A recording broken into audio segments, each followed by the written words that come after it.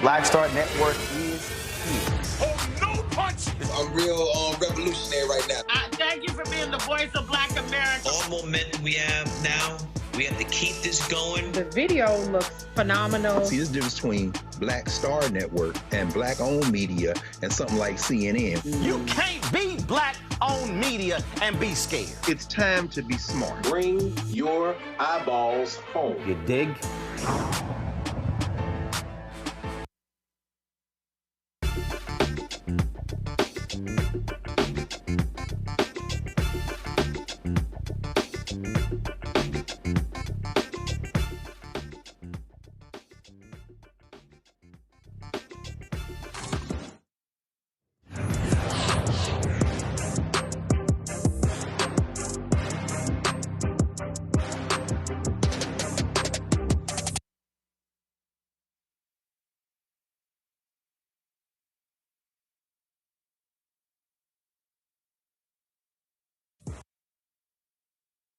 Tuesday, October 1st is the VP debate between Senator J.D. Vance, Minnesota Governor Tim Walz.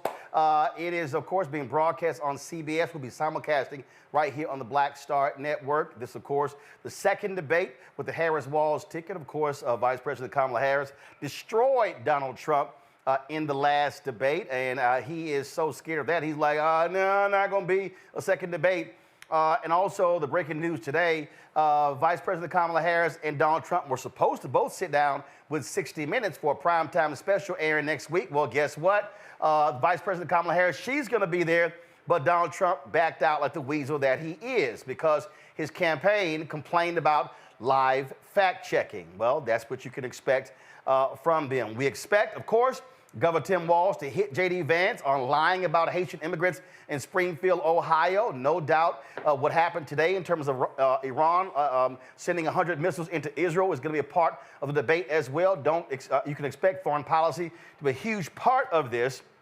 And I would hope, and I doubt it because it didn't happen last debate, that you're actually going to see Walz talk about the importance of criminal justice reform and having a strong Department of Justice on a variety of issues. Today, Kristen Clark, who leads the Civil Rights Division of the DOJ, announced their investigation into the Georgia prison conditions, which they said are flat out unconstitutional in a variety of ways.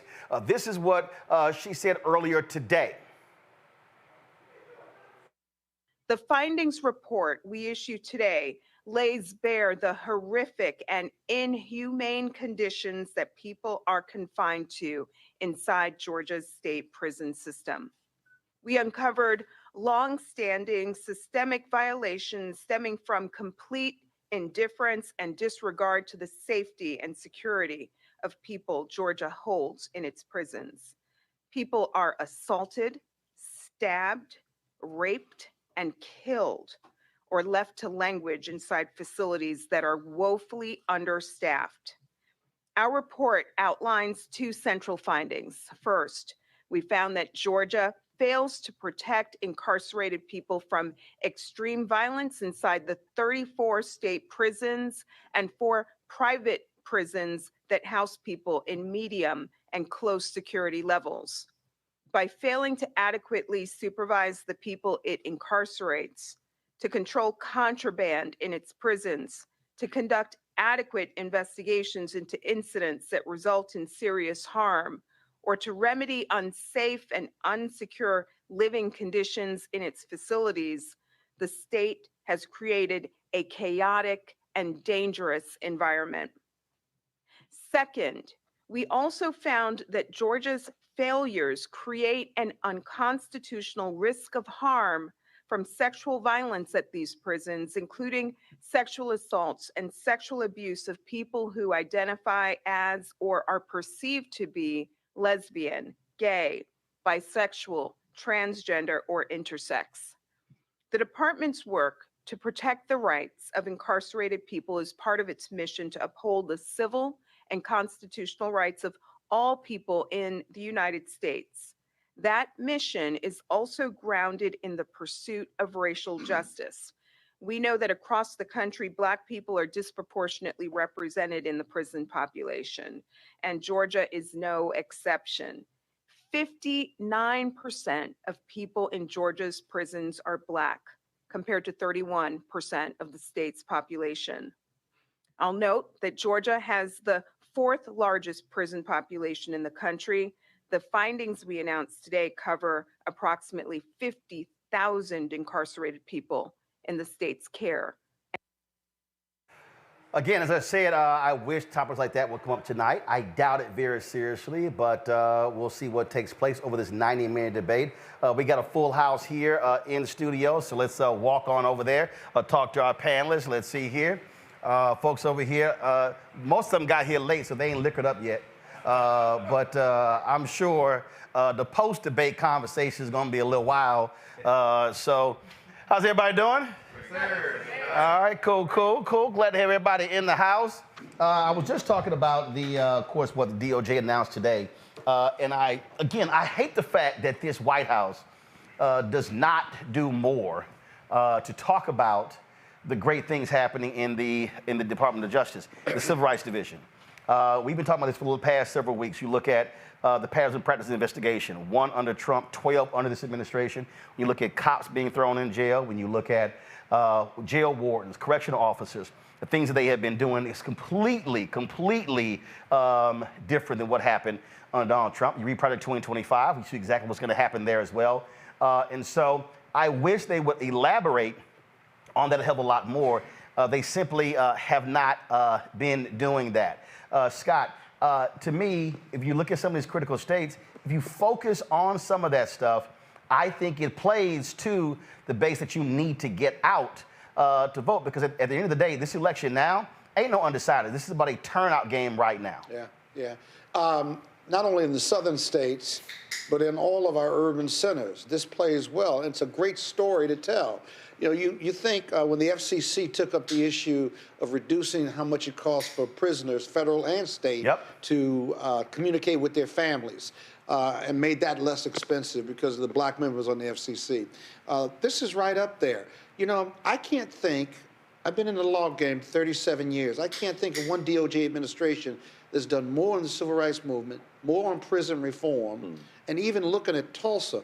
Tulsa is huge, not because they've looked at Emmett Till before and so forth and so on in the past.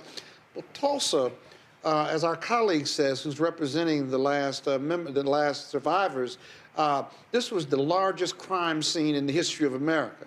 And no justice was ever done, no one was ever charged. And so just to issue a report, there's going to be some kernels of not truth, but kernels of evidence that the plaintiff's lawyers can hang their hat on and try to get some justice done while these last 2 survivors are alive. And so bravo to them. I don't think the campaigns think it's sexy enough, think it sells enough, and they haven't taken time to package it the right way to incorporate it into her campaign presentation wherever she's campaigning. There's a lot of white folks in prison too. A lot of white folks claim injustice, I'm not talking about Donald Trump. I'm talking about people who've been incarcerated down south in the 10 southern most red states.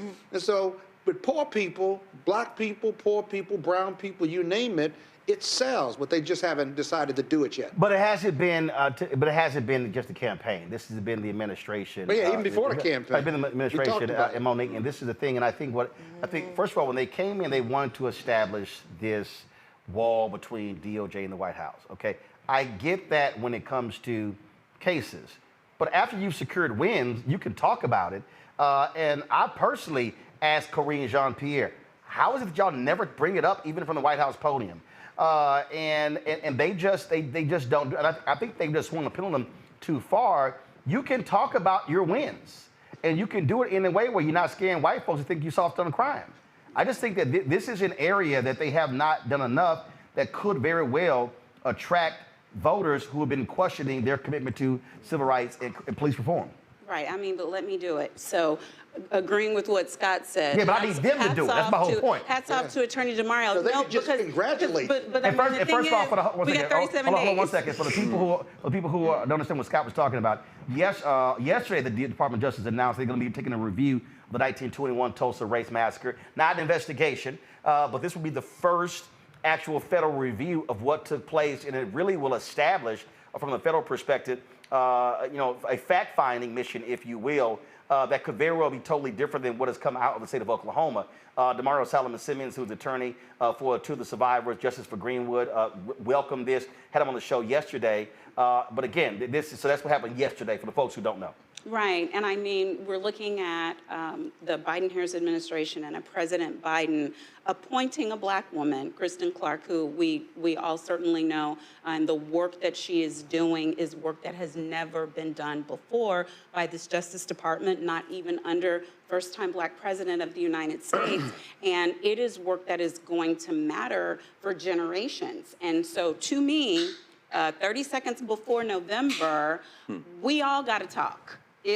I'm fine with, I wish they were doing more, and anything that the campaign puts out, I share it, but I got a mouth, I got a platform. Everybody watching right now has a mouth, has a platform. Something good happened yesterday, something good happened today. Tell a friend, tell a neighbor, tell a liar, tell everybody, tell whoever you can tell, give them this to talk about, because these are things that matter in our community. And every time people in our family or our friends are saying, well, what did they do about? Well, what did they do about? Here's what they did about. And I know it, so I'm gonna say it. There we go. Well, yes, everybody should be talking about it, but Rebecca, the position that we're in right now, you have to frame these things differently. I keep saying that, yes, elections, consequences matter, elections have consequences, and whoever wins is the kind of folks who they appoint. One of the weaknesses, and you see in the polling data, folks not knowing what they've accomplished. Now, since Vice President Kamala Harris has become the running mate, you've seen how the numbers have gone up tremendously, especially among African Americans and Latinos. Those numbers were very soft the first 6 months of the year. They hadn't even hit 60%. Then all of a sudden, you see it now in many of these polls. It's 82, 85, 88, and getting higher and higher. But what they need is they're going to need a big turnout. You take North Carolina. Right now, she's 2 points under 40% for white voters. That's going to be critical. Why did Obama win in 2008? Because they over-indexed among black and Latinos. It's going to be critical to have that black turnout in Philadelphia, in the suburbs, in Pittsburgh, to counter all those white folks, what they call Alabama and Pennsylvania. Same thing in Michigan. To me, again, I would hope Minnesota Governor Tim Walz, I suspect J.D. Vance is going to hit him on the George Floyd protest, but I hope Walz talks about criminal justice reform and what they did in Minnesota to confront this issue. It's so important for the Harris campaign to really talk about their wins, because it's amazing how many people in this country don't actually know how government functions and what is the responsibility of a particular administration. So today I was talking to some black immigrants. Junction, what's your House Rock. I was talking to some black immigrants, and I was asking them about their thoughts about Trump's rhetoric about Haitian Americans eating cats and dogs. And their response was, well, under Trump, I had friends who were able to immigrate to this country and get here to this country. So I had to explain immigration law, what impact Trump actually could do with immigration law, how he hasn't changed in decades. Yeah, they came, but he want to send your ass back. And that had nothing to do with Trump's specific policies. But then I pointed to what happened at the border with child-parent separation and how that was a discretionary Trump thing that happened during his administration. And then I pointed to the discretionary things that Biden and Harris has done in this administration. So it is super critical for the Harris campaign to really talk about these wins, because there's a lot of people who don't understand who they should attribute positive things that are happening in their lives. Obviously, economy is being talked a lot, Mustafa, and it's been hilarious watching these Republicans talk about, oh, she keeps copying, pasting Biden's economic policy. It's kind of like, she's the Harris part of Biden-Harris. So this notion that somehow she can't do that is sort of stupid. But you had ignoramuses like Congressman Byron Donalds, who went on the Breakfast Club, I'm going to try to pull up in a second, talking about how, we've never experienced anything like we did with the economy under Donald Trump. And I'm sitting here going, which part did you leave out that the Republican presidents, the last three, have left, actually the last five, have left the country in a recession. Right. And that Democrats have had to spend the first 3 years of their first term having to dig the economy out of a grave, but it's kind of like, oh no, it was great. About 2.5 years, and after that, it sucked. I mean, it's just crazy when you hear this nonsense that's been spouted. Well, we know Byron Donaldson needs a hug, but besides that, the fact is that this administration... No, he needs a little bit more than a hug. I mean, I'm just saying. He had a hug on the Breakfast Club. I'm just saying. Wow. Yeah, well, that's my mama's way. When you're special, my mama say give him a hug. But, you know, it's really interesting because the Biden-Harris administration has been able to create millions of new jobs, right? Considerably more, 3 times more, I believe the last number that I looked at, than the Trump administration was able to do. The other part is that the lower unemployment rate. And the part that matters so much to our communities is black businesses. Black businesses have been created at a greater rate, especially black female-led businesses, than in any other administration. So for them to try and take credit and to try and make it sound like that their administration was the North Star for the country or for black folks, it's just fantasy. So I'm really looking forward to them having that question and then it being unpacked. Who was actually... And you know, Roland, they just ignore Trump's driving this economy to the ground once COVID hit. His denial, right? Him wanting people to inject themselves with bleach. Him saying it wasn't a pandemic while the world was falling around us and everybody else was saying it was. That caused the economy to dive, one. And then 2, as you say, 3 years, the administration's we inherited this COVID economy. We had to pump money into this economy. We knew there was a risk with inflation. Now we're fighting inflation. That seems like that's too complicated to explain in a campaign speech or even with the media, so many of our media partners. But the fact of the matter is the Biden administration inherited the COVID economy, and the Republicans have criticized us for not fixing their mess fast enough. They did it under Barack Obama, too. They gave him a shitty economy. They blamed it on COVID, not on poor leadership during Right, COVID. but the thing that, but the thing that, again, when we listen to the nonsense, Lauren, this is a 2.5-minute clip from the Breakfast Club. And if you just ate, I mean, you may just want to just watch it because you might throw up. Listening to this sheer ignorance from Florida Congressman Byron Donalds. All right, folks, roll it. Are we thriving? Is our members in your state? I would argue we're not really thriving right now. This inflation, which by the way was brought to us by Kamala Harris, has really slowed down people from being able to excel. By Kamala? Yes. Vice president. Oh, Charlemagne. It's still the president. Charlemagne, listen, man. When Joe Biden wanted to do his American Rescue Plan, Kamala Harris was the tie-breaking vote in the United States Senate. She broke the tie that started this inflation that has hurt so many people in our country. Everybody listening to your show. It's not true? First of all, it's true that it's a tie-breaking vote. You sure you want to go there? Go outside, Congressman, when you go outside. You sure you want to go there? Okay, let's go there. You had it pretty got notes. You got notes, Angela, right? That's fine. I have notes too. I'm gonna give it to Charlemagne. Note I have today I'm gonna give it to Charlemagne. is that on every question I've asked, because Angela, hold on now. For every infrastructure project in your community, you can go to should go out and thank Joe Biden and Kamala Harris and the Congress that voted for the American Rescue Plan. Angela, that's what should be happening. Larry Summers wrote an op-ed back in 2021. Larry Summers was the Treasury Secretary for Bill Clinton. He was an economic advisor to Barack Obama. He said that the American Rescue Plan that Joe Biden wanted, that Kamala Harris was the tie-breaking vote in the United States Senate, would create a massive inflation that we have not seen in a generation. Well, guess what? Larry Summers was correct. You know who also was correct, Angela? I was, because I was in the Budget Committee when they brought the bill. And I said in that committee, it's going to cause massive inflation. That's what happened. So the problem we have in our economy today is that prices have gone up massively. Wages adjusted for inflation is down. People's pocketbooks are hurting. But we have a presidential election in 40 days. So, and I'm going to ask Envy this question. Envy, you're in the housing business as well. I know because I listen to the show. No, I'm just asking them a question. Chill, Angela. So I listen to the show. I know you do a lot of business in housing. Mm-hmm. Would you hire somebody that broke up stuff in one of your houses to fix the other houses? No. Exactly. She broke the economy. I'm not going to do this morning, Byron. Why are you not going to do this, Angela? Because I'm bringing facts. Hold on now. So now I'm bringing facts and you don't want to do it no more? Come on now, Angela. That's not right. So, Lauren, here's why that's stupid.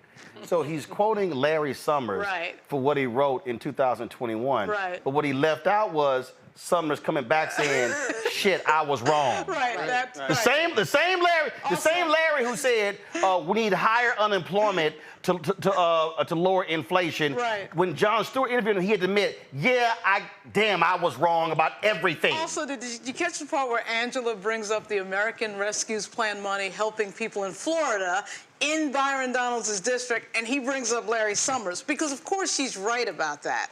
And this is the problem when you have liars on your platform. You've got to come in and interrupt them really fast. You can't let them run and talk really fast. I mean, these people all go to the same school of communications. They think they can talk really fast and then top the moderator and just keep going. And unfortunately, Angela was not physically in the room, because if she had been, she would have been able to stop him a lot easier.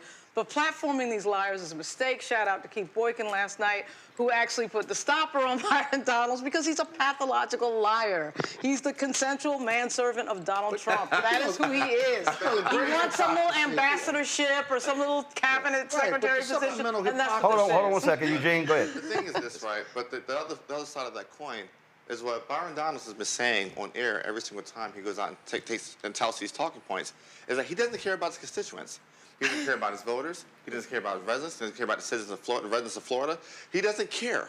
And he would much rather see people die, because the American Rescue Plan literally rescued citizens in his state and his district. Right. He would much rather see people die to get Donald Trump elected. That's right. He would rather lie and see people die to get Donald Trump elected. And we're coming off a week of a hurricane. And we're coming off a week of a hurricane.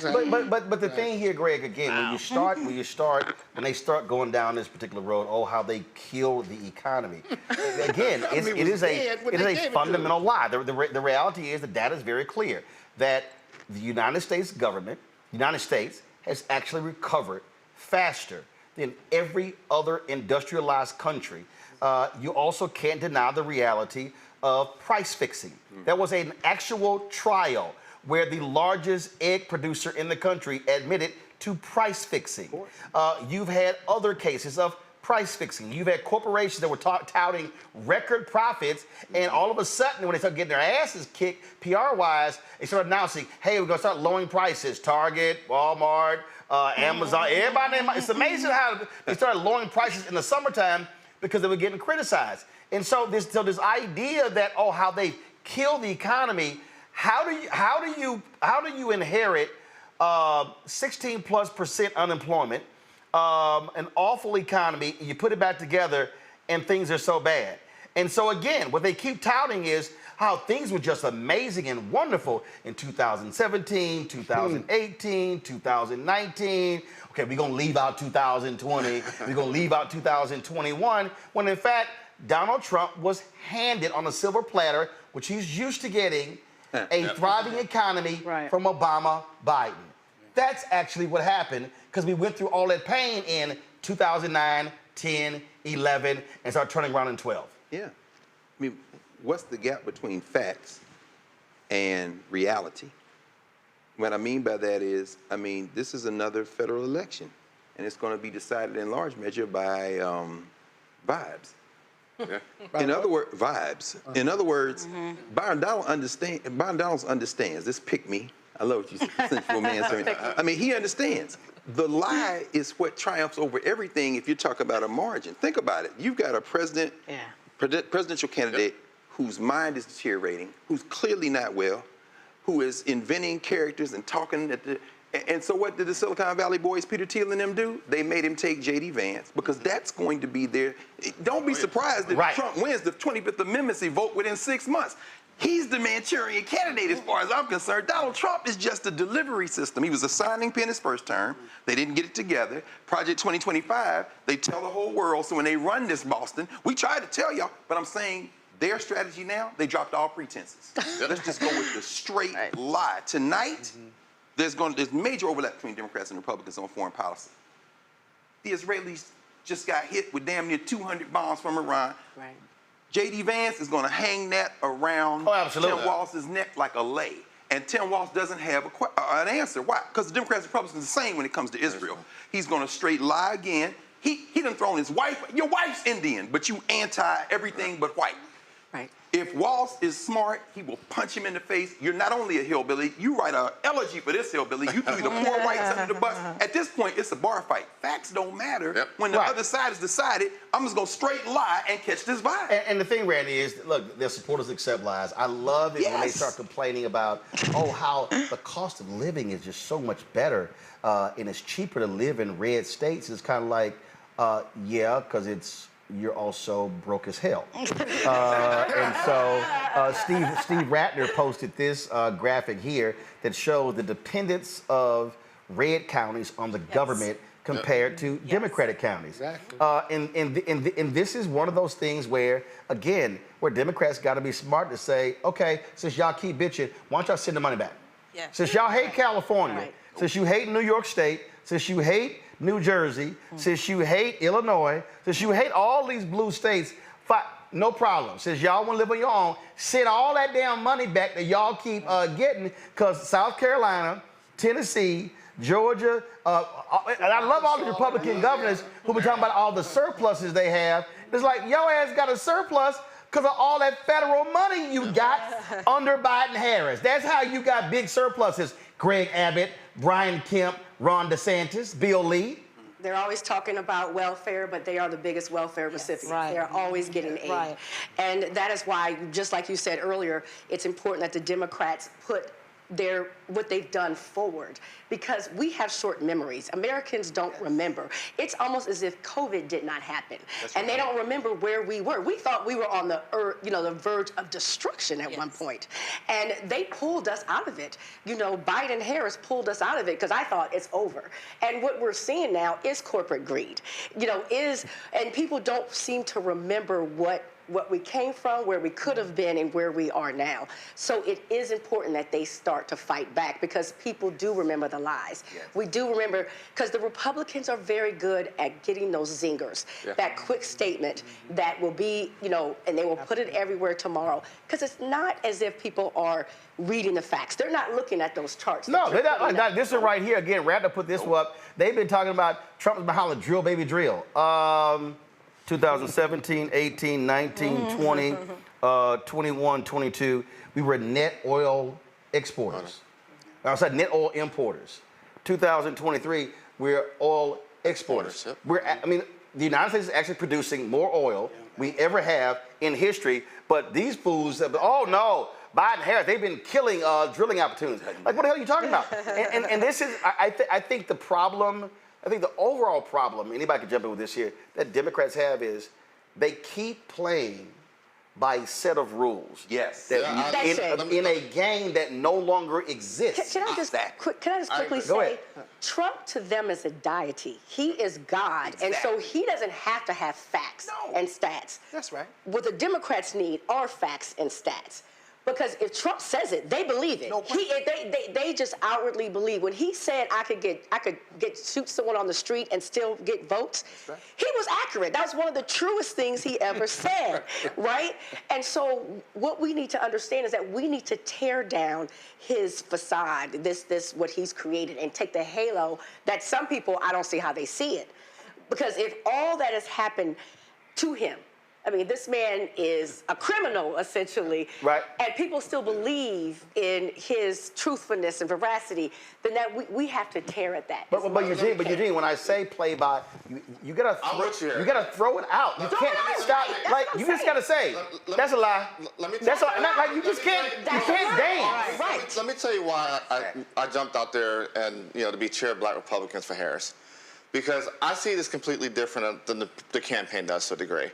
Trump gets out there and say the Haitians are eating the cats, they're eating the dogs.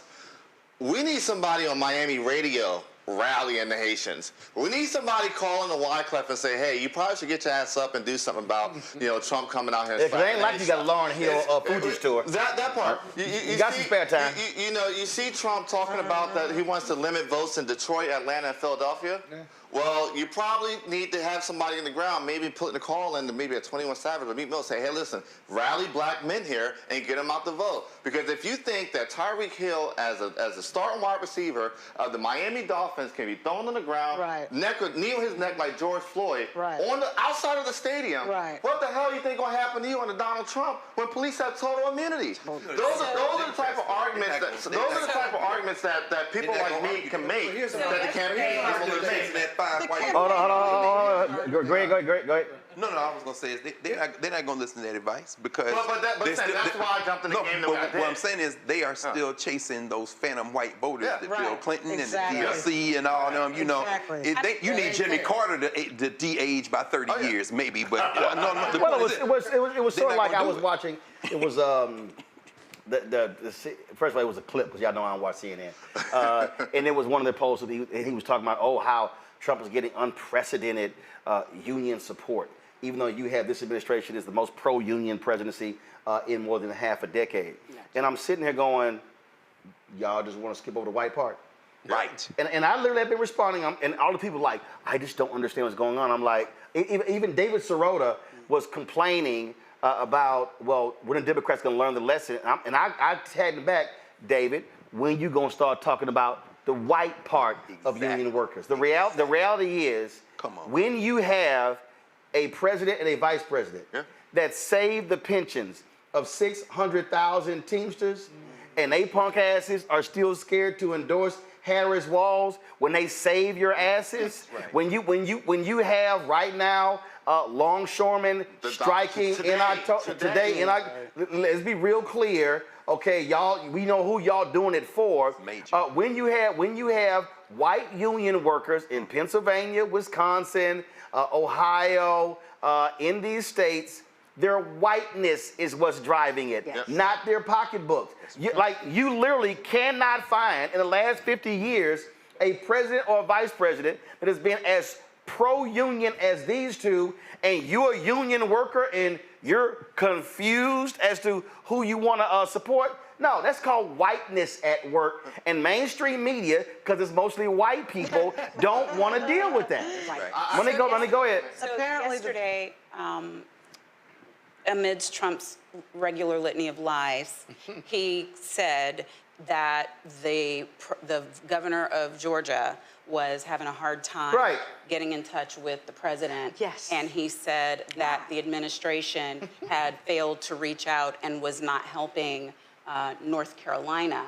And then the governors of both of those states refuted the lies that were told by the president, by the former president, and President Biden did something about that. Because Roland, you said, and in fact, hold on, all right. I mean, Biden cut right through it. Hold on. All right, listen. That's right.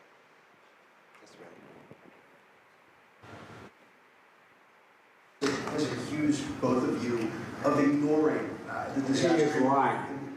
Let me get this straight. He's lying. And the governor told him he was lying.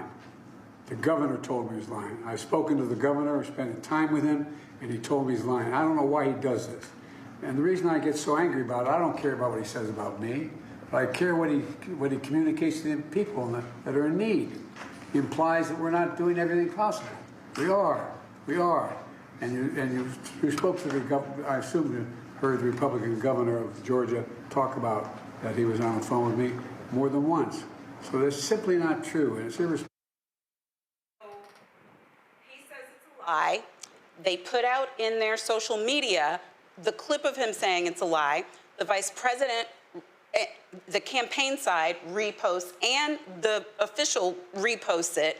I'm just wondering, how many of us with platforms reposted it? Oh, of course, I did it and we played it. No, but because what we're saying is, and to everyone who's watching, that they need to do a thing. And I guess my pushback is, yeah, and they are. So like today, when Trump said, couldn't even read the notes. Exactly. The campaign immediately puts out a clip of him doing it, calls him feeble, and I think that that is a good attack route for them because, as you said, tearing down the deity, tearing down who people think the Godhead is. And I think the reason why we're seeing so many Republicans supporting this campaign and why the polls, no matter whether you like the polls or you don't, are so much closer in a Harris campaign and growing all the time is because the attacks that they are taking are effective and we have to get behind them. It's not because the campaign doesn't have a good strategy. The Democratic Party is terrible at joint communications. That union thing with the Teamsters, all the Democrats should have blown them up and nothing happened. That routinely happens. It can't just be the campaign. Right. There's over, obviously, 200 Democrats in the House that could have been doing the same messaging. They never do it. They don't do it. But you would find that they actually do, though, Lauren, and I think that that is part of it. Not enough of them. I meet a lot of people. You're in See, the Republicans, you're in journalism, though. I know so many people who ask me every day on the show or just on the street, how do I find out about this? How do I find out about this? And I'll ask a simple question like, you're on Instagram. Are you following Kamala Harris on Instagram? Are you following the Democrats, if you're an old geezer, on Facebook? Where are you? Because all of the information is right there. Like, I had people of means ask me to create graphics that were already created. I'm like, sure, I don't mind doing it. Hell, I just went, pulled them up, sent them. Because it's one thing to say that something is not happening. It's another thing to say that we are not the wind behind the things that are happening. I think I'm too close to November 5th to be pointing fingers. I expect for us to create results unless what we are saying during the time that we have the generous benevolence of your audience is better used telling the campaign and the Democrats what they should do. I would prefer to tell the voter what they need to do in their community. So 1 second. So the reason, no. So the reason I'm making this point, about in terms of what they have to do more, because it also speaks to the ecosystem. So what Lauren is talking about, she's absolutely right.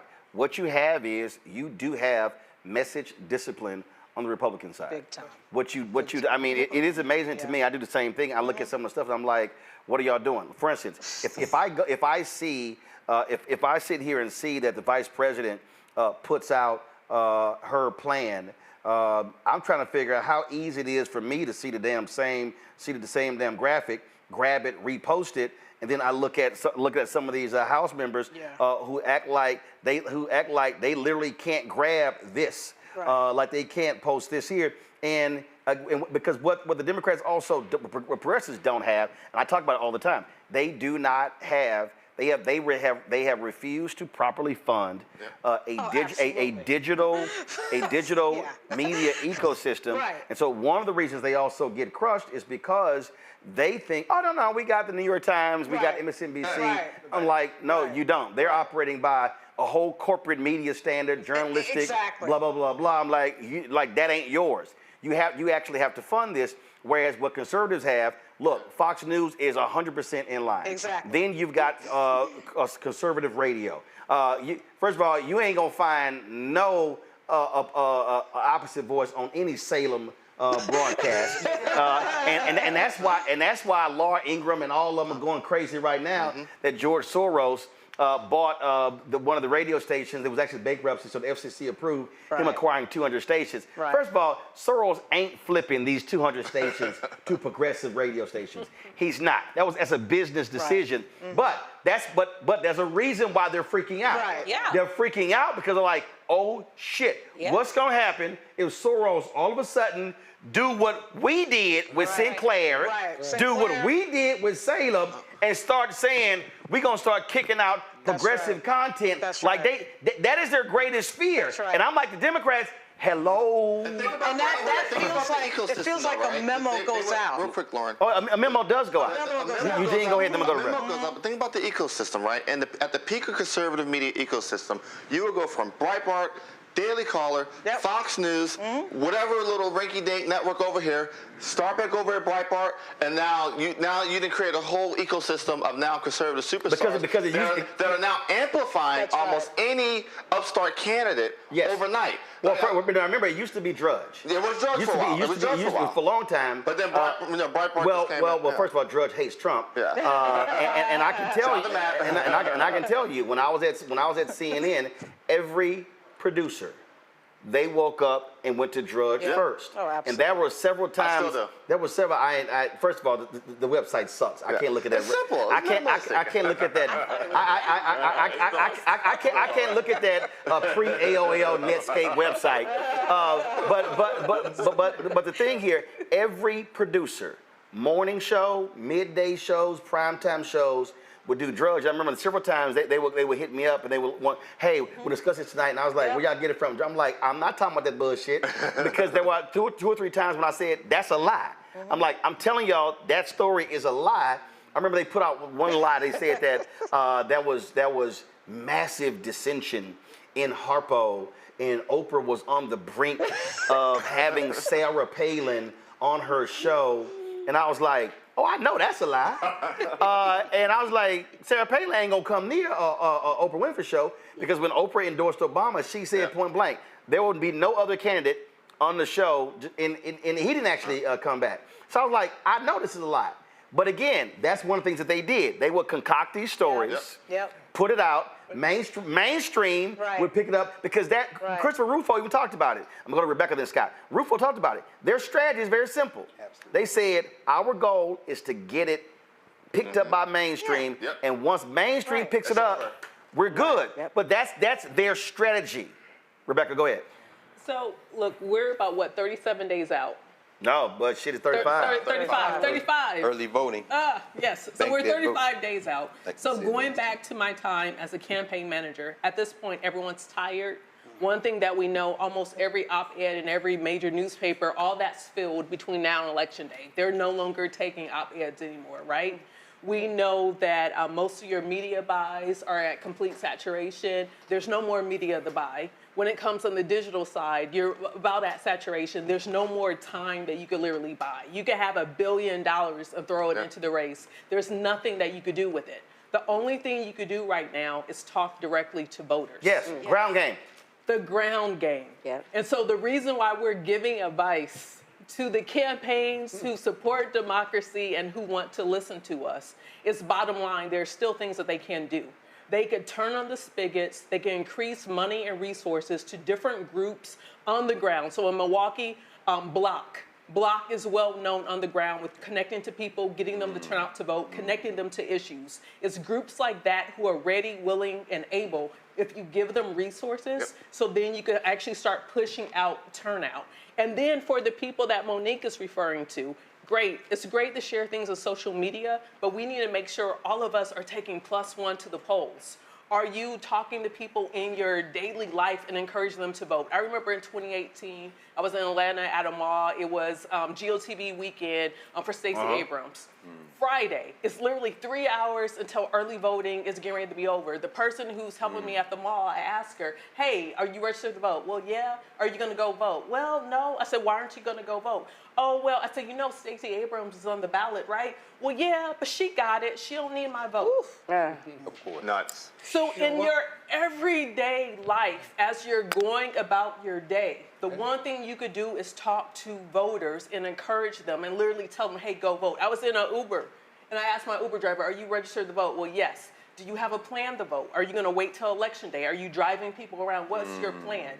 Oh, what's your voting issue? What is it that you care about? So now is the time to compel people and to get them out to the polls, because in many jurisdictions, you can vote now. I think you ought to be making a list of people, 10, 15, 20 people, and getting them to the polls. I'm working with a group right now who's investing in buses in the battleground states to just finance the buses and an operation to pick up people and drive them to the polls. Where it's still legal to do so. Well, okay, absolutely. Well, they haven't told me it's not illegal. But it's even simpler than you said on social media. And that is, if you follow the Kamala Harris campaign, they send you issues, news. They send you what Trump said. All of it. Graphic. It says, repost this so the world knows, right? Whether you got 200 people or 20,000 people, and all you got to do is push a button. And just repost it. That's all you have to do. But the point that Rebecca made, and this is where I think also we actually got to go beyond the campaign. And I ain't got a problem saying it. So last couple of weeks, I sent emails to House Majority PAC, Senate Majority PAC, DCCC, DSCC, Future Forward PAC. What is it, American Bridge, 21st Century, whatever. Super PACs. And to one, what's your black plan? What's your black plan? What's your black media plan? What do you put money on the ground? Because if you go to opensecrets.org, you'll see how much money they're sitting on. Yep. These PACs right now, this is October 1st. These PACs right now are sitting on $400 million. Okay, they're actually sitting on Not the campaign. Not the campaign. Not the campaign. These are the folks that have gotten donations supposedly for the campaign, and so and I ain't got a problem because again, they punk asses ain't been responded. So when I look at for instance, when you look at Future Forward, I sent an email to Future Forward, to 21st Century Democracy PAC. The guy with Democracy PAC, Michael, literally hits me right back.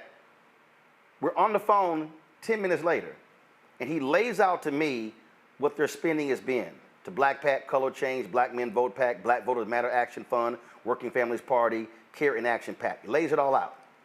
Future Forward, we're now 2 weeks, no response. No response at all. And so Chauncey McLean for Future Forward, you go to their website, there's no phone number. Okay, so Chauncey McLean, I'm talking to you. There's a brother, Adisu. Let me pull up his full name. Matter of fact, you know what? Since y'all want to sit here and play games with me, because I've been emailing their ass. Yes. No response whatsoever. When I say no response, and I'm going, so now DCCC hit me back, laid out to me what their spending plan was. I got a meeting with DSCC. Met with Majority PAC today. The Senate Majority PAC dude was playing games, not responding. Then a couple of labor leaders hit his ass up yesterday at 12:32. He emailed me at 12:37. So I'll be meeting with them tomorrow. Because see, I try to remind these people, oh, y'all think y'all can ignore me, but I also know people. And so they got hit up. And so, yeah, I'm about to pull his ass up. So, and again, now here's the crazy thing to me. This brother here, he actually ran Cory Booker's campaign. Yeah. He was Cory Booker's campaign manager. And so, this him right here, pull him up. Oh, he's on the email. I've been emailing, and he ain't responded one time. And y'all, hell yeah, he's still with him. Okay. No, his ass still with him. Okay. Now, email ain't bounced back. No, but 50 plus 1 strategies. No, you see, let me explain something to you. See, all these people, see, here's the money game. No. See, here's the money game. Here's the money game. Everybody and mama got their own separate little things, and so they kick money here, they kick money here. And all I did was ask very basic, what is your black-owned media plan? Are you using black media companies? Are you political shops like Liquid Soul, like Fuse, like Carol H. Williams? Are you putting money on the ground? That's basic ass questions. No response whatsoever. The most dangerous question that you could ever ask these people is what percentage of the spend is going to black firms, period, end of story. What amount of money? I guarantee you the room will go silent. Okay, we're talking millions and millions. Like, look right here. $500 million came in. Look at this here. It should be something, Here's this story right here. Harris Super PAC president says internal polling numbers are much less rosy. The story is August 21st, 2024. And so he's quoted, Chauncey McLean of Future Forward USA told a panel hosted by the University of Chicago Institute of Politics, blah, blah, blah, blah. Let me find this photo. Y'all come back to us. Because, I mean, and the reason I'm calling these people out is because literally I just been asking because the point you made and the point you made, that's really the issue right now. You can't buy more television ads. Right. But everybody watching can understand that's how they make their money. Yep. Right. They make their money off TV and buys. It's on the top. And they also, don't want to. They take the percentage. So wait. I might not get another contract into this, but the way this works, right? Let's say Super PAC A decides I'm going to spend money on TV. They'll hire a consultant that'll make the ad buy. The consultant will take their 15, 20, 25%, sometimes more, off the top, and then the rest of the money actually go to the ad buy. Also, the important part is this, and this is why this conversation is important. You're right, the TV saturated. The pop radio saturated. You know, the traditional media saturated. But black-owned media typically has virtually limitless inventory. You know, you want to hit young black women and turn them out in key battleground states and places. Organizations like My Body Pack are ready and willing to just press play. Bro, listen. You know, these organizations are there. We in with black men. Literally, we got folks ready to go press a button. There are numerous on the ground. But when you talk about also, there are a lot of in North Carolina, Georgia, those rural places. You have these smaller gospel stations owned by different preachers. Okay, you can literally go in and buy all the inventory. This is where you can be shipping people in. This is Chauncey McLean right here. Okay, this is the one who leads Future Forward PAC. Again, no response. No, not even, hey, we acknowledge your email, we'll get back. No response. But see, he can't even lie because I text his ass. Oh, shit. I got his cell phone number. Oh, yeah, I don't play that. See, when you piss me off, I'm going to show your ass I can be a journalist. So you want to go play games. I text his ass. No response. And I'm sitting there going, y'all sitting on $40 million. Where you going to spend the money? Right. Where you going to spend the money? And they have so many other different PACs. And so everybody keeps focusing on the campaign without realizing the purpose of the PACs. I'm in Georgia. It's to do the job. It's to alleviate the campaign. I'm in Georgia 2 weeks ago. I'm seeing all these attack ads against Vice President Kamala Harris. And it's the Trump Super PAC. Yeah. Only one of the ads I saw was from the Trump campaign. I was in Cincinnati last weekend. I'm sitting there watching the game. All these attack ads from the PACs. I'm sitting here going, all right, where are all these Democratic PACs who's supposed to have, who are sitting on hundreds of millions of dollars? Right. How are you not sitting here saying we got to help them win? And I guess they just gonna leave Angela also Brooks out there spinning in the wind also. They don't have any money to put up in defense of the attack ads that are coming against her. And again, the Hogan folks have dropped some $18 million in attack ads in Maryland because they understand the seat there. If you're talking to Senate campaign people, ask them about that because that actually is a really good point. Oh, no. That's Schumer's people. No, I meet with them tomorrow, I think. I think I meet with them tomorrow. The nastiest part of this, right, and we saw it in 2016, if MVP Harris loses this race, the first people they're gonna blame is black folk. No. But the very last people they will invest in is black folk. That's the objective of these PACs is for individuals to make money. Exactly. And because when you talk about, because again, it's amazing how when you email these folks, you like, I don't know what this, like everybody and mama got a different firm. Yeah. If you go to the 21st Century Fund website, it's a Google phone number. I called it. It's a Google number. Right. It ain't even a real ass number. Right. And so what they're doing is, and part of the deal here is, and this is also part of how the donor system works. You got these white donors who are like, oh, we're only going to deal with these people, these strategists. There are donors that say that they want the money to go to certain firms. You want my donation? Okay. You work with this person. Right. You want my donation? It goes to this. By the way, that Jasmine Wright story in Notice, which is why Jasmine Wright story in Notice did a good job. But here's the thing: What? we're talking about money in politics. If I'm a billionaire and I'm going to put money in politics, I want it to go where I want it to go to. I'm talking about 50,000. Somebody saying, "I'm giving 50,000. I want it going to this firm." Yes, so that happens all the time. I'm using, and that's unlikely to be a black firm. So unless your candidate or your campaign manager says to people, we are investing in these people. You need to have a Ron Brown character in this story, or it will not happen. Hold on, Rebecca, go ahead. But Lauren, I'm also being a little using a little hyperbole here too, right? 50,000 people who max out and give, was it $926,000 is how much you could give to all of the Democratic across all the committees this year, right? We get it. So for those people, but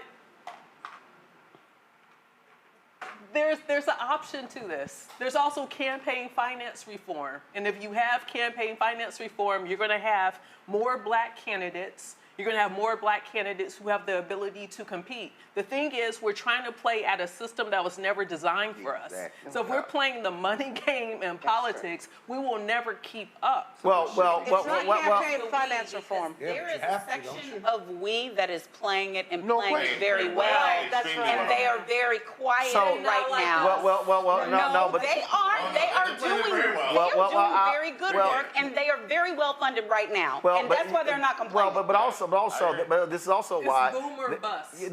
But this is also why I think. See them next yeah, year. but it's also why I believe when you are when you're having this battle, you also have to be willing to, when I say go as hard as you possibly can. So last year I was in Georgia when a group of black activists were meeting, and it was March? It was like March. And when I spoke, I said, they were like, well, what do you think the demand should be? I said, 500 million. Everybody looked at me like, the hell did he just say? I said, 500 million. Then they were like, whoa, hold up. I said, okay, $9 billion was spent on the political campaigns in 2020. Yep. I said, it's probably going to be 11 to 12 billion in 2024. I said, if you say the demand should be spending for black grassroots organizations, and I told them, I said, then they were like, well, we're concerned about black-owned media. I said, no, I don't need you fighting black-owned media. I said, I need you fighting on what you fighting on. I said, 500 million. I said, if you're going to have a campaign that's going to be spending 10, 11, 12 billion dollars, and you have to turn out black people in critical states, I said, the number's 500 million. I said, y'all need to make this demand public in June. Yep. I said, public, not privately, not quietly. I said, you need to make it clear. I don't know. I said, okay, I'm telling you right now, you're not gonna get it if you don't make the public demand. I said, and you have to make the public demand because what you gotta understand, it's called a shot across the bow. They must understand now. So they don't have a problem with us yelling, hollering, screaming. They got a problem is when you put a number on it. I said, so you do that now and you say, no, we're real clear in terms of what it's going to take. I said, because what happens constantly, and to your point about Ron Brown, is that the reality is that the political infrastructure that was put in place by Ron Brown, Reverend Jackson, Dr. Ron Walters after 1988, it's completely been obliterated. No question. Now, folks have gotten mad at me. The Obama people really get mad at me, but I don't care because the reality is it was obliterated under Obama because he didn't need the system. Right. I kept saying then, bro, you're only going to be here 8 years. It's some folk coming behind you. The system needs to be in place. It literally has been obliterated. So that thing has to be completely rebuilt. Right. So what you're now seeing in terms of, to your point, what we're seeing right now, what do you need in the next 35 days? You literally have got to have, and I was saying this to folks in the campaign in January, I said, you have to understand the black voter in 2024 ain't the black voter of 2014 or 1994 or 1984. Or 2022. You actually have to spend 3 to 4 times more money to go after the same black voter because that black voter no longer self-identifies as a Democrat. So that person is saying, I could go this way to the right, or I could just sit my ass at home, which means you don't have to work for that same voter, which means you got to be talking to them, you got to be communicating with them, the ads are not going to work, and so the white strategists, precisely, but the white Democratic strategists, they cannot let go of the old model. But why can't we just hit some black churches in October and then throw some money out on black radio? Because that literally game plan no longer works. And so if Harris wins in November, and I think she does win in November, I absolutely believe you're now going to have a president who knows exactly what I just laid out and who's already made it clear we're not going to be having this once every 4-year fight because that's how we keep losing. She wins in November. they need to immediately in January be preparing for the midterms. Yep. Yes. You can't wait for June 2026. But we got to get to clear, that. clear out We gotta- people who don't listen to the Oh yeah, candidate got who to. has Oh, those absolutely, and they got to be cleared out. But they got to be fired. That's right. They got to be fired. You have to clean house, but we also have to recognize what's happening in 2025. You got have New Jersey, prosecutor Virginia. racists. You have Virginia. You have New Jersey. Yep. Yeah, state You have, legislatures. not every state Gubernatorial. legislature. No, not every. But my point is, every year there's an election. Yes, Right. you have Every 3 weeks is an election. you And every 3 weeks is an you election have somewhere you in have this country. sheriff We got an races. election coming You up. have school board races. Oh yeah, in a month. So- we got to get to that. We talking about what are we going to do in this next month? But if you are the Democratic Party, you've watched the Republicans for the last 15 years take over school Absolutely. boards. Yep. There are school board But I'm races not next saying- year. Yeah, I understand. And Byron Donalds is kissing ass in part because his funky ass Moms for Liberty wife maybe wants to be Secretary of Education, which will happen if we don't win in a month. So what are we talking about right now? I mean, in other words, we have to now exercise that strategy. Rebecca, you made this point last time we were here. Early voting. We need to be banking this vote right now. Somebody's watching this. Yes. Do you know when the early voting date is in your state? I think the one you mentioned when we were here for the presidential debate was Pennsylvania. Yep. We're in that corridor now. Yes. But those I mean, so same this is people the thing. Arizona. It's time to bank the vote. 8 days. Virginia's 8 going days. on right now. Yep. I will vote.com, guys. I will What you say? vote.com. Those same people who you talk about, they need to show the door to when she wins. I take it those are the same people who won't invest in black media and won't invest in our black communities and are chasing Let's the just name the almighty names. white vote. That is, they're chasing a vote that the Democrats haven't won the majority of white voters since Right. Lyndon Baines Johnson. Yeah. So the strategy itself is fundamentally flawed. Right. They just refuse to believe that black and brown voters, gay voters, women voters are going to make the difference. Even though whenever the Democrats have won with that coalition. Right. And they just ignore the data and still want to go chase that white voter that is going to vote for Trump or vote for the GOP and vote for in the red southern states. It fundamentally is flawed and just makes no sense.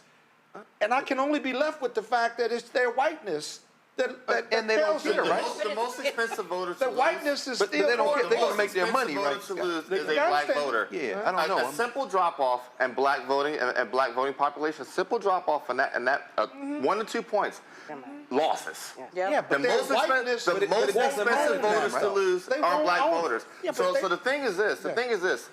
These white consultants are going to have to. They're going to learn sooner or later, right? It's going to either be lost in a critical key race, or somebody winning and understanding, hey, we can't struggle to this ever But it again. doesn't matter, right? They're going to make their money either way. Is that what y'all just said? Well, No, it matters. no. Doesn't matter? Yeah, because you got to fire the people. I was shocked that she kept Anita Dunn and She did. No, she didn't. she went to the PAC. No, okay. She went to the She doesn't PAC. control the PAC. Okay, And so okay, hold on. That hold was on. weird to No, me because why? No, she didn't keep Anita Dunn. That's a fact. Where exactly is Anita Dunn She's right not now? on the campaign. She's at the PAC. She's not on But the she has no control That's of the what PAC. She's the PAC. Biden sent her there. Yeah, because that's it was the deal. in the statement. That's the deal that people make when people switch. They usually make staff deals. Okay, but so Anita Dunn is not gone. She's in the chain of decision making, and that makes no but sense. she's not in the campaign. Yeah, but the money is at the Does it really PAC. matter to them, to this class, whether or not they win or lose? If they are going to be fine either way. Right, I'm talking about the most vulnerable and that unfortunately, when you start talking about a lot of these folks, it is about the millions, and so in many cases it doesn't matter. Yeah. But what I'm talking about here is for our community, how we have to be understanding how the sausage is made in the inner workings. Exactly. Because what happens is you can complain every 4 years about, hey, we ain't getting this, but you have to understand the infrastructure and how this thing happens, which means that she wins in November, you have to completely change the infrastructure. For sure. So you have that. But between now, to your point, between now and November and looking at this debate here, what really has to happen, this right now isn't even, they can keep yelling, she should be doing more mainstream interviews, she's going to be doing 60 Minutes next week. No, this right now is a pure ground game. Yep. This is a pure turnout game. Nothing else means, this is where I was, when I was in Cincinnati over the weekend, my brother, he's in Alpha, he was talking about what they're doing. I said, bro, Fred, y'all keep doing voter registration, GOTV wrong. He was like, well, we were at these games. I said, no, why are you at the games? I said, you don't need to be at the games. And he's like, why? I said, go down to the Board of Elections, and I want you to pull the 15 most impacted black precincts. I said it's public data. Yep. And then I said pull 2022 and then pull 2020 and look at how many people voted.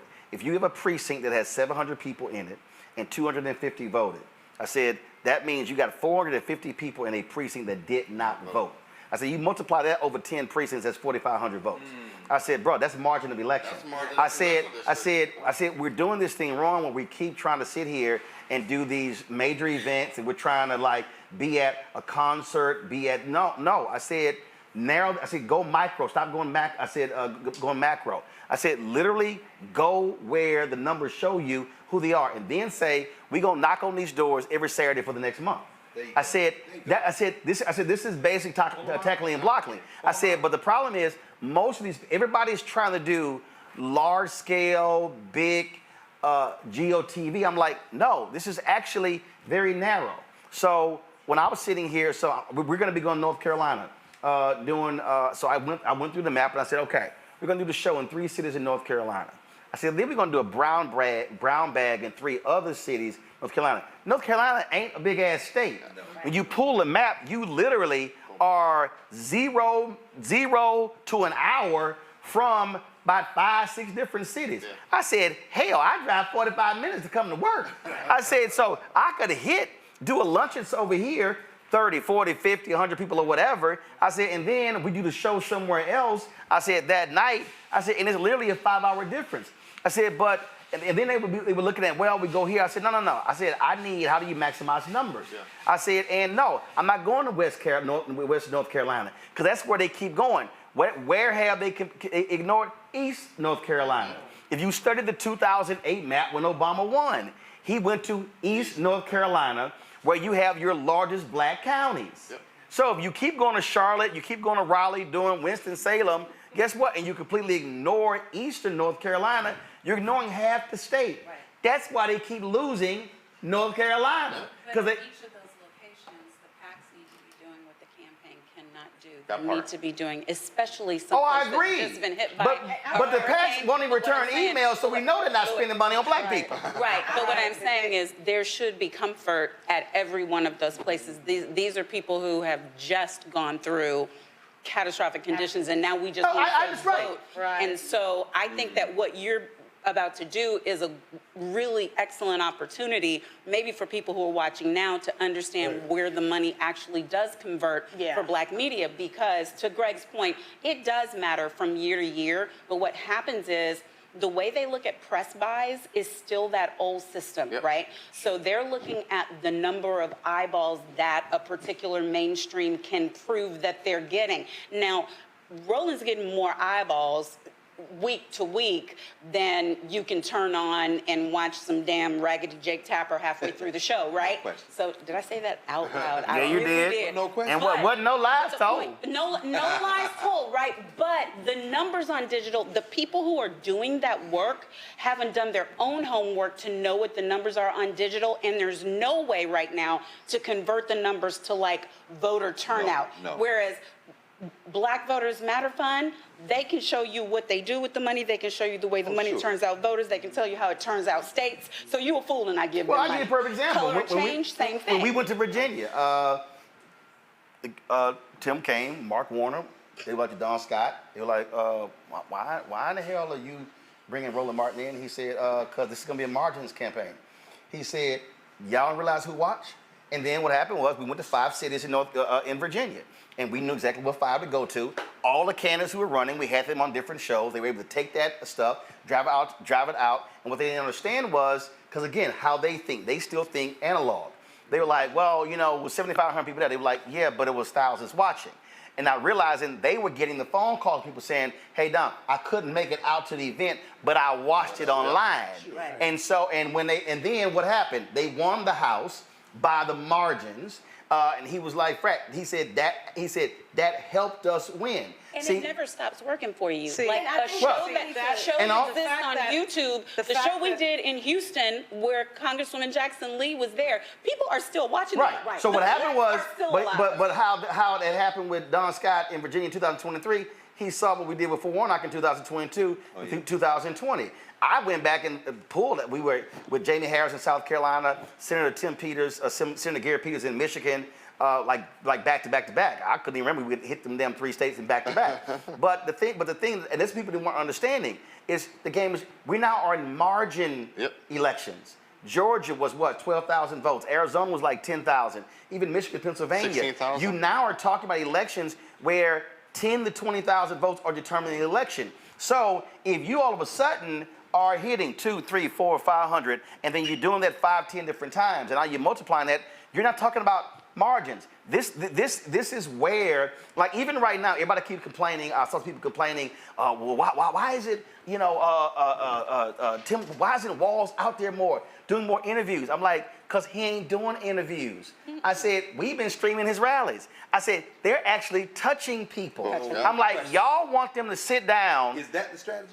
Yes. I think they're going directly for the apathetic voter, which I think is smart. I think Harris is getting what's happening now. The HBCU tour that they're doing. Yeah, they're not hitting the largest HBCUs. I find that they're going to some of the smaller ones, which I think is very smart because those are the people who say, yes, I care, but I don't know if I feel like getting out of bed today. You know, they know that they need those voters. So I think they're actually getting what you're saying a little bit. At least Harris seems to get it. Because what there's a huge plan for that. There's a huge plan for all the, you know, homecoming games, all the tailgates, all that stuff. I'm sure that happens all around the country. Go back to the part of the story where the 2 U.S. senators questioned. No, I'm just trying. And then of course, after they won the House, he was like, "Didn't I tell you?" And then I got a problem. Don Scott told Tim Kaine's people, y'all need to be calling Roland to do the exact same thing. I ain't heard from him. But again, it goes to show you. There's a built-in contract conversation in all these states, and I specifically know Virginia. But it's very interesting to me that would have even been questioned at all, because of course, Don Scott is not some effing intern sitting back. He's the Speaker of the House. No, but it doesn't matter. But it does. The reason they question. But the reason you came in. Right. But the reason they're questioning, because again, what happens is when you come in and you upset the apple cart. Right. When you come in and say, no, actually there's a different kind of way we need to be reaching folk, and y'all normal way ain't the way that's guaranteed. And what I'm talking about, this is literally how you're gonna do it. I mean, we know the same thing happened with, especially. Yeah. I mean, I got an 18-year-old freshman in college. That was my point. Yeah. Can I get her to sit down and watch something on television at all? But wait, I'm about to mess you up. It ain't just the youth vote. It's not just the youth, but I do you know what? On their phone when they want to get it, turn it on. Follow me here. A woman tweeted me and she said, she pulled up our stats and she said, have you seen your stats? I'm like, of course I've seen my stats. She was shocked that the largest percentage of people who watch this show are 65 plus. Yeah. Cause she was like, what? I said, Mama and Papa are on the internet, baby. You thought older black people not on YouTube. They got Wi-Fi. What I'm saying is, the problem is, there's this assumption among all these people that, oh no, if you're gonna reach young people, you gotta go digital. Guess what? Everybody is now digital. It's not 1835. Different parts of digital. We've been talking about this over the last month. Micro-targeting. So you all know I lead a national voting rights organization. We're nonpartisan. So the work that we're doing with getting college students to register to vote, to know that there's an election. So literally doing micro-targeting across a variety of states, connecting. So once again, telling more trade secrets, but it's not really a trade secret. You literally take the voter file, you connect to social media, see who's not registered, and that's who you target, right? Yes. And so on the back end, I'm able to see that students in Texas and in Florida are the ones who have the most impressions, the most clicks of trying to figure out, hey, I'm in this state, bad things are happening, I get to do something about it, so I'm seeking out information. And so you will never hear these national parties or super PACs saying, hey, invest in Florida, invest in Texas, but I'm telling you, I'm seeing what's happening because we're actually targeting these people. Thank you, DSCC. Right. Thank you for sending money to Texas. Sure. Come on, all red. They sent a whole lot of money. Hey, listen, I got to do what I got to do. I don't want no more Ted Cruz. Here's the thing. Ever. We sit around have this conversation. It's being broadcast. I've never heard a conversation like this, and I certainly am a big DNC contributor and Democratic candidate. You're damn sure not going to hear it on MSNBC. Are you at the 926,000 No, I don't know what I am. But I'm sitting here, one of the few times on this show that He ain't gonna tell you if he is. No, listen. Scott at a different level. Scott, all right? Listen, but one of the few times on this show where I have actually listened. And I can tell you. I know, very impressive. I know, I've learned something. And I say that all the time. You made me sit right here, so you're going to be next to you tonight, right? But if we're sitting around this table and we're reasonably intelligent people, this isn't data that's being hidden from the decision makers, right? It's not. So again, here we go again. They're just ignoring it. Well, no, No, Scott, look back. Look at everybody around, look around. Yeah, you all have melanin in your skin. Okay, and so there you go. So the problem is those meetings, it's an inverse of this meeting. Yeah. And then like It's mediocre people with mediocre skills who don't have real black genuine and let me be real so they clear. don't know how to And let talk me to be real black clear. people. I was in a meeting today. I'm not gonna say with who. And this person said they ain't listening to my ass, and I'm at the table. And this person is a major position. And that listen, Mustafa, you've been dealing with all the environmental folks, same thing. They keep talking about, oh, what's happening with black people, environmental racism. But the reality is, it is white money that is funding all of this. And their whole deal is, we'll be holding to that. Well, like I keep saying, they keep expecting black and brown to be sharecroppers. And what they don't understand, and the numbers show it, if you keep playing that game, you're not going to get the turnout you used to get, and that's how you're going to be playing with fire. And again, I'm telling you, Future Forward, American Bridge, all these other PACs, if you're not putting that money on the ground between now and November 5th, you're toying with losing. And the fact is that white people will trust another white person to tell them about black people. Before they trust a black person telling them about black people. Thank you. And that's the core of the thought. So white privilege, to talk about DEI and how DEI shows up in political spending. That's literally what we're talking about. It's exactly what we're talking about. It's white privilege. And the fact, and when we talk about whiteness and how they trust one another, I mean, a white person can say something. I can go all day about certain issues within the black community. A white person says it, oh my God. But that's why listen to one another. That's why even in my book White Fear, I said this ain't just for Republicans. No. The reality is this fear of losing power exists among white progressives. Greg, go ahead. No, I'm saying in about 8 minutes, we about to hit the last debate probably of the last. Now, we know J.D. Vance is going to ring the cowbell to white supremacy. That's all he's going to do. If Walz acts like he's got some manners, he's going to mess up. Can they build on the momentum that the vice president had when she slapped Trump around by his part, just letting him talk? No, they can't. And so what should be the strategy, Walz? How should Walz approach this debate? We got about what? I think what he has to do is exactly what she did. Remember, she got under his skin. Yes, but when I say now, first of all, he's got more brains barely than Trump does. But the reality is, use his own words against him. Right. I think Walz is going to say, you said this about Trump just 4 years ago. You said this about you said he's going to say, you said he accomplished nothing. You said he didn't do anything meaningful. That was you. And that's what you say. Was that not you? Right. Because we have you on tape. We have you on audio. Was that not you? Oh, but you changed your position because you want to be vice president. You want to be vice president. Because to me, that's the only way. Yeah. You have to show hypocrisy, and then pivot to your particular points, and then you say, America, if you would like a liar supporting a liar, J.D. Vance supporting Donald Trump. I mean, so to me, that's how you have to do it. Go. Let me go on the record the same way I went on the record the last time. Let me go on the record the same way I went on the record the last time. He needs to be himself. Oh, yeah. The same way she needed to be herself. She had a lane. She functioned exceedingly well in her lane. I've watched all of Governor Walz's debates. He knows how to be a good debater. He's in full command of his facts. He's a two-term governor. He knows how to defend his own record. and he's a white man. So he doesn't have the hill to climb that the leader of the party and the leader of the ticket had to climb in her debate against the low moron criminal. He has to go in there and be himself, and he likes to punch, so nobody really has to teach him how to punch. He just had to get a command of a lot more facts about foreign affairs and things like that. But Vance doesn't have those facts. I mean, the least experienced VP nominee senior ever. person, like when I say senior citizen, I mean senior citizen of the country against a baby moron. And so I think that we're fine if he just does. But again, if you look at, let's stop on go. You look at again trend lines. I keep saying what you're seeing is a campaign on the Harris-Walz side that's sort of like a boxer preparing for the match.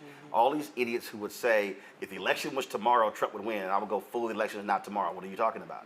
And so you look at how they've been methodically building. You actually see it in the polling. You see it being reflected, how they have been changing it point by point. You see how they close the gap between her and the economy, how they're closing the gap in other areas. Now we'll see how what's happening in the Middle East, the impact there. But the bottom line is they are running the kind of campaign they should be running. Now the point is, how do you hit certain messages that's then going to then drive turnout? That to me is where you are. Ain't no undecideds. Yeah. Right. And Governor Walz should be talking about the hurricane that just came through, the impacts that are happening in North Carolina, South Carolina, it's happening in Georgia, happening in Florida, and be tying it back to the lack of investments that the Trump administration and all the cuts that they made. That's what people care about because they feel it right now. Because they had people washed away, their home is gone. They're trying to figure out insurance in Florida. Right, and they're trying to figure out how am I going to rebuild this? Not only put food on the table, but how am I actually going to have a roof over top of my head? In fact, that was a great story somebody posted today. The story was done in 2022. How all of these people moved to Asheville, North Carolina. No. They moved to Asheville, North Carolina to run away from climate change. Literally, that was they were like, yeah, we're really concerned about climate change, so they're moving to Asheville, North Carolina, because we're in the mountains. It's the western part. We're not near the ocean. It's a bunch of New Yorkers. And now they're like, oh damn, we got wiped out. In the western part, the most western part of the state, the furthest away from the ocean, and then they realize, yeah, that climate change can hit you anywhere in the state. Anybody can get there. And they got to talk about, so the Biden-Harris administration has an excellent story to talk about the sets of investments that they've made and projects that have come out of it so far. Still a lot of work to do. The other part of it, and I don't understand why Democrats haven't continued the messaging around Project 2025, because everything, Vance, actually, you know, his relationship with the Heritage Fund is bosom buddies. He's actually, you know, great friends with the founder who's there. But the thing is that no matter what they bring forward, all you got to do is go back to Project 2025 because everything in there is about weakening America, definitely about weakening what's going on in black communities. So all you got to do is keep going back there. But for some reason, folks hit on it for a little bit and then it just allowed it sort of died out after the convention. It did. I still hear about it. No. It was up to the convention. It was from the moment Taraji brought up the BET Awards through the convention, it was hot and heavy. But they, in many ways, backed off. And the reality is, that was significant. It was the traction on TikTok, the traction on Instagram was crazy. And so you're absolutely right. That needs to be rekindled. Go ahead. But Roland, I think tonight the audience isn't us. Thinking about CBS, we know what's on CBS. Older white people. Stereotypical Midwest, right? Middle America. Y'all know I talk about I'm from Nebraska. Tim Walz, also born and raised in Nebraska. He's actually perfect for a CBS audience. That's who watch all them procedurals on CBS. Yes, it's Nebraska. So if he shows up with some prairie populism, talk about what he did as a governor, I think he's going to do just fine. And he's going to be able to contrast very nicely against J.D. Vance. Because J.D. Vance comes across. J.D. Vance has such a disdain for the CBS crowd. So I think if Walz really leans into that tonight, he needs to make that point. That's the point he needs to make. It's not going line by line, you're a liar, you're a liar, you're a liar. That CBS crowd doesn't want to hear that. Yeah, but he still has to punch, counterpunch, and keep him accountable on his lies. Whether it's the Haitian comment about eating dogs or the women cat ladies that they're not investing. It's going to be a whole, listen, you're going to don't think Tim Walz is a woman tonight. Right, exactly. Because it's going to be a whole lot of woman. He's got to cross. I'm just letting you know. It's going to be a lot of tuna casserole. How many daughters? He have any daughters? That's right. Walz gonna mention daughters, niece, wife. It's gonna be. I got you. Including all right, y'all. It's Almost time. That's we're about 1 minute away before we go live to the debate. They're getting the folks in place. Of course, as we said, on CBS, and so I'll let y'all know. I gotta go. You're over here pointing out like we got you. We know what you're doing. Trying to tell me what's going on. I got this. I got this. You sit down. Oh, God. Folk over here trying. Man. But first, this is like a jazz. I see everything. I'm fully aware. There's a monitor right over your right shoulder, Ty. I see everything over your right shoulder. Don't think for a second. I don't know the debate about to start in about 45 seconds. And don't turn the music back up. I'm gonna turn the music people here. Yeah. Take your hearing aid out. You'll be all right. Folks, let's go to the CBS Vice Presidential debate. No hearing aid here.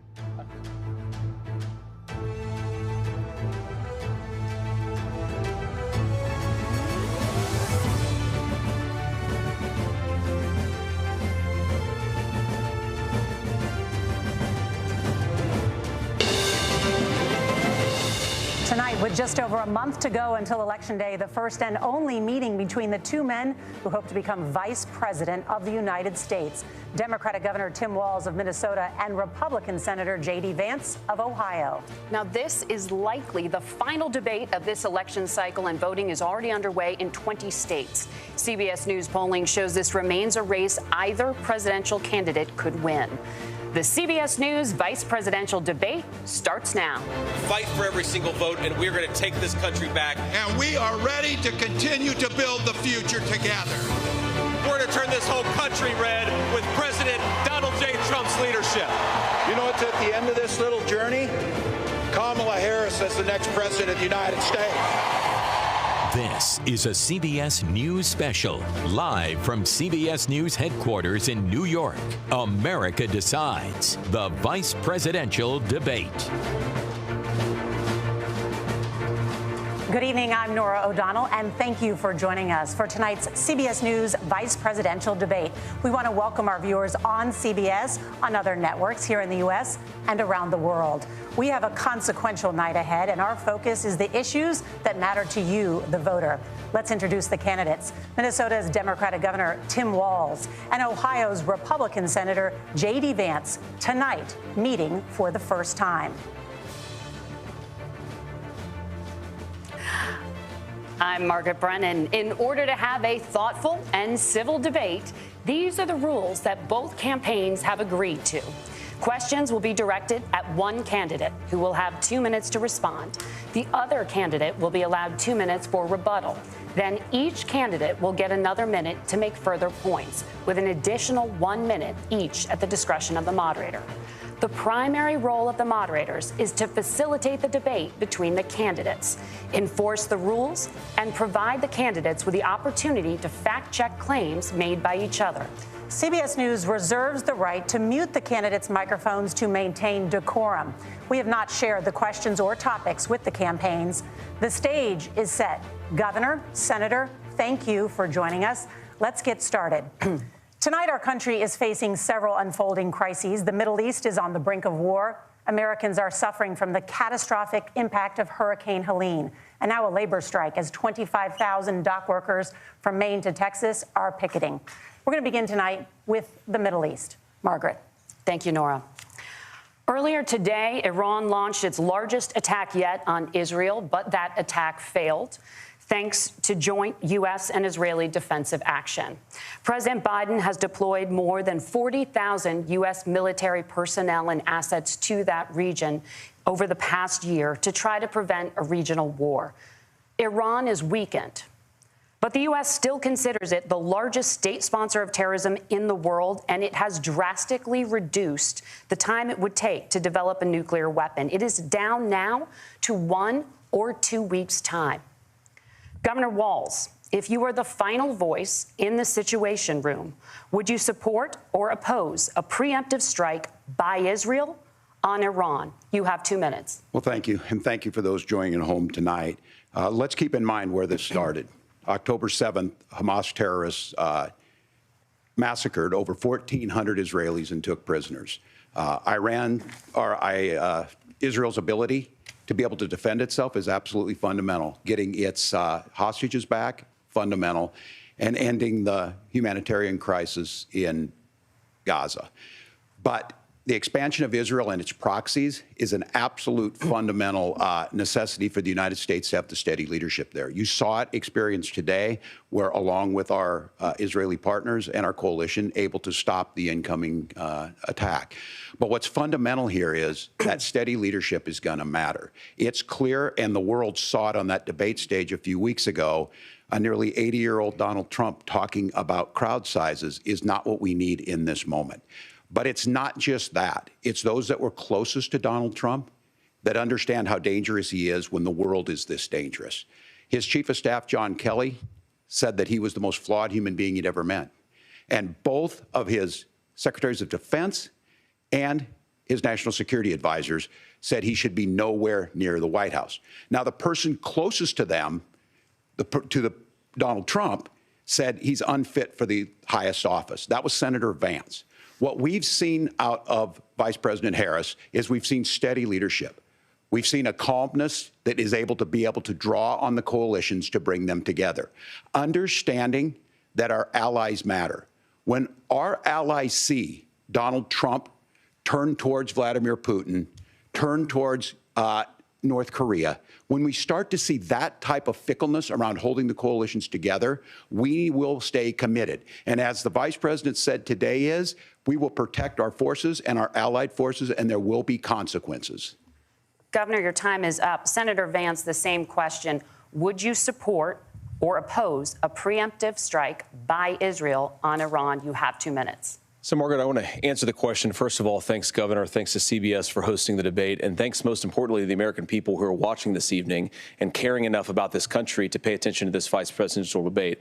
I want to answer the question, but I want to actually give an introduction to myself a little bit, because I recognize a lot of Americans don't know who either one of us are.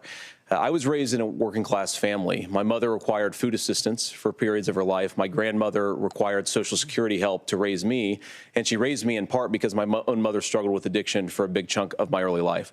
I went to college on the GI Bill after I enlisted in the Marine Corps and served in Iraq. And so I stand here asking to be your vice president with extraordinary gratitude for this country, for the American dream that made it possible for me to live my dreams. And most importantly, I know that a lot of you are worried about the chaos in the world and the feeling that the American dream is unattainable. I want to try to convince you tonight over the next 90 minutes that if we get better leadership in the White House, if we get Donald Trump back in the White House, the American dream is going to be attainable once again. Now, to answer this particular question, we have to remember that as much as Governor Walz just accused Donald Trump of being an agent of chaos, Donald Trump actually delivered stability in the world, and he did it by establishing effective deterrence. People were afraid of stepping out of line. Iran, which launched this attack, has received over $100 billion in unfrozen assets thanks to the Kamala Harris administration. What do they use that money for? They use it to buy weapons that they're now launching against our allies, and God forbid, potentially launching against the United States as well. Donald Trump recognized that for people to fear the United States, you needed peace through strength. They needed to recognize that if they got out of line, the United States global leadership would put stability and peace back in the world. Now, you asked about a preemptive strike, Margaret, and I want to answer the question. Look, it is up to Israel what they think they need to do to keep their country safe, and we should support our allies wherever they are when they're fighting the bad guys. I think that's the right approach to take with the Israel question. Thank you, Senator. Governor Walz, do you care to respond to any of the allegations? Well, look, Donald Trump was in office. We'll sometimes hear a revisionist history, but when Donald Trump was in office, it was Donald Trump who we had a coalition of nations that had boxed Iran's nuclear program in, the inability to advance it. Donald Trump pulled that program and put nothing else in its place. So Iran is closer to a nuclear weapon than they were before because of Donald Trump's fickle leadership. And when Iran shot down an American aircraft in international airspace, Donald Trump tweeted, because that's the standard diplomacy of Donald Trump. And when Iranian missiles did fall near U.S. troops and they received traumatic brain injuries, Donald Trump wrote it off as headaches. Look, our allies understand that Donald Trump is fickle. He will go to whoever has the most flattery or where it makes sense to him. Steady leadership like you witnessed today, like you witnessed in April. Both Iranian attacks were repelled. Our coalition is strong, and we need the steady leadership that Kamala Harris is providing. Senator Vance, the U.S. did have a diplomatic deal with Iran to temporarily pause parts of its nuclear program, and President Trump did exit that deal. He recently said, just 5 days ago, the U.S. must now make a diplomatic deal with Iran because the consequences are impossible. Did he make a mistake? You have 1 minute. Well, first of all, Margaret, diplomacy is not a dirty word, but I think that's something that Governor Walz just said is quite extraordinary. You yourself just said Iran is as close to a nuclear weapon today as they have ever been. And Governor Walz, you blame Donald Trump. Who has been the vice president for the last 3.5 years? And the answer is your running mate, not mine. Donald Trump consistently made the world more secure. Now, we talk about the sequence of events that led us to where we are right now, and you can't ignore October the 7th, which I appreciate Governor Walz bringing up.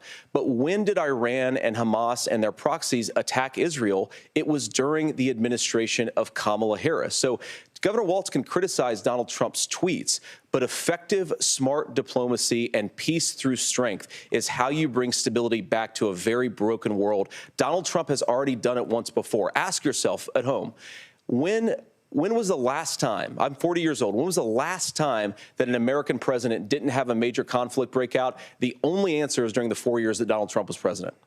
Gentlemen, we have a lot to get to. Nora? Margaret, thank you. Let's turn now to Hurricane Helene. The storm could become one of the deadliest on record. More than 160 people are dead and hundreds more are missing. Scientists say climate change makes these hurricanes larger, stronger, and more deadly because of the historic rainfall. Senator Vance, according to CBS News polling, 7 in 10 Americans and more than 60% of Republicans under the age of 45 favor the U.S. taking steps to try and reduce climate change. Senator, what responsibility would the Trump administration have to try and reduce the impact of climate change? I'll give you 2 minutes. Sure. So first of all, let's start with the hurricane because it's an unbelievable, unspeakable human tragedy. I just saw today actually a photograph of 2 grandparents on a roof with a 6-year-old child, and it was the last photograph ever taken of them because the roof collapsed and those innocent people lost their lives. And I'm sure Governor Walz joins me in saying our hearts go out to those innocent people, our prayers go out to them, and we want as robust and aggressive as a federal response as we can get to save as many lives as possible, and then, of course, afterwards, to help the people in those communities rebuild. I mean, these are communities that I love. Some of them I know very personally in Appalachia, all across the Southeast. They need their government to do their job, and I commit that when Donald Trump is president again, the government will put the citizens of this country first when they suffer from a disaster. Now, Nora, you asked about climate change. I think this is a very important issue. Look, a lot of people are justifiably worried about all these crazy weather patterns. I think it's important for us, first of all, to say Donald Trump and I support clean air, clean water. We want the environment to be cleaner and safer. But one of the things that I've noticed some of our Democratic friends talking a lot about is a concern about carbon emissions, this idea that carbon emissions drives all of the climate change. Well, let's just say that's true, just for the sake of argument, so we're not arguing about weird science. Let's just say that's true. Well, if you believe that, what would you want to do? The answer is that you'd want to reshore as much American manufacturing as possible, and you'd want to produce as much energy as possible in the United States of America because we're the cleanest economy in the entire world. What have Kamala Harris's policies actually led to? More energy production in China, more manufacturing overseas, more doing business in some of the dirtiest parts of the entire world. And when I say that, I mean the amount of carbon emissions they're doing per unit of economic output. So if we actually care about getting cleaner air and cleaner water, the best thing to do is to double down and invest in American workers and the American people. And unfortunately, Kamala Harris has done exactly the opposite. Governor Walz, you have 2 minutes to respond. Well, we got close to an agreement because all those things are happening. Look, first of all, it is a horrific tragedy with this hurricane. And my heart goes out to the folks that are down there in contact with the governors. I serve as co-chair of the Council of Governors as we work together on these emergency managements. Governors know no partisanship. They work together. So all of the governors and the emergency responders are on the ground. Those happen on the front end. the federal government comes in, makes sure they're there that we recover. But we're still in that phase where we need to make sure that they're staying there, staying focused. Now, look, coming back to the climate change issue, there's no doubt this thing roared onto the scene faster and stronger than anything we've seen. Senator Vance has said that there's a climate problem in the past. Donald Trump called it a hoax and then joked that these things would make more beachfront property to be able to invest in. What we've seen out of the Harris administration now, the Biden-Harris administration, is we've seen this investment.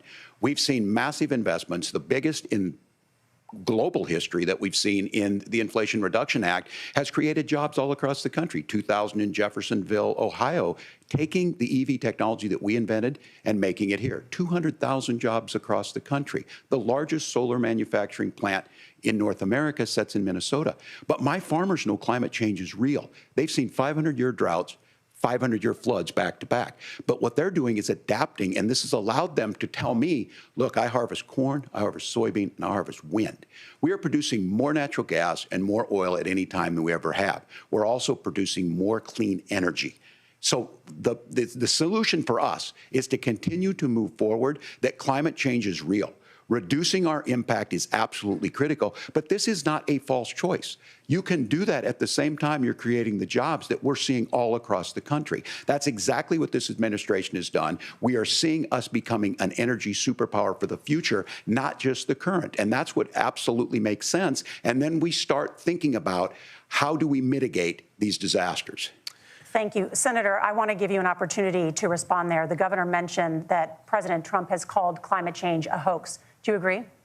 Well, look, what the president has said is that if the Democrats, in particular Kamala Harris and her leadership, if they really believe that climate change is serious, what they would be doing is more manufacturing and more energy production in the United States of America, and that's not what they're doing. So clearly, Kamala Harris herself doesn't believe her own rhetoric on this. If she did, she would actually agree with Donald Trump's energy policies. Now, something Governor Walz said I think is important to touch upon, because when we talk about clean energy, I think that's a slogan that often the Democrats will use here. And I'm talking, of course, about the Democratic leadership.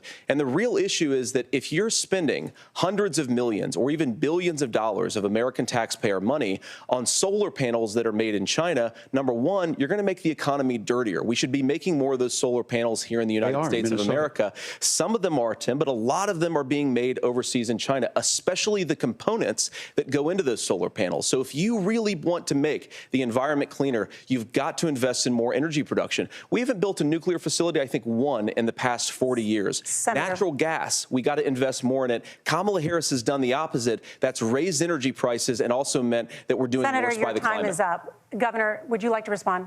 Well, look, we're producing more natural gas than we ever have. There's no moratorium on that. We're producing more oil. But the folks know, and like I said again, these are not liberal folks. These are not folks that are Green New Deal folks. These are farmers that have been drought one year, massive flooding the next year. They understand that it makes sense. Look, our number one export cannot be topsoil from erosion from these massive storms. We saw it in Minnesota this summer.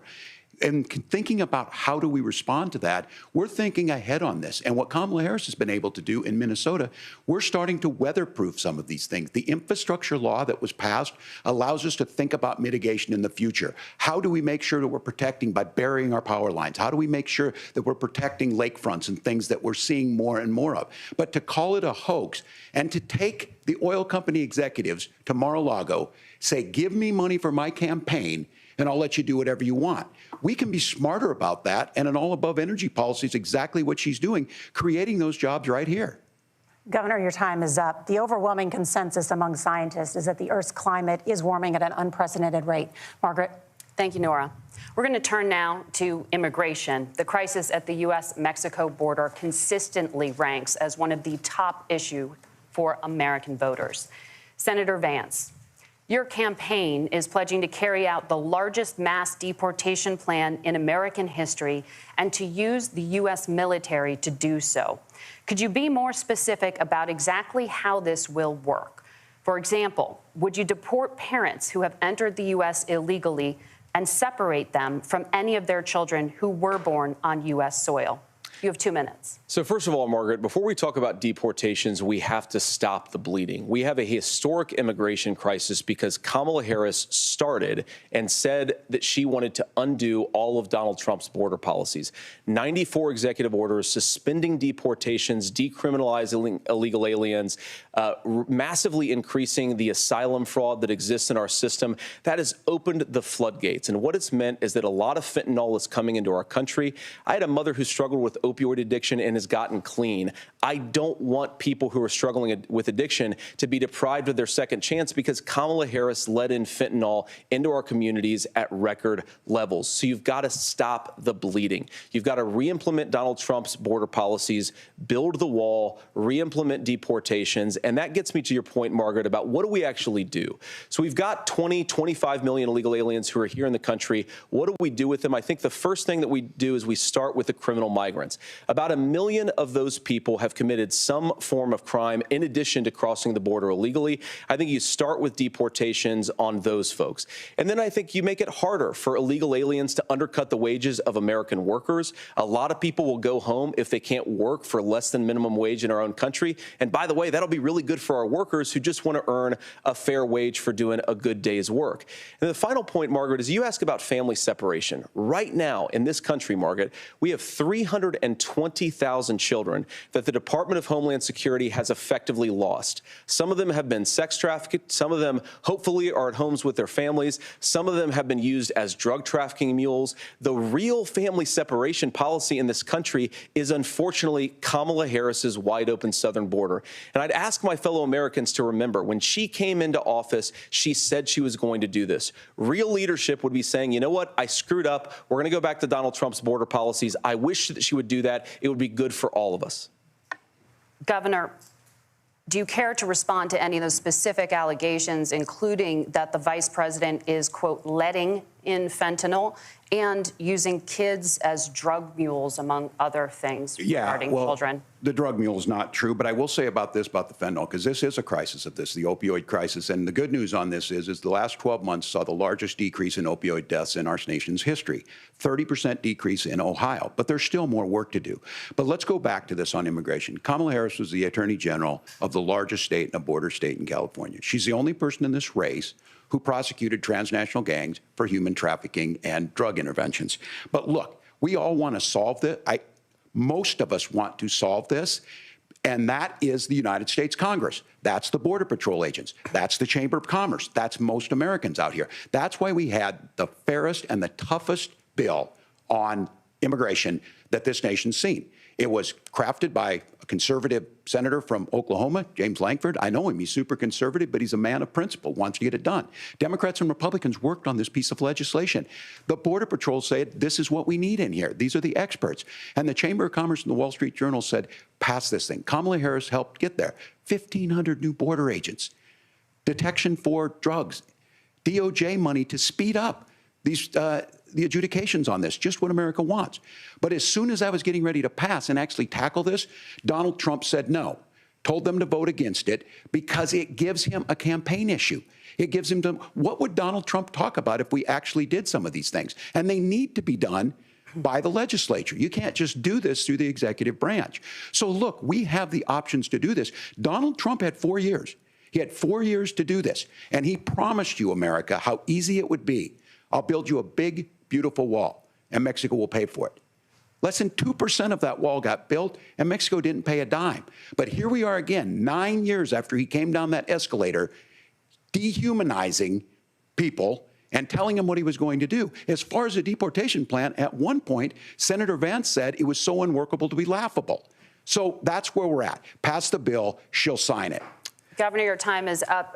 Senator, the question was, will you separate parents from their children, even if their kids are U.S. citizens? You have 1 minute. Margaret, my point is that we already have massive child separations thanks to Kamala Harris's open border. And I didn't accuse Kamala Harris of inviting drug mules. I said that she enabled the Mexican drug cartels to operate freely in this country. And we know that they use children as drug mules, and it is a disgrace, and it has to stop.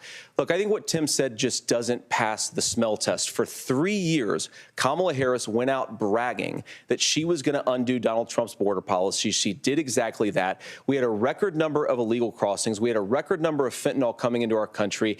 And now that she's running for president, or a few months before, she says that somehow she got religion and cared a lot about a piece of legislation.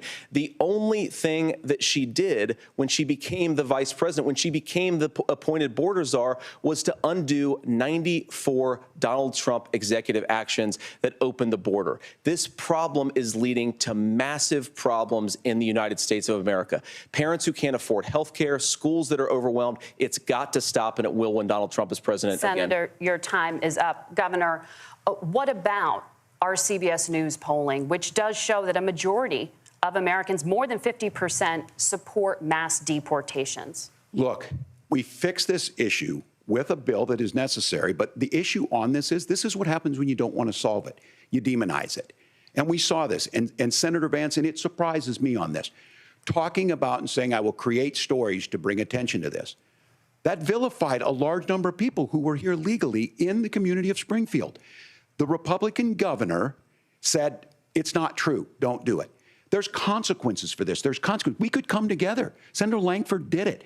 We could come together and solve this if we didn't let Donald Trump continue to make it an issue. And the consequences in Springfield were the governor had to send state law enforcement to escort kindergartners to school. I believe Senator Vance wants to solve this, but by standing with Donald Trump and not working together to find a solution, it becomes a talking point. And when it becomes a talking point like this, we dehumanize and villainize other human beings. Tim, Governor, your time is up. Senator, I'll give you 1 minute, but let me just ask you the question first. The governor has made the point, and I think as a sitting lawmaker, you know that Congress controls the purse strings and any funding. So you have said repeatedly that Donald Trump would, through executive action, solve this. Do you disagree that Congress controls the purse strings and would need to support many of the changes that you would actually want to implement? You have 1 minute. Look, Margaret, first of all, the gross majority of what we need to do at the southern border is just empowering law enforcement to do their job. I've been to the southern border more than our border czar, Kamala Harris, has been, and it's actually heartbreaking because the Border Patrol agents, they just want to be empowered to do their job. Of course, additional resources would help, but most of this is about the president and the vice president empowering our law enforcement to say, if you try to come across the border illegally, you've got to stay in Mexico, you've got to go back through proper channels. Now, Governor Walz brought up the community of Springfield, and he's very worried about the things that I've said in Springfield. Look, in Springfield, Ohio, and in communities all across this country, you've got schools that are overwhelmed. You've got hospitals that are overwhelmed. You've got housing that is totally unaffordable because we brought in millions of illegal immigrants to compete with Americans for scarce homes. The people that I'm most worried about in Springfield, Ohio, are the American citizens who have had their lives destroyed by Kamala Harris's open border. It is a disgrace, Tim. And I actually think, I agree with you. I think you want to solve this problem, but I don't think that Kamala Harris does. Senator, your time is up. Governor, you have 1 minute to respond. Yeah, well, it is law enforcement that asked for the bill. They helped craft it. They're the ones that supported it. That's because they know we need to do this. Look, this issue of continuing to bring this up, of not dealing with it, of blaming migrants for everything. On housing, we could talk a little bit about Wall Street speculators buying up housing and making them less affordable, but it becomes a blame. Look, this bill also gives the money necessary to adjudicate. I agree, it should not take 7 years for an asylum claim to be done. This bill gets it done in 90 days. Then you start to make a difference in this, and you start to adhere to what we know, American principles. I don't talk about my faith a lot, but Matthew 25:40 talks about, to the least amongst us you do unto me. I think that's true of most Americans. They simply want order to it. This bill does it. It's funded. It's supported by the people who do it. And it lets us keep our dignity about how we treat other people. Thank you, Governor. And just to clarify for our viewers, Springfield, Ohio does have a large number of Haitian migrants who have legal status. temporary protected status. Well, Margaret, but thank you, Senator. We have so much to get to. Margaret, I think it's important We're because going to turn now to the economy. Thank Margaret, you. the rules were that you guys weren't going to fact check, and since you're fact checking me, I think it's important to say what's actually going on. So there's an application called the CBP One app, where you can go on as an illegal migrant, apply for asylum or apply for parole, and be granted legal status at the wave of a Kamala Harris open border wand. That is not a person coming in, applying for a green card and waiting for 10 years. That is the facilitation of illegal immigration, Margaret, by our own leadership. Thank you, Senator, for describing the legal process. We have so much to get to, Senator. Those laws have been on the books since 1990. Thank you, gentlemen. The CBP One app has not been on the books since 1990. It's something that Kamala Harris created, Margaret. Gentlemen, the audience can't hear you because your mics are cut. We have so much we want to get to. Thank you for explaining the legal process. Nora. Thank you, Margaret. The economy is a top concern for voters. Each of your campaigns has released an economic plan, so let's talk about the specifics. Governor Walz, Vice President Harris unveiled a plan that includes billions in tax credits for manufacturing, housing, and a renewed child tax credit. The Wharton School says your proposals will increase the nation's deficit by $1.2 trillion. How would you pay for that without ballooning the deficit? Governor, I'll give you 2 minutes. Yeah, thank you. And Kamala Harris and I do believe in the middle class because that's where we come from. We both grew up in that. We understand. So those of you out there listening tonight, you're hearing a lot of stuff back and forth, and it's good. It's healthy. That's what this is supposed to happen. You should be listening. How's this going to impact me? The bold forward plan that Kamala Harris put out there is talking about this housing issue. The one thing is there's 3 million new houses proposed under this plan with down payment assistance on the front end to get you in a house. A house is much more than just an asset to be traded somewhere. It's foundational to where you're at. And then making sure that the things you buy every day, whether they be prescription drugs or other things, that there's fairness in that. Look, the $35 insulin is a good thing, but it costs $5 to make insulin. They were charging $800 before this law went into effect. As far as the housing goes, I've seen it in Minnesota. 12% more houses in Minneapolis, prices went down on rent 4%. It's working. And then making sure tax cuts go to the middle class. $6,000 child tax credit, we have one in Minnesota, reduces childhood poverty by 1/3. We save money in the long run, and we do the right thing for families. And then getting businesses off the ground. The law as it stands right now is $5,000 tax credit for small business, increasing that to $50,000. Now, this is a philosophical difference between us. Donald Trump made a promise, and I'll give you this. He kept it. He took folks to Mar-a-Lago. He said, you're rich as hell, I'm going to give you a tax cut. He gave the tax cuts that predominantly went to the top class. What happened there was an $8 trillion increase in the national debt, the largest ever. Now he's proposing a 20% consumption or sales tax on everything we bring in. Everyone agrees, including businesses, it would be destabilizing it, it would increase inflation and potentially lead to a recession. Look, this is simple for you. Where are we going? Kamala Harris has said to do the things she wants to do. We'll just ask the wealthiest to pay their fair share. When you do that, our system works best, more people are participating in it, and folks have the things that they need. Senator, I want to give you a moment to respond on that. But similarly, the Wharton School has done an analysis of the Trump plan and says it would increase the nation's deficit by $5.8 trillion. My question is the same for you. How do you pay for all that without ballooning the deficit? I'll give you 2 minutes. Well, first of all, you're going to hear a lot from Tim Walz this evening, and you just heard it in the answer, a lot of what Kamala Harris proposes to do. And some of it, I'll be honest with you, it even sounds pretty good. Here's what you won't hear, is that Kamala Harris has already done it. Because she's been the vice president for 3.5 years. She had the opportunity to enact all of these great policies, and what she's actually done instead is drive the cost of food higher by 25%, drive the cost of housing higher by about 60%, open the American southern border and make middle-class life unaffordable for a large number of Americans. If Kamala Harris has such great plans for how to address middle-class problems, then she ought to do them now, not when asking for a promotion, but in the job the American people gave her 3.5 years ago. And the fact that she isn't tells you a lot about how much you can trust her actual plans. Now, Donald Trump's economic plan is not just a plan, but it's also a record. A lot of those same economists attack Donald Trump's plans, and they have PhDs, but they don't have common sense and they don't have wisdom, because Donald Trump's economic policies delivered the highest take-home pay in a generation in this country, 1.5% inflation, and to boot, peace and security all over the world. So when people say that Donald Trump's economic plan doesn't make sense, I say look at the record. He delivered rising take-home pay for American workers.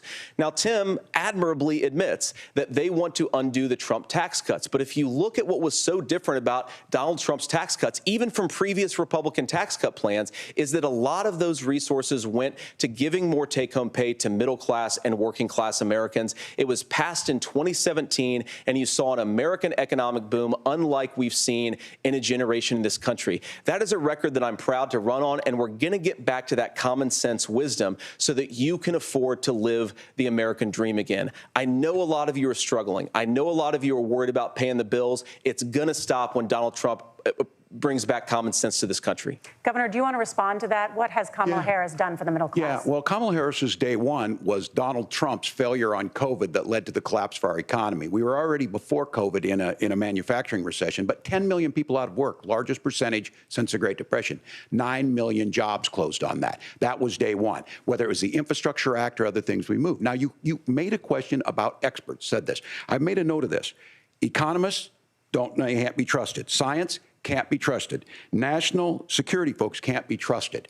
Look, if you're going to be president, you don't have all the answers. Donald Trump believes he does. My pro tip of the day is this. If you need heart surgery, listen to the people at the Mayo Clinic in Rochester, Minnesota, not Donald Trump. And the same thing goes with this. And I ask you out there, teachers, nurses, truck drivers, or whatever, how is it fair that you're paying your taxes every year and Donald Trump hasn't paid any federal tax in the last 15 years, and the last year as president? That's what's wrong with the system. There's a way around it, and he's bragged about that. We're just asking for fairness in it, and that's all you want. You have a minute. Governor, you say trust the experts. But those same experts for 40 years said that if we shipped our manufacturing base off to China, we'd get cheaper goods. They lied about that. They said if we shipped our industrial base off to other countries, to Mexico and elsewhere, it would make the middle class stronger. They were wrong about that. They were wrong about the idea that if we made America less self-reliant, less productive in our own nation, that it would somehow make us better off, and they were wrong about it. And for the first time in a generation, Donald Trump had the wisdom and the courage to say to that bipartisan consensus, we're not doing it anymore. We're bringing American manufacturing back. We're unleashing American energy. We're going to make more of our own stuff. And this isn't just an economic issue. I mean, I've got 3 beautiful little kids at home, 7, 4, and 2, and I love them very much, and I hope they're in bed right now. But look, so many of the drugs, the pharmaceuticals that we put in the bodies of our children are manufactured by nations that hate us. This has to stop, and we're not going to stop it by listening to experts. We're going to stop it by listening to common sense wisdom, which is what Donald Trump governed on. Senator, your time is up. Governor Walz, can you address that? I mean, voters say they trust Donald Trump on the economy more. Why? Well, if you're listening tonight and you want billionaires to get tax cuts, you heard what the numbers were. Look, I'm a union guy on this. I'm not a guy who wanted to ship things overseas, but I understand that, look, we produce soybeans and corn. We need to have fair trading partners. That's something that we believe in. I think the thing that most concerns me on this is Donald Trump was the guy who created the largest trade deficit in American history with China. So the rhetoric is good. Much of what the senator said right there, I'm in agreement with him on this. I watched it happen too. I watched it to my communities, and we talked about that. But we had people undercutting the right to collectively bargain. We had right to work states made it more difficult. We had companies that were willing to ship it over, and we saw people profit. Folks that are venture capital in some cases, putting money into companies that were overseas. We're in agreement that we bring those home. The issue is Donald Trump is talking about it. Kamala Harris has a record, 250,000 more manufacturing jobs just out of the IRA. May I respond to that? Yes. So appreciate that. So if you notice, what Governor Walz just did is he said, first of all, Donald Trump has to listen to the experts. And then when he acknowledged that the experts screwed up, he said, well, Donald Trump didn't do nearly as good of a job as the statistics show that he did.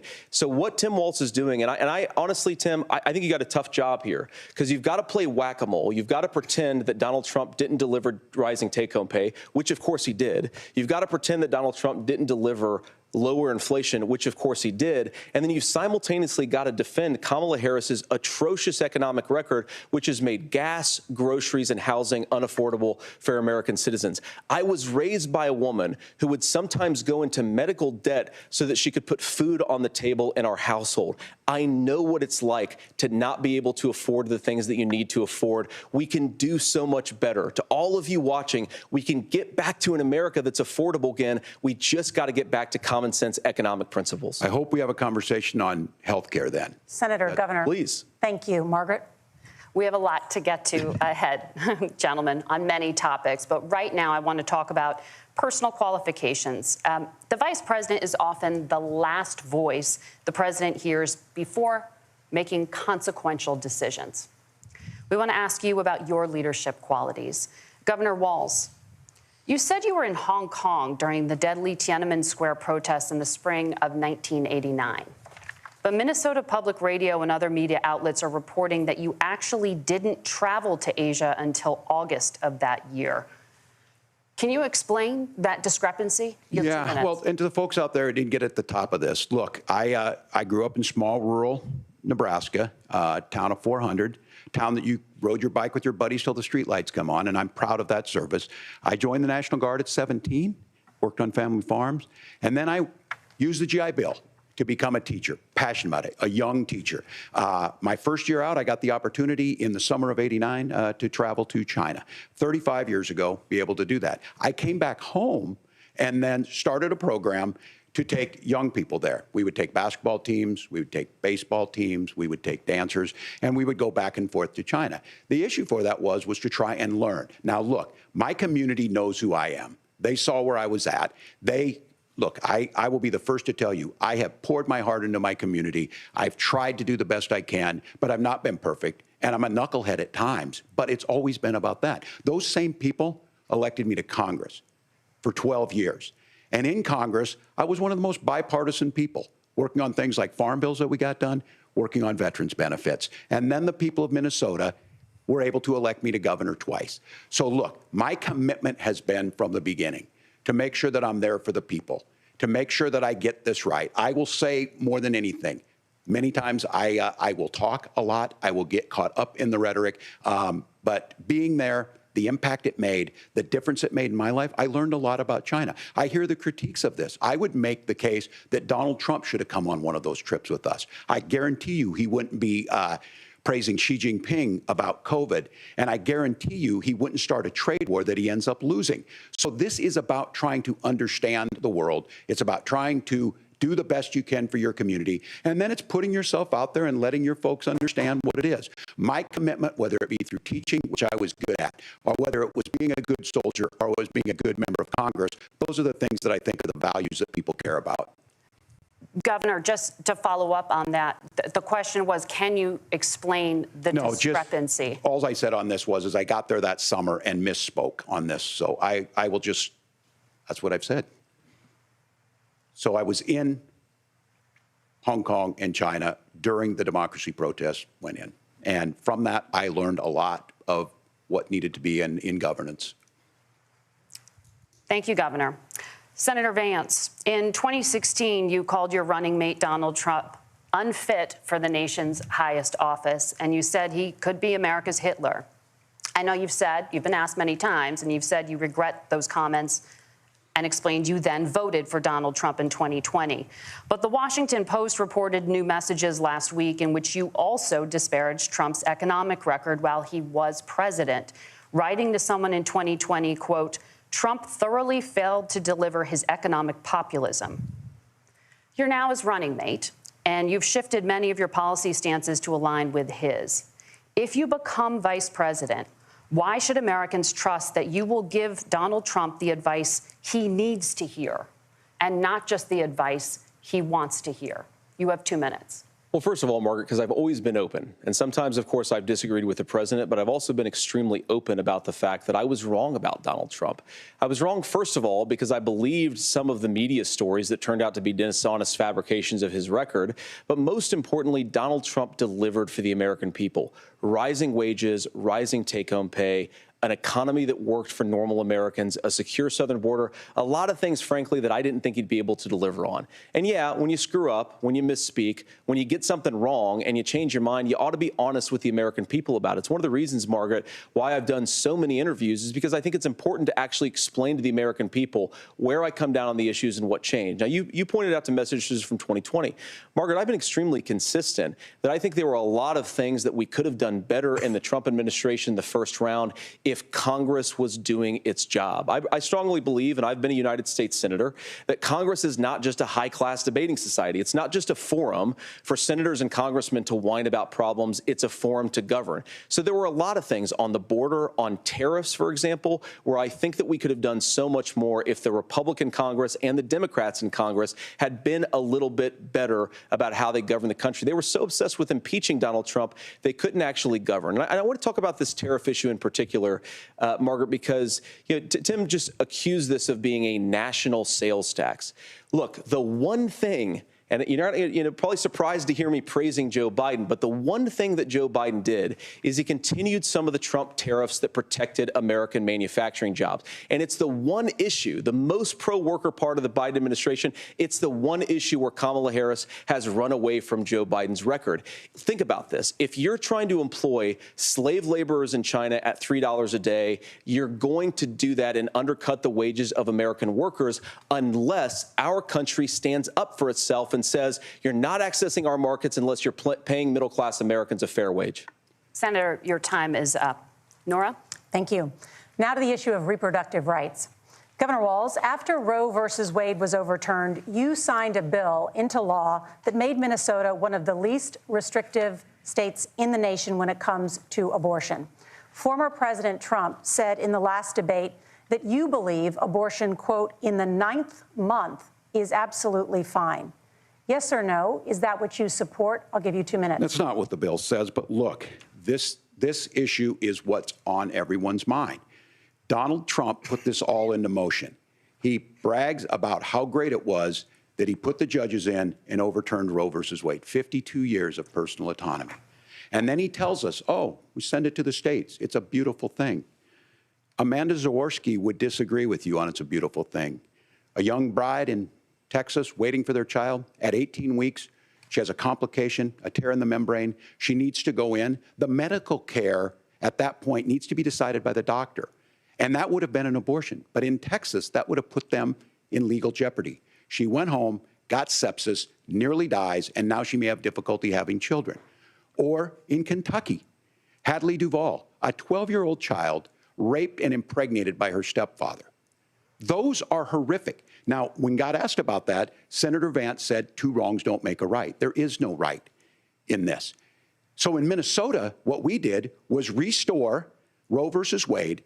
We made sure that we put women in charge of their health care. But look, this is not where, if you don't know Amanda or a Hadley, you soon will. Their Project 2025 is going to have a registry of pregnancies. It's going to make it more difficult, if not impossible, to get contraception and limit access, if not eliminate access to infertility treatments. For so many of you out there listening, me included, infertility treatments are why I have a child. That's nobody else's business, but those things are being proposed. And the catch-all on this is, well, the states will decide what's right for Texas might not be right for Washington. That's not how this works. This is basic human right. We have seen maternal mortality skyrocket in Texas, outpacing many other countries in the world. This is about health care. In Minnesota, we are ranked first in health care for a reason. We trust women, we trust doctors. Senator, do you want to respond to the governor's claim? Will you create a federal pregnancy monitoring agency? No, Nora, certainly we won't. And I want to talk about this issue because I know a lot of Americans care about it, and I know a lot of Americans don't agree with everything that I've ever said on this topic. And, you know, I grew up in a working class family in a neighborhood where I knew a lot of young women who had unplanned pregnancies and decided to terminate those pregnancies because they feel like they didn't have any other options. And, you know, one of them is actually very dear to me. And I know she's watching tonight, and I love you. And she told me something a couple years ago that she felt like if she hadn't had that abortion, that it would have destroyed her life because she was in an abusive relationship. And I think that what I take from that as a Republican who proudly wants to protect innocent life in this country, who proudly wants to protect the vulnerable, is that my party, we've got to do so much better of a job at earning the American people's trust back on this issue where they frankly just don't trust us. And I think that's one of the things that Donald Trump and I are endeavoring to do. I want us as a Republican Party to be pro-family in the fullest sense of the word. I want us to support fertility treatments. I want us to make it easier for moms to afford to have babies. I want it to make it easier for young families to afford a home so they can afford a place to raise that family. And I think there's so much that we can do on the public policy front just to give women more options. Now, of course, Donald Trump has been very clear that on the abortion policy specifically, that we have a big country and it's diverse. And California has a different viewpoint on this than Georgia. Georgia has a different viewpoint from Arizona. And the proper way to handle this, as messy as democracy sometimes is to let voters make these decisions, let the individual states make their abortion policy. And I think that's what makes the most sense in a very big, a very diverse, and let's be honest, sometimes a very, very messy and divided country. Governor, would you like to respond and also answer the question about restrictions? Yeah, well, the question got asked and Donald Trump made the accusation that wasn't true about Minnesota. Well, let me tell you about this idea that there's diverse states. There's a young woman named Amber Thurman. She happened to be in Georgia, a restrictive state.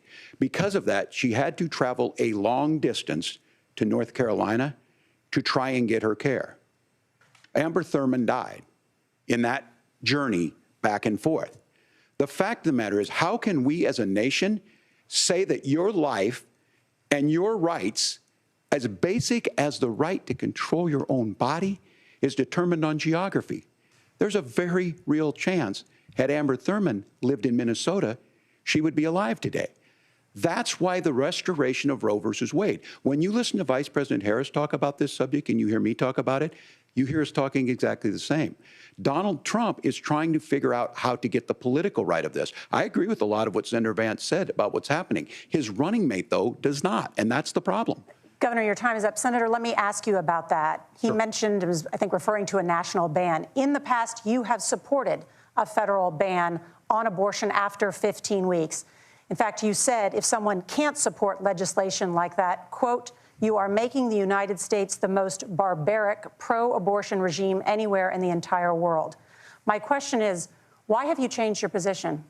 Well, Nora, first of all, I never supported a national ban. I did when I was running for Senate in 2022 talk about setting some minimum national standard. For example, we have a partial birth abortion ban in place in this country at the federal level. I don't think anybody's trying to get rid of that, or at least I hope not, though I know that Democrats have taken a very radical pro-abortion stance. But Nora, you know, one of the things that changed is in the state of Ohio, we had a referendum in 2023, and the people of Ohio voted overwhelmingly, by the way, against my position. And I think that what I learned from that, Nora, is that we've got to do a better job at winning back people's trust. So many young women would love to have families. So many young women also see an unplanned pregnancy as something that's going to destroy their livelihood, destroy their education, destroy their relationships. And we have got to earn people's trust back. And that's why Donald Trump and I are committed to pursuing pro-family policies, making childcare more accessible, making fertility treatments more accessible, because we've got to do a better job at that. And that's what real leadership is. Governor, your response. I'm going to respond on the pro-abortion piece of that. No, we're not. We're pro-women. We're pro-freedom to make your own choice. We know what the implications are to not be that. Women having miscarriages, women not getting the care, physicians feeling like they may be prosecuted for providing that care. And as far as making sure that we're educating our children and giving them options, Minnesota's a state with one of the lowest teen pregnancy rates. We understand that, too. We know that the options need to be available, and we make that true. We also make it, we're a top 3 state for the best place to raise children. But these two things to try and say that we're pro-children, but we don't like this, or you guys are pro-abortion, that's not the case at all. We are pro-freedoms for women to make their choices, and we're going, and Kamala Harris is making the case, to make options for children more affordable, a $6,000 child tax credit, but we're not going to base that on the backs of making someone like Amber Thurman drive 600 miles to try and get health care. Senator? May I respond to that? First of all, Governor, I agree with you. Amber Thurman should still be alive, and there are a lot of people who should still be alive, and I certainly wish that she was. And maybe you're free to disagree with me on this and explain this to me, but as I read the Minnesota law that you signed into law, the statute that you signed into law, it says that a doctor who presides over an abortion where the baby survives, the doctor is under no obligation to provide life-saving care to a baby who survives a botched late-term abortion. That is, I think, whether you're pro-choice or pro-abortion, that is fundamentally barbaric. And that's why I use that word, Nora, is because some of what we've seen, do you want to force Catholic hospitals to perform abortions against their will? Because Kamala Harris has supported suing Catholic nuns to violate their freedom of conscience. We can be a big and diverse country where we respect people's freedom of conscience and make the country more pro-baby and pro-family. But please. Yes, Governor, please respond. Look, this is one where there's always something there. This is a very simple proposition. These are women's decisions to make about their healthcare decisions, and the physicians who know best when they need to do this. Trying to distort the way a law is written to try and make a point, that's not it at all. What was I wrong about, Governor? Please tell me, what was I wrong about? That is not the way the law is written. Look, I've given this advice on a lot of things, that getting involved, that's been misread, and it was fact-checked at the last debate. But the point on this is there's a continuation of these guys to try and tell women or to get involved. I use this line on this, just mind your own business on this. Things worked best when Roe versus Wade was in place. When we do a restoration of Roe, that works best. That doesn't preclude us from increasing funding for children. It doesn't increase us from making sure that once that child's born, like in Minnesota, they get meals, they get early childhood education, they get health care. So the hiding behind we're going to do all these other things when you're not proposing them in your budget, Kamala Harris is proposing them. She's proposing all those things to make life easier for families. I asked a specific question, Governor. You gave me a slogan as a response. It's not the case. It's not true. That's not what the law says. So they fact-checked it with President Trump. Gentlemen, there's a lot to discuss. We have to move on, and we're going to be right back with much more of the CBS News vice presidential debate in just a moment.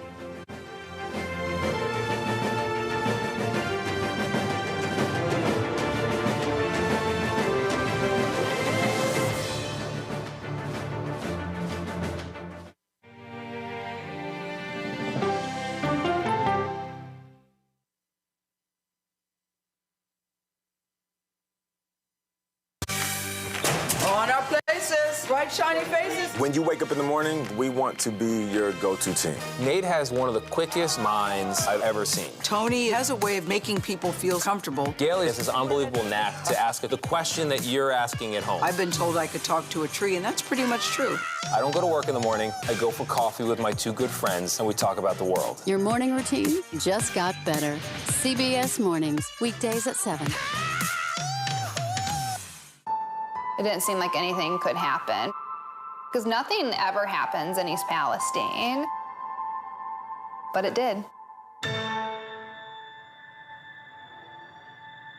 Authorities released toxic fumes from 5 derailed train cars. Resident, please evacuate. Acute bronchitis due to chemical fumes. Did you ever have these problems before the derailment? No, ma'am. This neighborhood's not safe no more. We can assure the community that there's not vinyl chloride entering their communities. Then why are there so many people feeling these various symptoms of bloody noses or difficulty breathing or bronchitis? That's a hard question to answer. We're talking about one of the most blatant releases of a mixture of some of the most toxic chemicals that we've seen in America. I feel like now I have a duty to warn other communities. If my daughter has to watch me die of cancer, at least it saves someone else.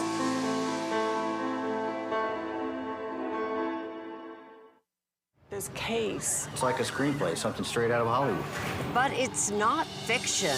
It's 48 hours. Human remains found this week. 4 families shattered. There's no physical evidence. The mystery would haunt investigators for years. There's some questions that have to be asked and need to be answered. Like a John Grisham novel. A gripping true crime original. 48 hours. Now streaming on the free CBS News app. Stories that inform. You can be really old at 60, and you can be really young at 85. Inspire. How do we unlock the power within ourselves to be who we want to be? And brighten your day. The best part of fame is making people feel good. Always send the people home happy. Make every day a little more like Sunday morning. Here comes the sun. Stream now on the free CBS News app.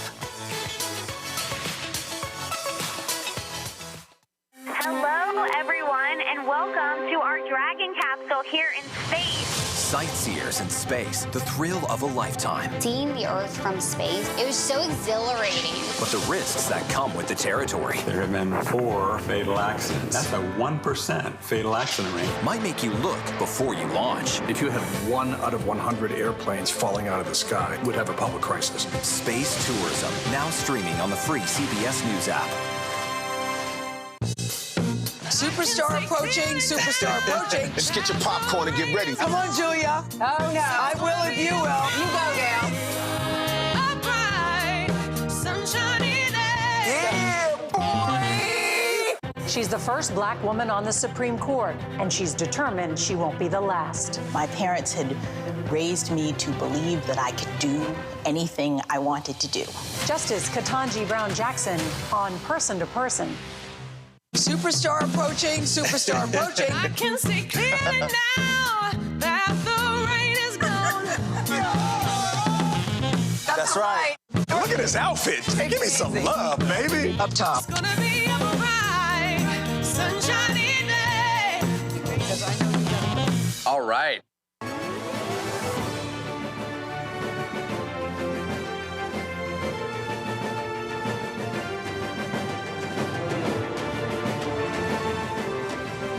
Welcome back to the CBS News vice presidential debate. We want to turn now to America's gun violence epidemic. The leading cause of death for children and teens in America is by firearms. Senator Vance, you oppose most gun legislation that Democrats claim would curb gun violence. You oppose red flag gun laws and legislation to ban certain semi-automatic rifles, including AR-15s. So let me ask you, earlier this year, for the first time, the parents of a school shooter were convicted of involuntary manslaughter and sentenced to 10 years in prison. Do you think holding parents responsible could curb mass shootings? I'll give you 2 minutes. Yeah, well, Nora, on that particular case, I don't know the full details, but I certainly trust local law enforcement and local authorities to make those decisions. I think in some cases the answer is going to be yes, and in some cases the answer is going to be no. And the details really matter here, of course. For example, if a kid steals a gun, that's going to be different than if a parent hands over a gun knowing that their kid is potentially dangerous. But look, I want to just sort of speak as a father of 3 beautiful little kids, and our oldest is now in 2nd grade. And like a lot of parents, we send our kids to school with such hope and such joy and such pride at their little faces on the first day of school. And we know, unfortunately, that a lot of kids are going to experience this terrible epidemic of gun violence. And of course, our hearts go out to the families that are affected by this terrible stuff. And we do have to do better. And I think that Governor Walz and I actually probably agree that we need to do better on this. The question is just, how do we actually do it? Now, here's something that really bothers me and worries me about this epidemic of violence. The gross majority, close to 90% in some of the statistics I've seen, of the gun violence in this country is committed with illegally obtained firearms. And while we're on that topic, we know that thanks to Kamala Harris's open border, we've seen a massive influx in the number of illegal guns run by the Mexican drug cartels. So that number, the amount of illegal guns in our country is higher today than it was 3.5 years ago. But what do we do about the schools? What do we do to protect our kids? And I think the answer is, and I say this not loving the answer, because I don't want my kids to go to school in a school that feels unsafe or where there are visible signs of security. But I unfortunately think that we have to increase security in our schools. We have to make the doors lock better. We have to make the doors stronger. We've got to make the windows stronger. And of course, we've got to increase school resource officers, because the idea that we can magically wave a wand and take guns out of the hands of bad guys, it just doesn't fit with recent experience. So we've got to make our schools safer. And I think we've got to have some common sense bipartisan solutions for how to do that. Governor, you have 2 minutes. Well, I think all the parents watching tonight, this is your biggest nightmare. Look, I got a 17-year-old, and he witnessed a shooting at a community center playing volleyball. Those things don't leave you. As a member of Congress, I sat in my office surrounded by dozens of the Sandy Hook parents, and they were looking at my 7-year-old picture on the wall. Their 7-year-old were dead, and they were asking us to do something. And look, I'm a hunter. I own firearms. The vice president is. We understand that the Second Amendment is there, but our first responsibility is to our kids to figure this out. In Minnesota, we've enacted enhanced red flag laws, enhanced background checks, and we can start to get data. But here's the problem. If we really want to solve this, we've got folks that won't allow research to be even done on gun violence. And this idea that we should just live with it. And here's what I do think, that this is a good start to the conversation. I 100% believe that Senator Vance hates it when these kids, it's abhorrent and it breaks your heart. I agree with that. But that's not far enough when we know there are things that work. I've spent time in Finland and seen some Finnish schools. They don't have this happen, even though they have a high gun ownership rate in the country. There are reasonable things that we can do to make a difference. It's not infringing on your Second Amendment. And the idea to have some of these weapons out there, it just doesn't make any sense. Kamala Harris, as an attorney general, worked on this issue. She knows that it's there. No one's trying to scaremonger and say we're taking your guns, but I ask all of you out there, do you want your schools hardened to look like a fort? Is that what we have to go? When we know there's countries around the world that their children aren't practicing these types of drills. They're being kids. We owe it to them to get a fix. These are things that shouldn't be that difficult. You can still keep your firearms, and we can make a difference. We have to. If you're listening tonight, this breaks your heart. Senator. Tim, first of all, I didn't know that your 17-year-old witnessed a shooting. And I'm sorry about that, and I hope that he's doing okay. Christ have mercy. It is awful. And I appreciate what Tim said, actually, about Finland, because I do think it illustrates some of the frankly, weird differences between our own country's gun violence problem and Finland. Okay, first of all, we have way higher rates of mental health abuse, or mental health substance abuse. We have way higher rates of depression, way higher rates of anxiety. We unfortunately have a mental health crisis in this country that I really do think that we need to get to the root causes of, because I don't think it's the whole reason why we have such a bad gun violence problem, but I do think it's a big piece of it. Another driver of the gun violence epidemic, especially that affecting our kids, it doesn't earn as many headlines, but is the terrible gun violence problem in a lot of our big cities. And this is why we have to empower law enforcement to arrest the bad guys, put them away, and take gun offenders off the streets. I think there's a whole host of things that we can do here, but I do think at our schools we've got to talk about more security. Senator, thank you. Governor, you previously opposed an assault weapons ban, but only later in your political career did you change your position. Why? Yeah, I sat in that office with those Sandy Hook parents. I've become friends with school shooters. I've seen it. Look, the NRA, I was an NRA guy for a long time. They used to teach gun safety. I'm of an age where my shotgun was in my car so I could pheasant hunt after football practice. That's not where we live today. And several things I want to mention on this is, talking about cities and where it's at, the number one where the most firearm deaths happen in Minnesota are rural suicides. And we have an epidemic of children getting guns and shooting themselves. And so we have, and we should look at all of the issues.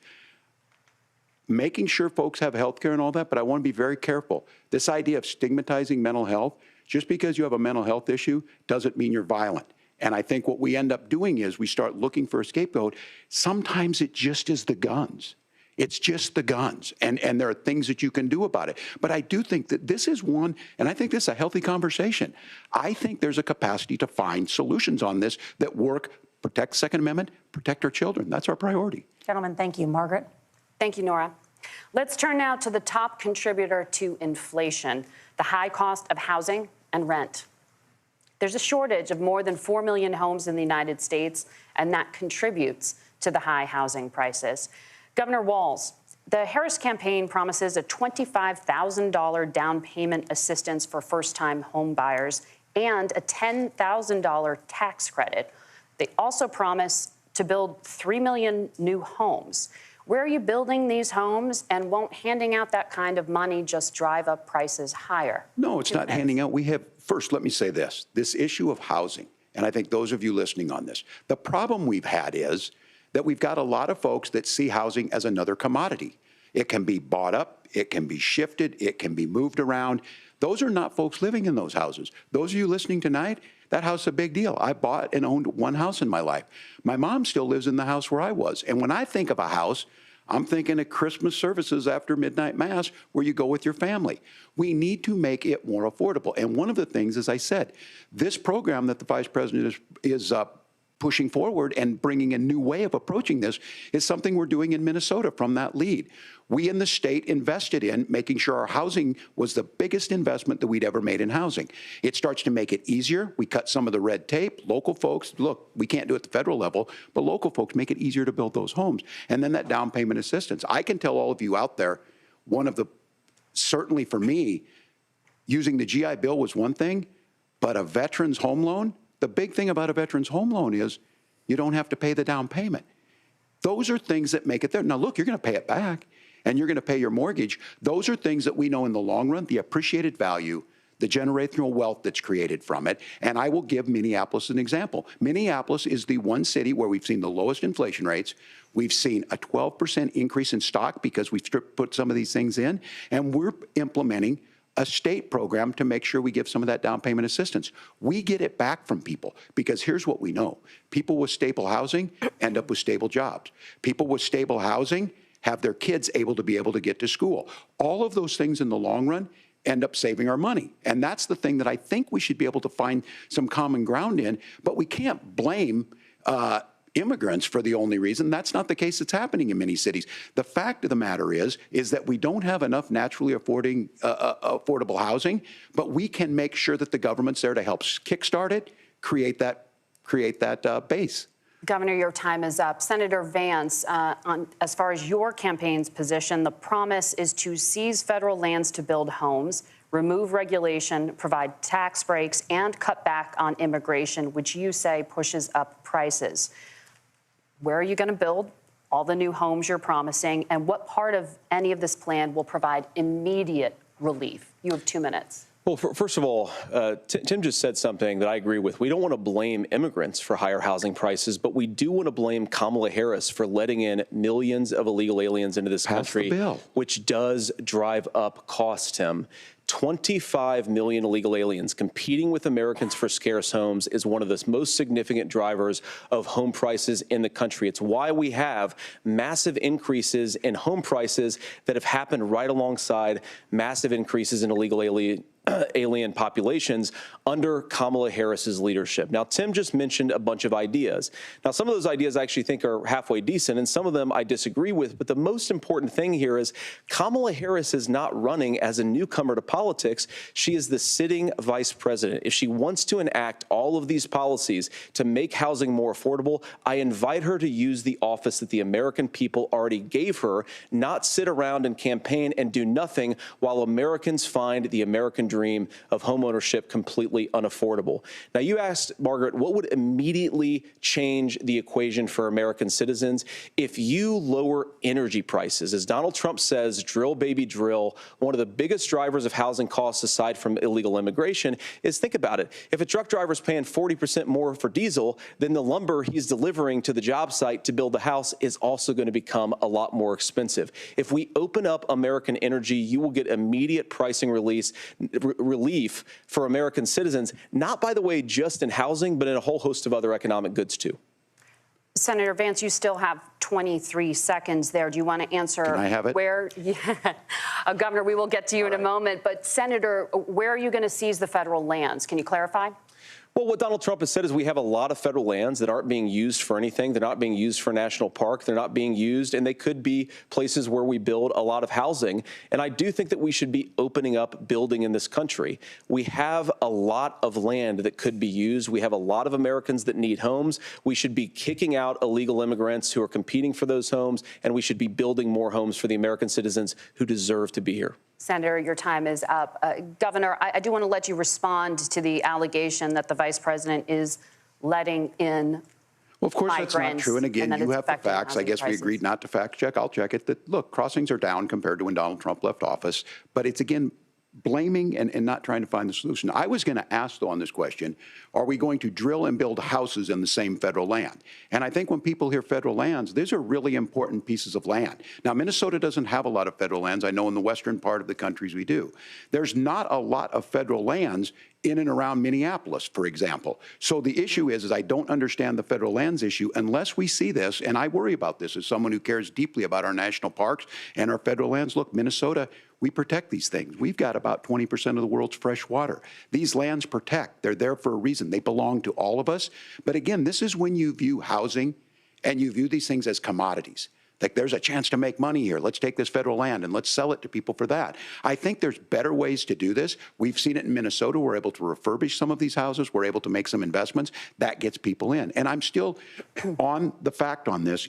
Economists, Senator Vance, you said you don't like the economists. Which economists are saying that it is immigrants that's adding to the cost? Governor, your time is up. But Senator, on that point, I'd like for you to clarify. There are many contributing factors to high housing costs. What evidence do you have that migrants are part of this problem? Well, there's a Federal Reserve study that we're happy to share after the debate. We'll put it up on social media, actually, that really drills down on the connection between increased levels of migration, especially illegal immigration, and higher housing prices. Now, of course, Margaret, that's not the entire driver of higher housing prices. It's also the regulatory regime of Kamala Harris.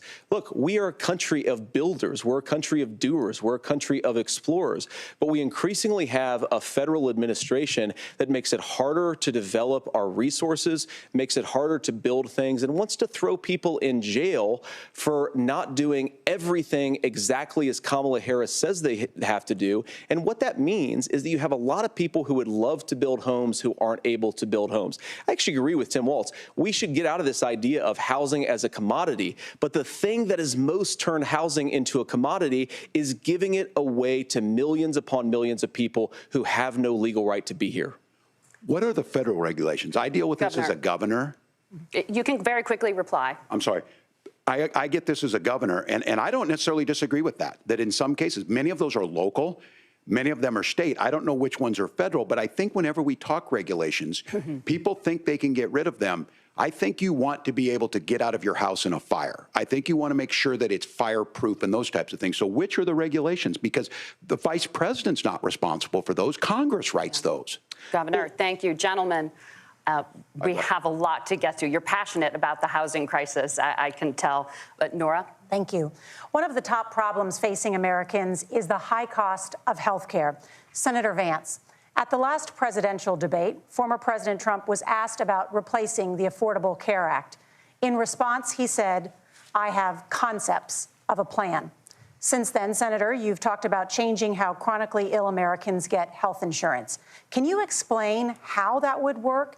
And can you guarantee that Americans with pre-existing conditions won't pay more? I'll give you 2 minutes. Well, of course, we're going to cover Americans with pre-existing conditions. In fact, a lot of my family members have gotten health care. I believe, members of my family actually got private health insurance, at least for the first time, switched off of Medicaid onto private insurance for the first time under Donald Trump's leadership. And I think that, a lot of people have criticized this concepts of a plan remark.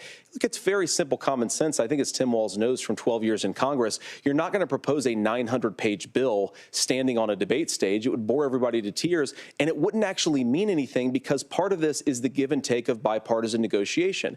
Now, when Donald Trump was actually president, and again, he has a record to be proud of, prescription drugs fell in 2018 for the first time in a very long time. Under Kamala Harris's leadership, prescription drugs are up about 7%. Under Donald Trump's entire 4 years, they were up about 1.5%. He introduced pricing transparency. Think about healthcare. You go into a hospital, you try to buy something, and nobody knows what it actually costs. That price transparency will actually give American consumers a little bit more choice and will also drive down costs. And we talked about, the reinsurance regulations is what I was talking about. Look, Donald Trump has said that if we allow states to experiment a little bit on how to cover both the chronically ill but the non-chronically ill, it's not just a plan. He actually implemented some of these regulations when he was president of the United States. And I think you can make a really good argument that it salvaged Obamacare, which was doing disastrously until Donald Trump came along.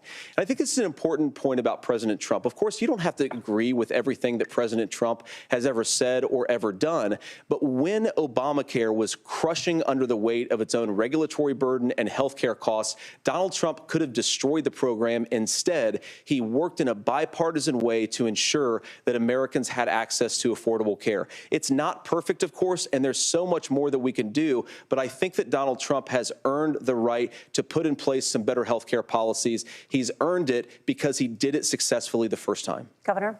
All right, here's where being an old guy gives you some history. I was there at the creation of the ACA. And the reason it was so important is I come from a major healthcare state, home of the Mayo Clinic, home to Medical Alley, 3M, Medtronic, all of those. We understand healthcare. It's why we're ranked first on affordability and accessibility and quality of healthcare.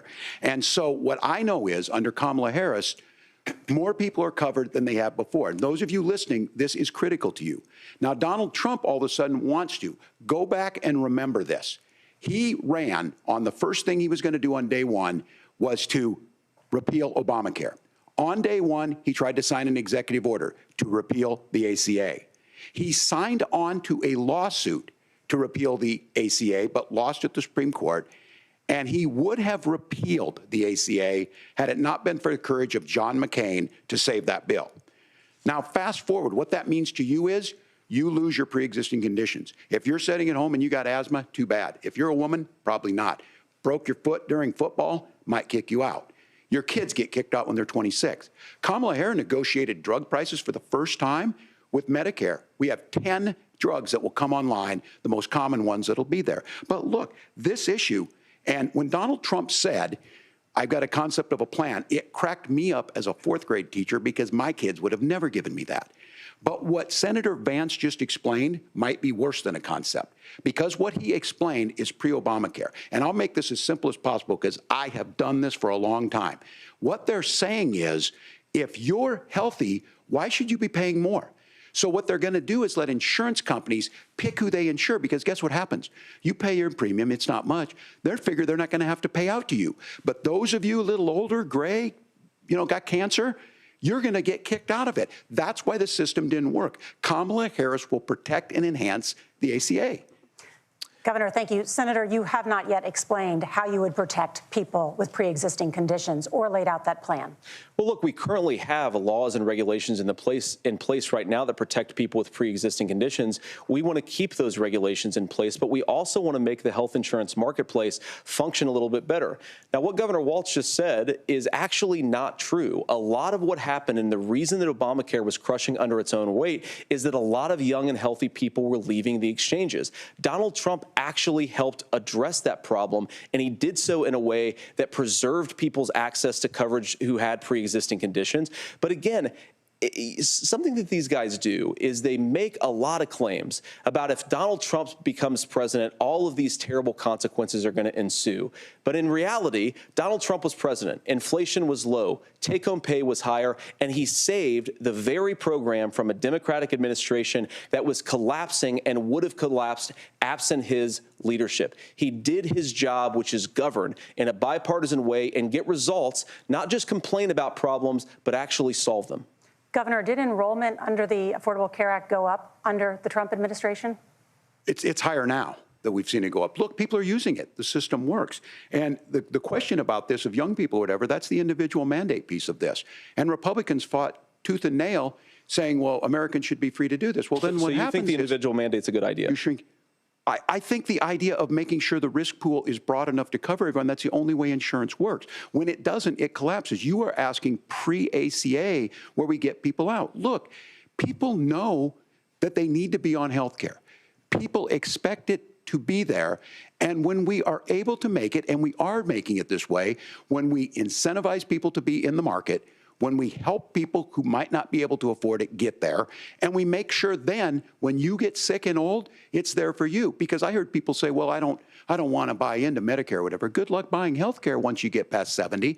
So look, the ACA works. We can continue to do better. Kamala Harris did that. The way she made everything better was negotiating those 10 drugs on Medicare for the first time in American history. Thank you. Margaret? Can I address that? I apologize. We're out of time. We have a number of subjects to discuss. Margaret? Let's talk about families in America.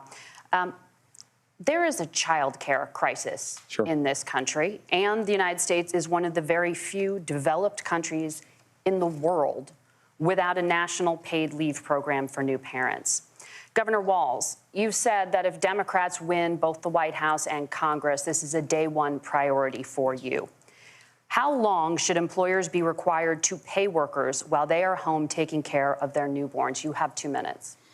Yeah, well, that's negotiable, and that's what Congress worked. But here's what the deal is. Americans sitting out there right now, you may work for a big company. Look, we're home in Minnesota to some of the largest Fortune 500 companies. Kamala Harris knows that in California. Those companies provide paid family and medical leave. One is, I think they're moral and they think it's a good thing, but it also keeps their employees healthy. We in Minnesota passed a paid family and medical leave. You have a child, you And I had to go back to work 5 days after my kids were born. This allows you to stay home a certain amount of time. What we know is that gets the child off to a better start, the family works better, we stay in their employers, we get more consistency in that. So Kamala Harris has made it a priority. We implemented it in Minnesota, and we see growth. That's how you become a pro-business state. But the negotiations on it, and here's the issue, those big companies are able to offer it. Those of you out there who don't have it, just imagine what happens if you get cancer or your child gets sick. We know what happens. You end up staying home. In some cases, that means no paycheck because you've got no protection on that. This is the case of an economy that Donald Trump has set for the wealthiest amongst us. He's willing to give those tax breaks to the wealthiest. He's willing to say, bust those unions up, do whatever. What we're saying is the economy works best when it works for all of us. And so a paid family medical leave program, and I will tell you, go to the families or go to the businesses and ask them. As far as childcare on this, you have to take it at both the supply and the demand side. You can't expect the most important people in our lives to take either our children or our parents to get paid the least amount of money. And we have to make it easier for folks to be able to get into that business and then to make sure that folks are able to pay for that. We were able to do it in Minnesota, and I'm still telling you this. We were listed as the best state. We're still in crisis on this. A federal program of paid family and medical leave and help with this will enhance our workforce, enhance our families, and make it easier to have the children that you want. Governor, your time is up. Senator, do you support a national paid leave program? And if so, for how long should employers be mandated to pay their employees while they are home taking care of their newborn? You have 2 minutes. Yeah, well, first of all, Margaret, a number of my Republican colleagues and some Democrats, too, have worked on this issue. And I think there is a bipartisan solution here because a lot of us care about this issue. I mean, look, I speak from this very personally because I'm married to a beautiful woman who is an incredible mother to our 3 beautiful kids, but is also a very, very brilliant corporate litigator. And I'm so proud of her. But being a working mom, even for somebody with all of the advantages of my wife, is extraordinarily difficult. And it's not just difficult from a policy perspective. She actually had access to paid family leave because she worked for a bigger company. But the cultural pressure on young families and especially young women, I think makes it really hard for people to choose the family model they want. A lot of young women would like to go back to work immediately. Some would like to spend a little time home with the kids. Some would like to spend longer at home with the kids. We should have a family care model that makes choice possible. And I think this is a very important substantive difference between Donald Trump and Kamala Harris's approach. I mean, look, if you look at the federal programs that we have that support paid family leave right now, the Community Development Block Grant, and there's another block grant program that spends a lot of money from the federal government.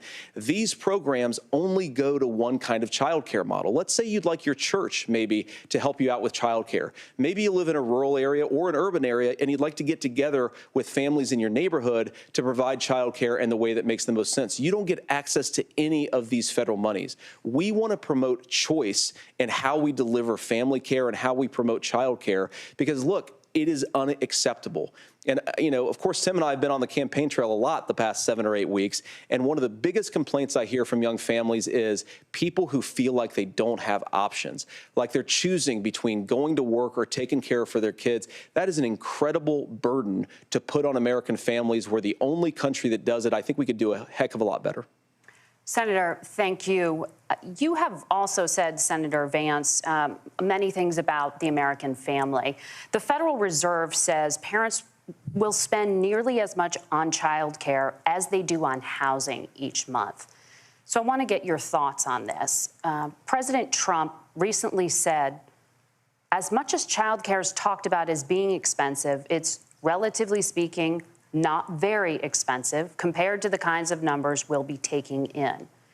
Is President Trump committed to the $5,000 per child tax credit that you have described? You have 1 minute. Well, what President Trump said, Margaret, I just want to defend my running mate here a little bit, is that we're going to be taking in a lot of money by penalizing companies for shipping jobs overseas and penalizing countries who employ slave laborers and then ship their products back into our country and undercut the wages of American workers. It's the heart of the Donald Trump economic plan. Cut taxes for American workers and American families. Cut taxes for businesses that are hiring and building companies in the United States of America, but penalize companies and countries that are shipping jobs overseas. That's the heart of the economic proposal. And I think what President Trump is saying is that when we bring in this additional revenue with higher economic growth, we're going to be able to provide paid family leave, childcare options that are viable and workable for a lot of American families. Can you clarify how that will solve the child care shortage? Well, because as Tim said, a lot of the child care shortage is we just don't have enough resources going into the multiple people who could be providing family care options. And we're going to have to, unfortunately, look, we're going to have to spend more money. We're going to have to induce more people to want to provide child care options for American families, because the reason it's so expensive right now is because you've got way too few people providing this very essential service. Thank you, Senator. Governor Walz, your ticket also has some child care tax credit proposals. Do you think Congress will agree to the $6,000 credit for newborns and $3,000 credit for children over the age of 6, as your campaign has promised? Is that realistic? Well, if these members of Congress are listening to anybody, I can tell you, and this is the biggest issue. Everybody listening tonight knows. I mean, I'm sure they were shocked to hear it's not that expensive. And let's be clear, whether it's $5,000 or $6,000, that pays you about 3 or 4 months. Let's be clear of where we're at on this. It's because we got out of an imbalance on this. We thought we were going to get by not paying people. I don't think Senator Vance and I are that far apart. I'm not opposed to what he's talking about on options. We've done scholarships types of things. I think we need to be open to making the case. But the issue here is, the question you asked is, you're not going to pay for it with these tariffs. That's just adding another $4,000 on the family and taking less. So not only do they not get the money to pay for that, they're $4,000 in the hole. That's Wharton School. That's his alma mater. And so I think the issue here is, if those members of Congress, I can't believe they're not. When I go to businesses, sure, they'll talk about taxes sometime, but they will lead with childcare and they will lead with housing, because we know the problem is, especially in a state like Minnesota, we need more workers because our economy's growing, but we need the workforce. Governor, thank you. We need to move on. Nora? Let's talk about the state of democracy, the top issue for Americans after the economy and inflation. After the 2020 election, President Trump's campaign and others filed 62 lawsuits contesting the results. Judges, including those appointed by President Trump and other Republican presidents, looked at the evidence and said there was no widespread fraud.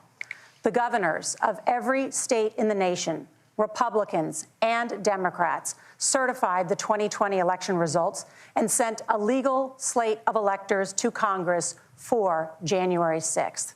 Senator Vance, you have said you would not have certified the last presidential election and would have asked the states to submit alternative electors.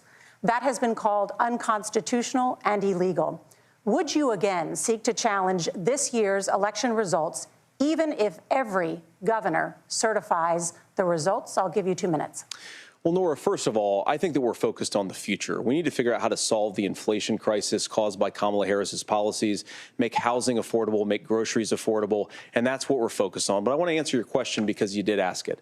Look, what President Trump has said is that there were problems in 2020, and my own belief is that we should fight about those issues, debate those issues peacefully in the public square, and that's all I've said, and that's all that Donald Trump has said. Remember, he said that on January the 6th, the protesters ought to protest peacefully. And on January the 20th, what happened? Joe Biden became the president, Donald Trump left the White House, and now, of course, unfortunately, we have all of the negative policies that have come from the Harris-Biden administration. I believe that we actually do have a threat to democracy in this country, but unfortunately, it's not the threat to democracy that Kamala Harris and Tim Walz want to talk about. It is the threat of censorship. It's Americans casting aside lifelong friendships because of disagreements over politics. It's big technology companies silencing their fellow citizens. And it's Kamala Harris saying that rather than debate and persuade her fellow Americans, she'd like to censor people who engage in misinformation. I think that is a much bigger threat to democracy than anything that we've seen in this country in the last 4 years, in the last 40 years. Now, I'm really proud, especially given that I was raised by 2 lifelong blue-collar Democrats, to have the endorsement of Bobby Kennedy Kennedy Jr. and Tulsi Gabbard, lifelong leaders in the Democratic coalition. And of course, they don't agree with me and Donald Trump on every issue. We don't have to agree on every issue, but we're united behind a basic American First Amendment principle that we ought to debate our differences. We ought to argue about them. We ought to try to persuade our fellow Americans. Kamala Harris is engaged in censorship at an industrial scale. She did it during COVID. She's done it over a number of other issues. And that, to me, is a much bigger threat to democracy than what Donald Trump said when he said that protesters should peacefully protest on January the 6th. Governor? Well, I've enjoyed tonight's debate, and I think there was a lot of commonality here. And I'm sympathetic to misspeaking on things, and I think I might have with the senator. Me too, man. There's one though that this one is troubling to me, and I say that because I think we need to tell the story.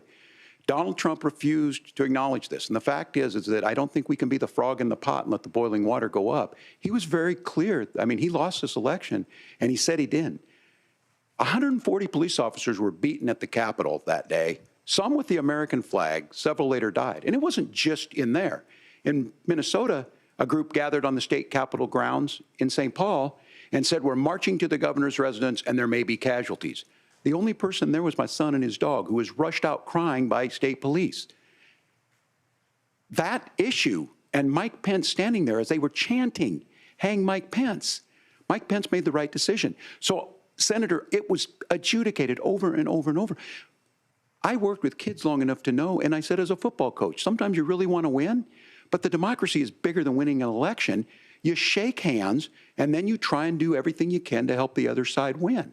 That's what was at stake here. Now, the thing I'm most concerned about is the idea that imprisoning your political opponents, already laying the groundwork for people not accepting this. And a president's words matter. A president's words matter. People hear that. So I think this issue of settling our differences at the ballot box, shaking hands when we lose, being honest about it, but to deny what happened on January 6th, the first time in American history that a president or anyone tried to overturn a fair election and the peaceful transfer of power. And here we are 4 years later in the same boat. I will tell you this, that when this is over, we need to shake hands this election, and the winner needs to be the winner. This has got to stop. It's tearing our country apart. Margaret? Senator Vance, did you want to respond to that? Yeah, well, look, Tim, first of all, it's really rich for Democratic leaders to say that Donald Trump is a unique threat to democracy when he peacefully gave over power on January the 20th, as we have done for 250 years in this country. We are going to shake hands after this debate and after this election. And of course, I hope that we win, and I think we're going to win. But if Tim Walz is the next vice president, he'll have my prayers, he'll have my best wishes, and he'll have my help whenever he wants it. But we have to remember that for years in this country, Democrats protested the results of elections. Hillary Clinton in 2016 said that Donald Trump had the election stolen by Vladimir Putin because the Russians bought like $500,000 worth of Facebook ads. This has been going on for a long time.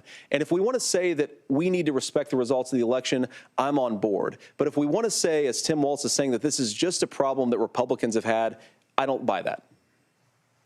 Governor. January 6th was not Facebook ads. And I think a revisionist history on this. Look, I don't understand how we got to this point.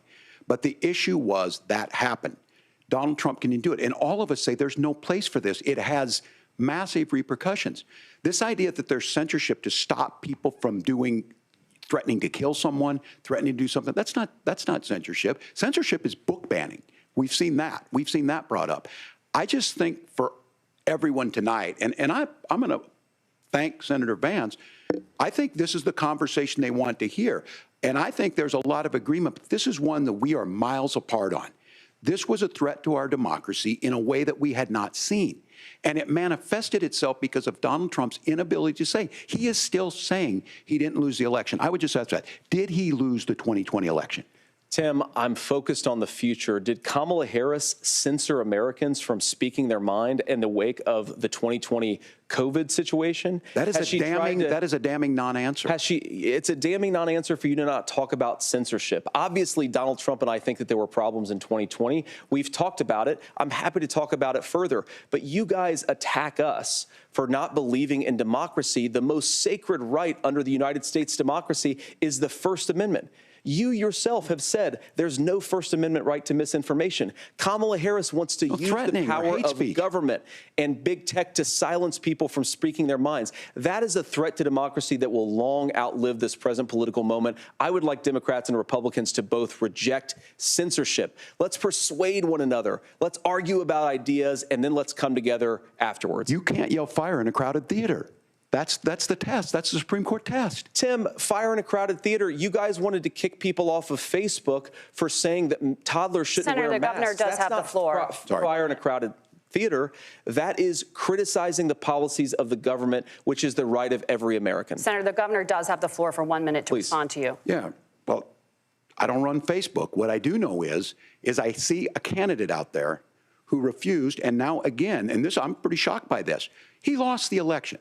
This is not a debate. It's not anything anywhere other than in Donald Trump's world. Because look, when Mike Pence made that decision to certify that election, that's why Mike Pence isn't on this stage. What I'm concerned about is, where is the firewall with Donald Trump? Where is the firewall if he knows he could do anything, including taking an election, and his vice president's not going to stand to it? That's what we're asking you, America. Will you stand up? Will you keep your oath of office, even if the president doesn't? And I think Kamala Harris would agree. She wouldn't have picked me if she didn't think I would do that, because of course that's what we would do. So, America, I think you've got a really clear choice on this election of who's going to honor that democracy and who's going to honor Donald Trump. Governor, your time is up. Thank you, gentlemen. We will be right back with both of our candidates. The CBS News vice presidential debate continues.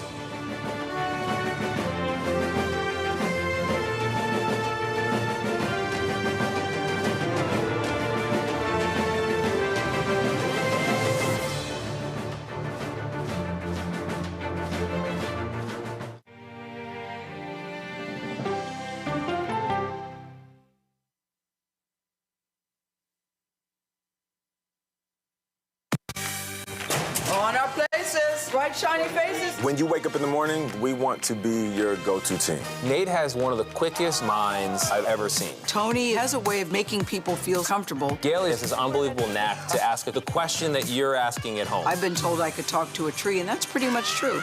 I don't go to work in the morning. I go for coffee with my two good friends, and we talk about the world. Your morning routine just got better. CBS Mornings, weekdays at 7. It didn't seem like anything could happen, because nothing ever happens in East Palestine. But it did. Authorities released toxic fumes from 5 derailed train cars. Resident, please evacuate. Acute bronchitis due to chemical fumes. Did you ever have these problems before the derailment? No, ma'am. This neighborhood's not safe no more. We can assure the community that there's not vinyl chloride entering their communities. Then why are there so many people feeling these various symptoms of bloody noses or difficulty breathing, bronchitis? That's a hard question to answer. We're talking about one of the most blatant releases of a mixture of some of the most toxic chemicals that we've seen in America. I feel like now I have a duty to warn other communities. If my daughter has to watch me die of cancer, at least it saves someone else.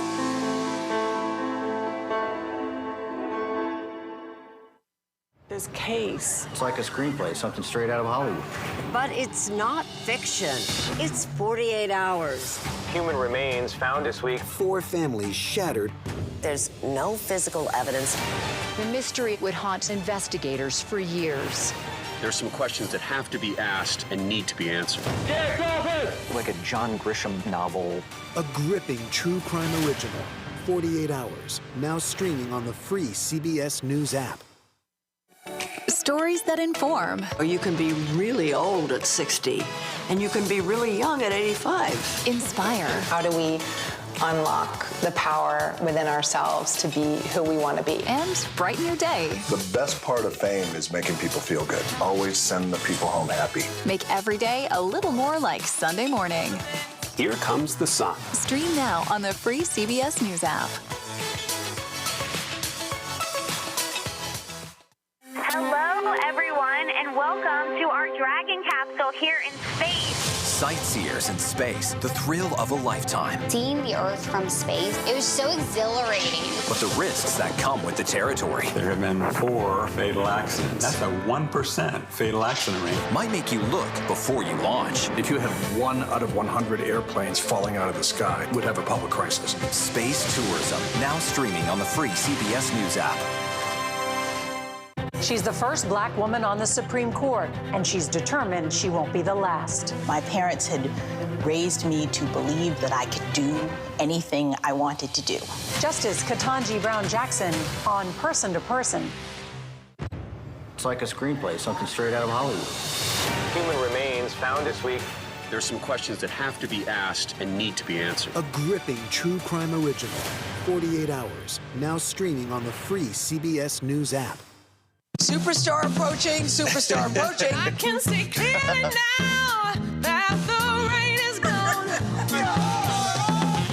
That's right. Look at his outfit. Give me some love, baby. Up top. It's gonna be a bright, sunshiny day. All right.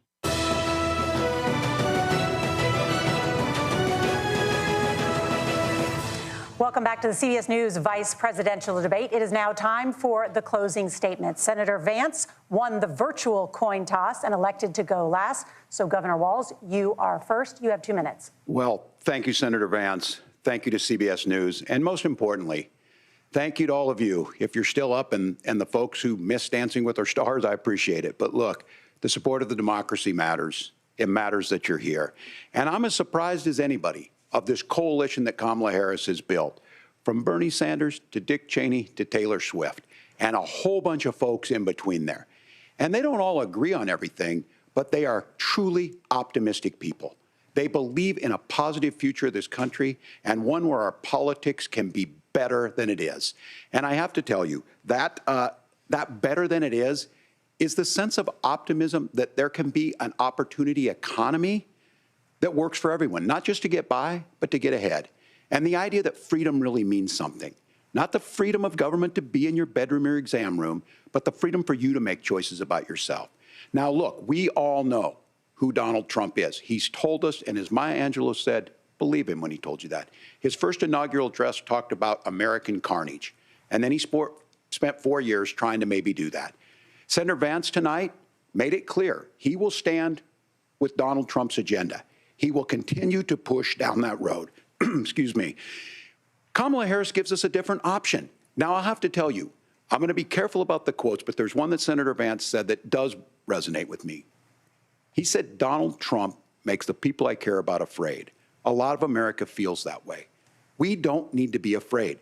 Franklin Roosevelt was right. All we have to fear is fear itself. Kamala Harris is bringing us a new way forward. She's bringing us a politics of joy. She's bringing real solutions for the middle class, and she's centering you at the heart of that. All the while asking everyone, join this movement, make your voices heard. Let's look for a new day where everybody gets that opportunity and everybody gets a chance to thrive. I humbly ask for your vote on November 5th for Kamala Harris. Governor Walz, thank you. Senator Vance, your closing statement. Well, I want to thank Governor Walz, you folks at CBS, and of course the American people for tuning in this evening. And one of the issues we didn't talk about was energy. And I remember when I was being raised by my grandmother, when she didn't have enough money to turn on the heat some nights because Ohio gets pretty cold at night and because money was often very tight. And I believe, as a person who wants to be your next vice president, that we are a rich and prosperous enough country where every American, whether they're rich or poor, ought to be able to turn on their heat in the middle of a cold winter night. That's gotten more difficult thanks to Kamala Harris's energy policies. I believe that whether you're rich or poor, you ought to be able to afford a nice meal for your family. That's gotten harder because of Kamala Harris's policies. I believe that whether you're rich or poor, you ought to be able to afford to buy a house. You ought to be able to live in safe neighborhoods. You ought to not have your communities flooded with fentanyl. And that, too, has gotten harder with because of Kamala Harris's policies. Now, I've been in politics long enough to do what Kamala Harris does when she stands before the American people and says that on day one, she's going to work on all these challenges I just listed. She's been the vice president for 3.5 years. Day one was 1,400 days ago, and her policies have made these problems worse. Now, I believe that we have the most beautiful country in the world. I meet people on the campaign trail who can't afford food, but have the grace and generosity to ask me how I'm doing and to tell me they're praying for my family. What that has taught me is that we have the greatest country, the most beautiful country, the most incredible people anywhere in the world. But they're not going to be able to achieve their full dreams with the broken leadership that we have in Washington. They're not going to be able to live their American dream if we do the same thing that we've been doing for the last 3.5 years. We need change. We need a new direction. We need a president who has already done this once before and did it well. Please vote for Donald Trump. And whether you vote for me or vote for Tim Walz, I just want to say I'm so proud to be doing this, and I'm rooting for you. God bless you, and good night. Senator Vance, thank you. And thank you both for participating in the only vice presidential debate of this election cycle. I'm Margaret Brennan. And I'm Nora O'Donnell. And a reminder, there are just 35 days until Election Day. Please get out and vote. And for all of us here at CBS News. All right, folks, that was the CBS News vice presidential debate between Minnesota Governor Tim Walz and Ohio Senator J.D. Vance. Welcome back to our Black Star Network coverage. Joining me for our post-discussion, Lauren Victoria Burke, Black Press USA, Monique Presley, attorney here in D.C., Rebecca Carruthers, Vice President of Fair Election Center, Dr. Greg Carr, Department of Afro-American Studies, Howard University, Dr. Nola Haynes, foreign policy expert, Georgetown, Dr. Mustafa Santiago Ali, former senior advisor at the EPA. We have, of course, the DEI disruptor, Randy Bryant. We got a Black Republican right now. He's on the outs. They have kicked him out. Eugene Craig. Winnie Sion, she's with Politicking. So glad to have everybody here. All right, I'm just going to go around, get initial thoughts. I hate the who won, who lost, but just let's just your assessment, what you heard tonight. Mustafa, you first. I mean, I heard a lot of tap dancing. You know, James Baldwin once said that I can't believe what you say because I see what you do. You saw J.D. Vance trying to normalize very destructive policies. Everything from a woman's right to choose to what's happening with the climate crisis, especially in relationship to what's going on with the hurricane right now, and not actually honestly answering people about what the former president's policies were. You know, they played a role in some of the things that we see currently going on right now, both inside of our country and across, you know, and also just whitewashing the things that are going on in relationship to gun violence and not really zeroing in on what needs to happen. So there was a number of opportunities to actually help the American people to have a better understanding of what opportunity looks like and transformation looks like, and I think that it was missed. There was a lot of cordiality that was there, but the one thing that I did not hear is about how you're going to help Black folks. What is exactly are some of these policies that are needed to actually help our communities to heal? Now, I know that that's not always what is going to happen in this space, but I think that there were opportunities to at least talk about vulnerable communities so that all the folks, whether you're Black or brown or indigenous or lower wealth, that you know that you're seen and heard. And I think there was an opportunity to do that, and I did not hear that. Lauren? Yeah, this is one of the worst and stupidest debates I've seen in terms of moderation and questions, okay? We're looking at a situation now where our democracy is on the line. We have a lunatic running for president, right? A guy that just said that he wanted a day of violence just less than 72 hours ago. Today he said something racist about the Congo. And these two people at CBS don't bring any of that up, nothing. None of that comes up. To say that there was no Black question is a vast understatement. Obviously, the job of J.D. Vance was to look like a normal human being because he's a right-wing lunatic. So he needs to look like a normal guy, like the dude next door, which of course he's not. So his abortion answer was laughable. It was crazy laughable. Of course, the constant attacks on the vice president because he wants that to play over and over again, which is why these people don't want any fact-checking. Because if you fact-check these people, it's game over. Their entire strategy is to lie and lie and lie on the air and amplify it, have millions of people see it, and just do that over and over again. And of course, you win in that environment. For CBS not to have fact-checking is an absolute disgrace and an embarrassment to journalism. It is not journalism. It's nonsense. You're amplifying a liar, and you're rewarding these liars when they come back again on your air again and again and again. Noah. Okay, so amen. You just preached the whole sermon just now. Honestly, first of all, J.D. Vance did not answer one question. Not one question. He is a slick oil salesman, and Tim Walz is not. Tim Walz is honest. He's earnest, and he was up against a very slippery character, and that's what I saw. It wasn't about, oh, J.D. Vance did better on the foreign policy questions or he's winning. That is not what I saw. I saw someone who did not answer one question, who made everything about the vice president, can I clarify, who is not the president. I mean, listen, if he want to manifest vice president to be POTUS, okay. I'm with that. If you want to manifest her being a president, she is not the president. And that man kept saying over and over and over, Harris policies, Harris. She is not the president. How the government works. Exactly. It was insane. Right. It was insane. But it lands on certain people. It lands. They knew what they were doing in terms of talking to certain demographics, right? Because you can walk away saying, well, Harris didn't do this, Harris didn't do that. Well, no, she didn't because she's not the president yet. So I saw someone who lied the entire time, and I saw Tim Walz who took a minute to try and catch up to this man who he's not used to wheeling and dealing with. And once he got his rhythm, once he understood, what was going on, I think he wound up doing a great job, and I think he did a great close. But J.D. Vance is not normal. That man is extreme to the extremist end. I cannot punctuate that even further. And tonight, like what Lauren said about trying to normalize him, the way that they did that was by him not answering a question, by him giving these broad statements as if Donald Trump and J.D. Vance are normal Americans who just want to work for the American people. Lies. Eugene. So look, I think that we got a Midwestern debate tonight. Both of them play to their basis or what they're chasing, the magical Midwestern-esque, the Pennsylvania-esque white voter. J.D. Vance played to the Trump strategy of, hey, if we could just get one more vote out of every one of these Pennsylvania counties or Iowa counties, we can win this election, and charging deep MAGA. Everything from, we're going to talk about Facebook censorship instead of real issues.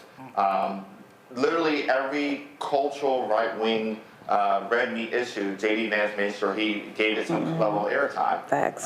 Tim Walz decided, Tim Walz came across Tim Walz does as a Midwestern white guy, and they're playing up to that white male vote. And I think that's the reason why he wasn't swinging the way we probably needed him to swing. My question and concern is, how does the party that is anti-DEI and the candidate that despises DEI end up with a vice president on national TV with a full face beat and eyeliner? You said a beat, not a full face beat. Rebecca. So you're right. It was very Midwestern. It was tuna casserole versus mom spaghetti, right? Neither was what I wanted tonight. It wasn't no damn seasoning on that stage. Well, go ahead. But they weren't inviting me to dinner. I wasn't the guest tonight. I was the guest in the presidential debate that happened last month. But what's also interesting, I went to White People Twitter. It's a group on Reddit, and I was White People Twitter. Oh my God, it's that shit is White funny. People Twitter on Reddit. And I was literally reading what are the white people saying about this? This is clearly targeted towards you. It was themes of, oh, this is very polite. It's very civil. Oh, we like the tone tone of this debate. So lots of tone policing. So for white people watching tonight's debate, they love this. But also for white people who watch tonight's debate, they also don't like people who are slick. They don't like people who are condescending. They don't like people who are lying and playing in their faces. And we saw one candidate slick, lying, condescending, playing in people's faces. And then we saw another guy turning red in the face and indignant, right? So white people, the ball's on your court. What are you going to do? Randy. Yeah, it was very tuna casserole. It was very polite. I kept waiting for Walz to come out like swinging. But I do think he did a very good job of appealing to his audience. He talked very eloquently about health care. And those are the people who are watching and how he was going to obliterate, how the Republicans would obliterate what they're having now if you have pre-existing conditions. I thought he did a great job of talking about gun control. And he did a really fine job of asking questions to the American people. He said, do you want your schools to look like this? Do you want these issues in health care? Is this the America we're trying to build? Is essentially the question he kept throwing back to them. And he kept using the word you. So whereas, Vance kind of separated himself and said the American people, I thought Walz was brilliant in that he said you. So I think that he didn't, Walz, I don't know why my blackness in me wants to put that T in that name. Walz, I apologize. That's just my blackness, honey. Walz did a really good job of, I believe, appealing to people in the pleasantness. Of course, I would have loved for him to swing a little harder, but since he was going to keep that tenor, he still did, I believe, what he needed to do. And also on democracy, I think he did a good job on democracy. Excellent, an excellent job on that. And bringing up the points, attacking the record of Trump. And that January 6th ending I thought was excellent, and saying Mike Pence isn't here, I thought was good. And then when he said we're not pro-abortion, we are pro-women, that was to me the best line of the night. We're pro-women, because that's who we're trying to get, those white women to change and say we are for you. So yeah, I was overall, if we were going to play nice, he sipped the tea appropriately. Great part. Yeah, man, I think we've all established it. Shout out to CBS for a brilliant example of sane washing, a full-bred nut.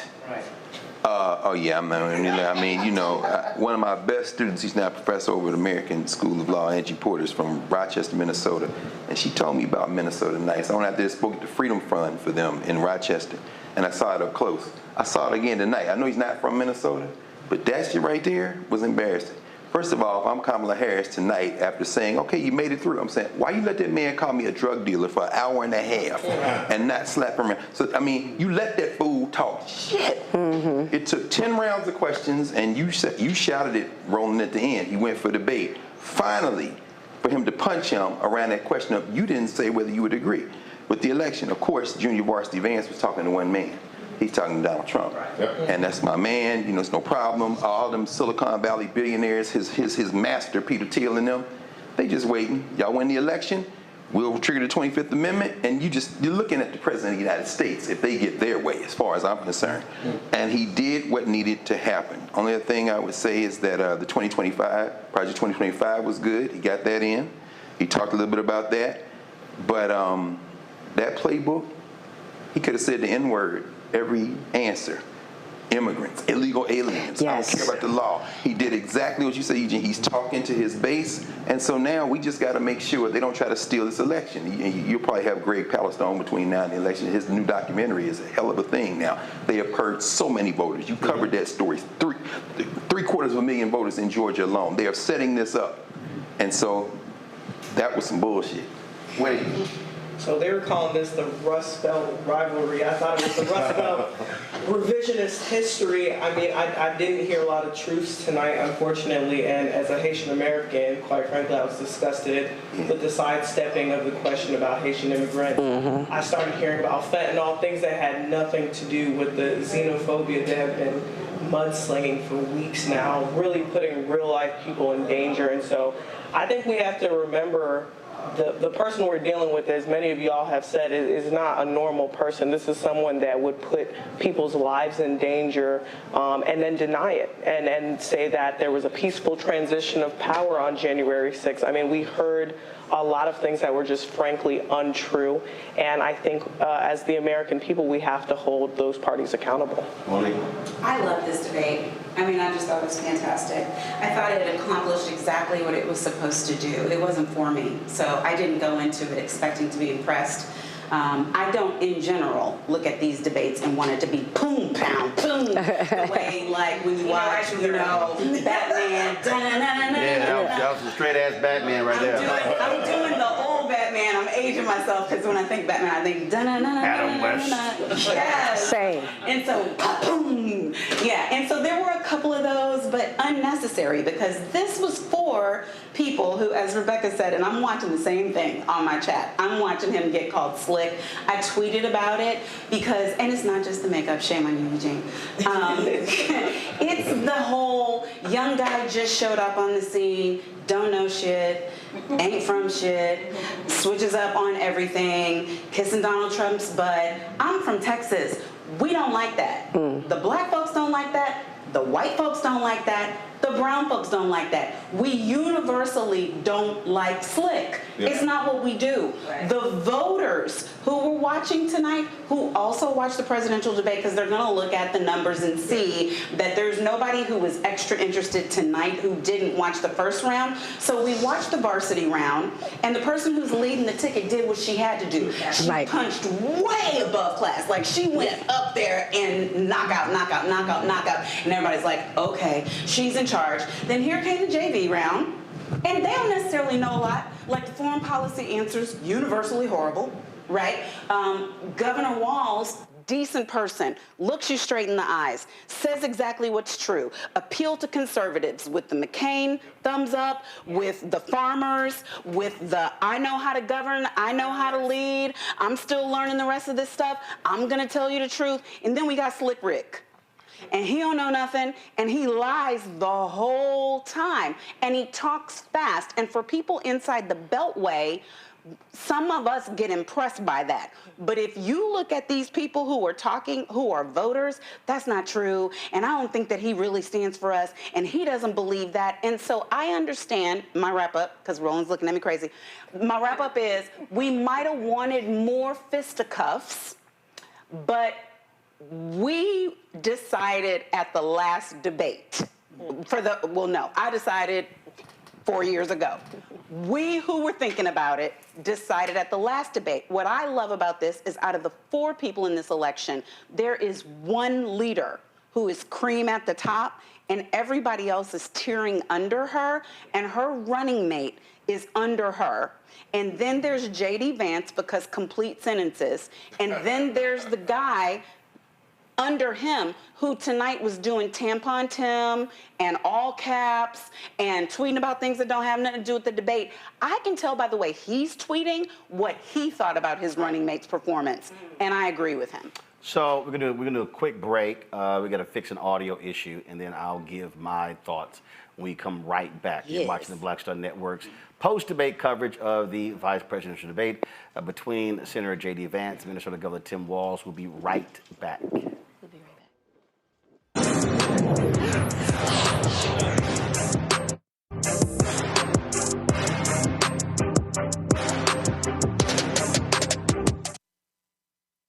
Told us who he was. Should abortion be punished? There has to be some form of punishment. Then he showed us. For 54 years, they were trying to get Roe v. Wade terminated, and I did it, and I'm proud to have done it. Now Donald Trump wants to go further with plans to restrict birth control, ban abortion nationwide, even monitor women's pregnancies. We know who Donald Trump is. He'll take control. We'll pay the price. I'm Kamala Harris, and I approve this message. Bob and I both voted for Donald Trump. I voted for him twice. I won't vote for him again. January 6th was a wake-up call for me. Donald Trump divides people. We've already seen what he has to bring. He didn't do anything to help us. Kamala Harris, she cares about the American people. I think she's got the wherewithal to make a difference. I've never voted for a Democrat. Yes, we're both lifelong Republicans. The choice is very simple. I'm voting for Kamala. I am voting for Kamala Harris. In 2016, Donald Trump said he would choose only the best people to work in his White House. Now those people have a warning for America. Trump is not fit to be president again. Here's his vice president. Anyone who puts themselves over the Constitution should never be president of the United States. It should come as no surprise that I will not be endorsing Donald Trump this year. His defense secretary. Do you think Trump can be trusted with the nation's secrets ever again? No. I mean, it's just irresponsible action that places our service members at risk, places our nation's security at risk. His national security advisor. Donald Trump will cause a lot of damage. The only thing he cares about is Donald Trump. And the nation's highest-ranking military officer. We don't take an oath to a king or a queen or to a tyrant or a dictator. And we don't take an oath to a wannabe dictator. Take it from the people who knew him best. Donald Trump is a danger to our troops and our democracy. We can't let him lead our country again. I'm Kamala Harris, and I approve this message.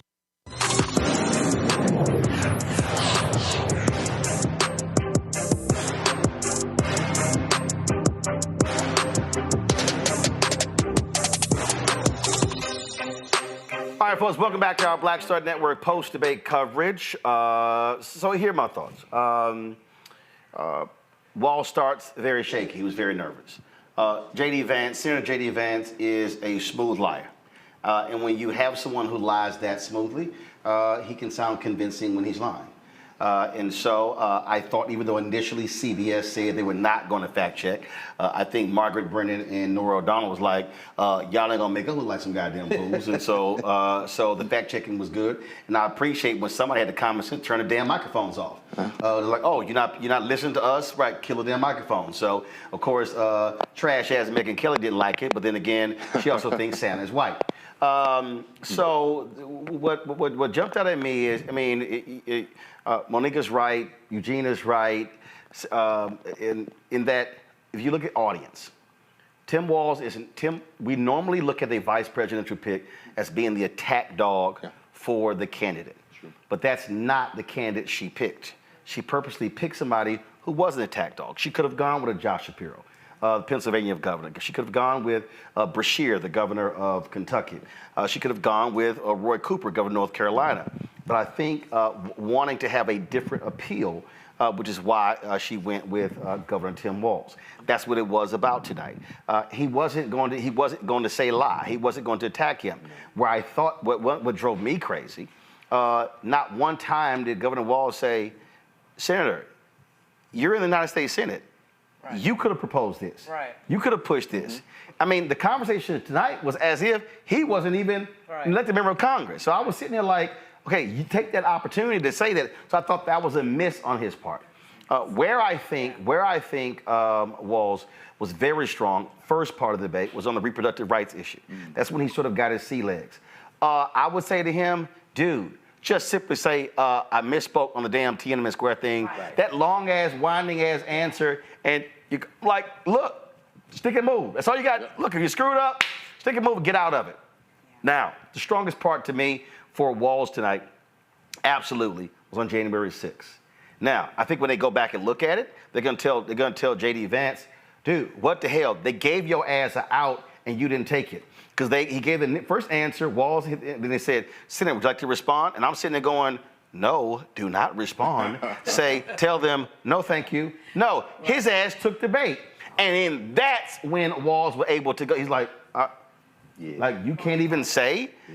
To me, that was a total screw up there. You're right, Greg. Walz was talking to one person. As long as Donald Trump is satisfied, is happy, that's where you have it. So I don't think, I think probably what's going to happen is you're going to see a bunch of media people are going to say, oh, J.D. Vance won because, again, J.D. Vance was smooth with the line. That's what you saw going on right there. But again, Walz was not going to attack him because Walz's strategy tonight was not to focus on Vance. If you look at what Walz kept doing, he kept bringing it back to Trump. Yep. He wasn't going to make it about Vance. Kind of like, okay, yeah, we know you crazy. Cat Lady, I think, came up one time tonight or something along those lines. So there were so many openings where he could have literally attacked Vance, but he chose not to. So I don't think, again, looking back, if I go back to 2012 when Obama sucked in the first debate, and then Biden needed to come out and just destroy Paul Ryan, which he did. I just think this is a whole different deal here. And so did Walz lose? No. Did Vance lose? No. They did exactly what they were supposed to do. So now you move on to October 2nd between now and November 5th, and then what do these other two candidates do? I think that is simply where that's where we go from now. But I certainly do think, though, that for the Harris-Walz campaign, I do think for them, ramping up more of a media strategy over the next 35 days will be helpful to them, even if it's non-traditional outlets, because they're able to get their message out. The one thing that Vance has been very good at, he's done a lot more media than anyone else, and so they're constantly in the news cycle. There have been stretches where Walz has disappeared, and so they need to make sure that they're constantly, whatever's happening every single day, whether it's rallies, but whether it's also interviews, that's going to be critical. What do y'all see moving forward? Anybody can jump in. Vance is in the media because he is so good at just repeating the same nonsense on immigration against the vice president over and over again. And one of the disappointments for me tonight was that Walz knows coming into this debate that he's going to say these things about immigration again and again, which he's been saying for a month. He's been saying when he's right, it was a total screw up like, on the Haitian immigrant deal. Also realize, no. What he did was, hold up. What he quoted was, he said immigrants in Springfield, Ohio, they're here legally. And so again, to me, where the miss was, he didn't mention Haitian. And again, what I would have done was to the moderator do it, but I would have mentioned these Haitian immigrants are. This is where he should have said, Senator, these Haitian immigrants, they're your constituents. No question. They're in your state. Yeah, exactly. They are working hard. Go talk to the CEOs of the companies in your state and ask them how these workers are. And then that's what he could have said. And I'm sure the 400,000 Haitians in Florida really don't appreciate what you had to say about Haitian immigrants. But what you said about the Senate, that was a moment to bring in Florida, mention them 400,000, and then come back into this here. What you said about the Senate, though. Walz kind of whiffs on. He hit him a little bit, but then didn't come back and hit him again. There was a Senate deal by Republicans. So Trump killed it. I actually thought he mentioned that, but I actually thought he was going to say, "You're a senator." Right. Why didn't you? I mean, I did thought that was going to happen. Exactly. Senator in favor of the deal. Right. But Roland, there's a reason why governors usually don't make the presidential ticket. And tonight we saw why. He was a member of Congress. He was a member of Congress, but right now he's a governor. As many governors who want to lead this country, they don't know how the campaign is if they're going to lead this country. They want to stay in that pocket, and to be able to be versatile and to talk about the 400,000 Haitian Americans in Florida, knowing that U.S. Senate race right now is very close. Governors become presidents. But he actually did it. Rebecca, he actually did it. He actually went local. He actually went local in Ohio about 4 different times. 4 different times he was like, so for instance, the 2,000 jobs in whatever town he mentioned. He actually did it, but I just thought that, and I get it. He's not going to be in the dogfight, but I thought there were some moments there when he could have thrown at least a baby punch. See, Roland, what you're talking about is strength, and which I come from the perspective where I would have loved to see that. Monique, I know you said you like the folks. See, they did what they needed to do. But see, the American people, we're not the only audience tonight. Yeah. Right. We are living in a very, very dangerous world right now. She was watching. Putin was watching, Kim Jong-un was watching. There were a lot of other people watching tonight. And so you're watching the number 2, and you're watching how he's handling this debate over a known liar, over a known snake oil salesman. How are you going to handle him? How are you going to sit in the same rooms, with the Putin and the Xi's? Yep. And here's the interesting thing. Tim Walz, as a governor, has stood up to these people. Mm-hmm. Yeah. He has put forth legislation in his state that said, no, you are wrong about human rights. Mm-hmm. No, Putin, you are wrong about Ukraine. I wanted to see that person tonight. Mm-hmm. Yes, VP Harris showed up, honey, and did everything that she needed to do. And I wanted to see a little bit more strength and a little bit more of that knockout power for all the things that were mentioned here. The points that should have been made about Haitians should have been stronger. There were at least 3 areas that should have been stronger. And by them opening with foreign policy, the fact that what we are not talking about is how the Trump administration pulled out a JCPOA the Iran nuclear deal that destabilized the region. The fact that that is not the number one thing we are talking about tonight irritates me. And of course it did. Of course it did. Of course that came up. It came up. Right, I got you. Talking about I got you. Americans are thoroughly ignorant when it comes to foreign policy. I understand. The things that you You're absolutely right. Nola, You're I absolutely think right. it's really great that they didn't happen. Like I understand the why that you would want to see that, and we know that he has that. But we are in such an unknown, unfortunately, territory with this woman leading this ticket that I think that her coming out as the strongest person on foreign policy, the most knowledgeable on foreign policy, the puncher, and I want to give him credit that it was strategic, but even if it wasn't, I'm gonna give him credit like it was strategic because he really was putting her name forward, and that's the VP job, right? The other guy, he seemed like he was confused about the job. Like every time he said Kamala Harris has been in and she could have been doing this all the time, I'm like, to me look like you have no idea what the job is, because Americans, I'm a quote Kendrick, hey Drake, they're not dumb. Americans know that the vice president does not make policy. Well, hold on. No. Right, there you go.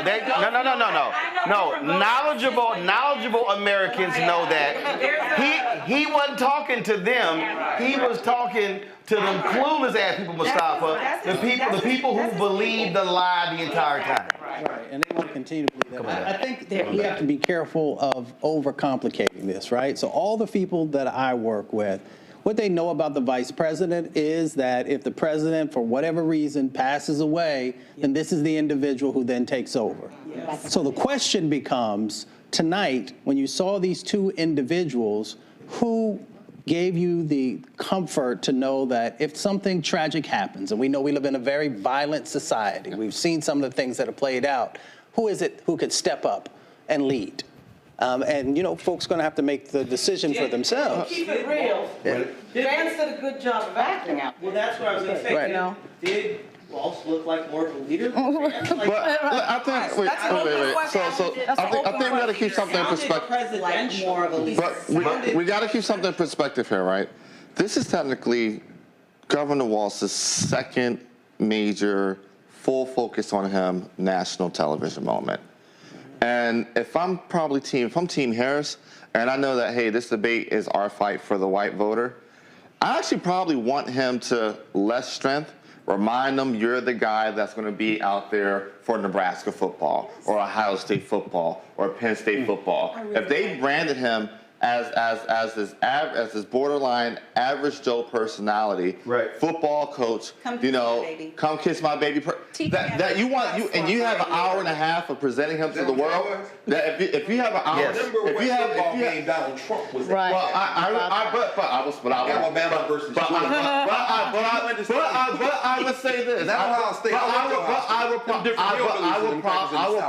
will proffer you this. You will see Saul Trump at a Bama Georgia game. Yeah. But that combination of Ohio State, a Michigan State, a Penn State, that Pennsylvania voter, that Michigan, Kentucky voter, those are the voters that they're going for that are quote unquote their swing voters right now. What was the first question in this 10-round set of questions tonight? About the longshoreman strike. Yep. Understand that is going to have an outsized impact, like you said before, Roland. Yeah. And the fact that 200 missiles hit Israel today. This time tomorrow, we're not going to be talking about the debate. We can't say that we cannot say that we're not doing politics the same, but then say we need to do politics the same. Because baking the apple pie, to talk about the kind of casseroles we're baking and shucks, oh, geely, wow, golly, wow. Yeah.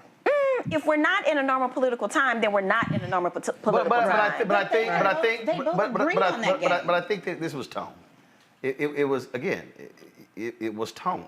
That is, you pick a guy who supportive of the VP, folksy charm, down home guy. I love guns. I got my dog. All this sort of stuff along those lines. So he did what he was supposed to do. Again, the problem, and again, I think we're all looking at it. You're absolutely right. from a debate standpoint, debates are television performances. Yes. So, right. And so the reality is J.D. Vance overall in terms of smooth talking, polished, how he answered the questions, people overlook the fact that he was lying. And and I think what's going to happen is, I think in the next 4 to 6 hours, and then definitely tomorrow, you're going to see tons of fact checks. You're going to see tons of breakdown on how much he lied, stuff along those lines. You're not necessarily going to have the same large audience, but the other piece is here. You also do no harm. Yep. And that's really where your goal here. Did Walz do no harm?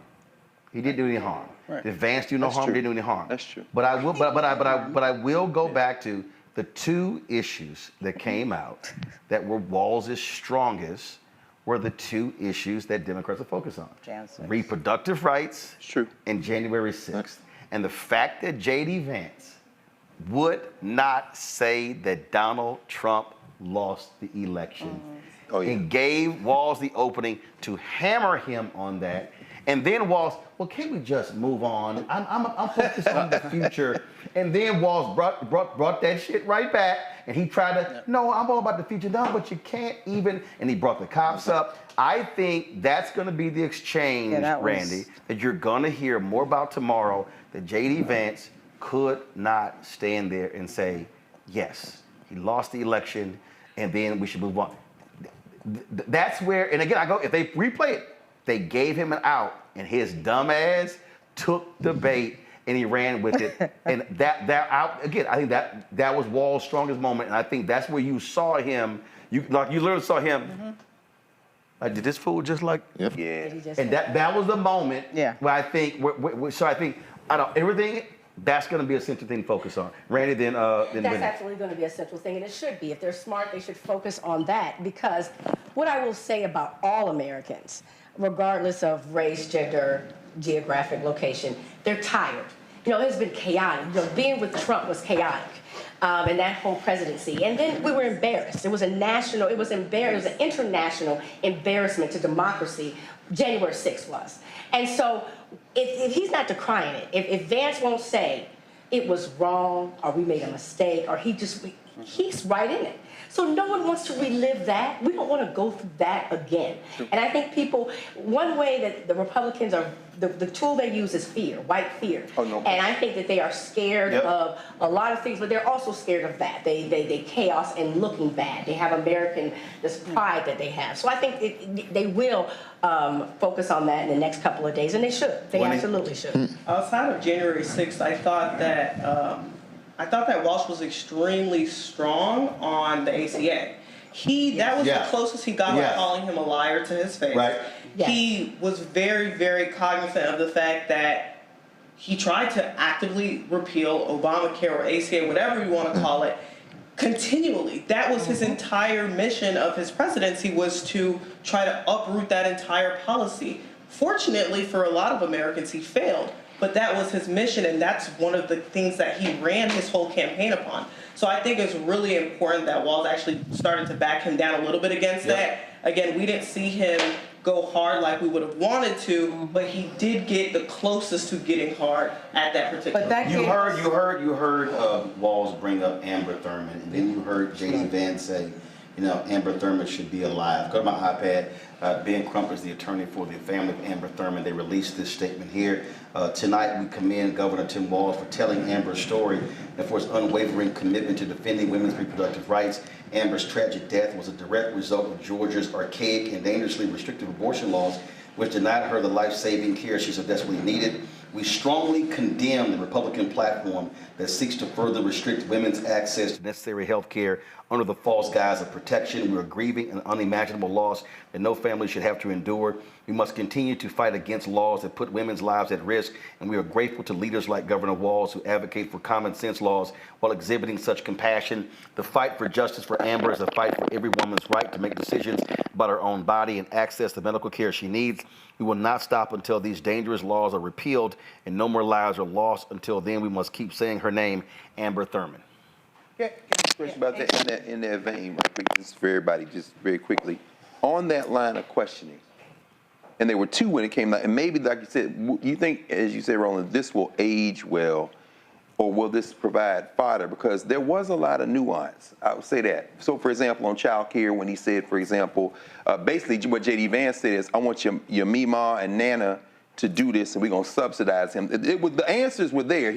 But on this issue, Project 2025, what we were talking about before the debate, when he said national registry, it reminds me of that commercial the Lincoln Project did, where the cop stops the man and his daughter, and where y'all going, and then get out the car. That national, seriously, and when you read Project 2025, it's absolutely it. That national registry, it's exactly it. Freedom papers, no question. We're going to stop y'all from crossing straight lines and put your ass in jail. So maybe, does this age better with time? And after this is over, as it gets dissected, there's a lot of commercials that can be made about that. Well, Vance did a good job when it came to abortion. He did a really good job at hiding his true views on abortion. On the Obamacare issue, there was a line that he said that Trump saved Obamacare. You want to talk about CBS not fact-checking meaning something, right? That was a crazy-ass statement. The two moments in the debate where we saw deep MAGA was Jan 6 and ACA. Yeah. Because the Jan 6 flipped it, basically took the veil off of Vance, because he was looking normal there for the first 40 minutes, and then we get to Jan 6, and he can't hide it. He can't hide it. He couldn't help himself. On how they would protect the people with pre-existing conditions, his answer ultimately was, we already have protection. So to me, the clips are rich. So and I love this. Well, no. Trump actually strengthened it, and he actually tightened it, and he actually made it better. I'm not sure that there's do no harm. And I just want to read this one thing on Twitter, because it goes to the point that I feel like there are a lot of women indignant about tonight, me included. From Best Calb, Grudge Report. See, comes up. I am an undecided voter. Do I go with the slick eyeliner man who recites his slogans and shouts over women until they have to cut his mic, or the nice man who wants to give us health care? She's got about 10,000 retweets on that right now. There are a lot of people. Type that? No. But who brought up eyeliner? Was it you brought up eyeliner? No, everybody. That was your ass. That was your burner account.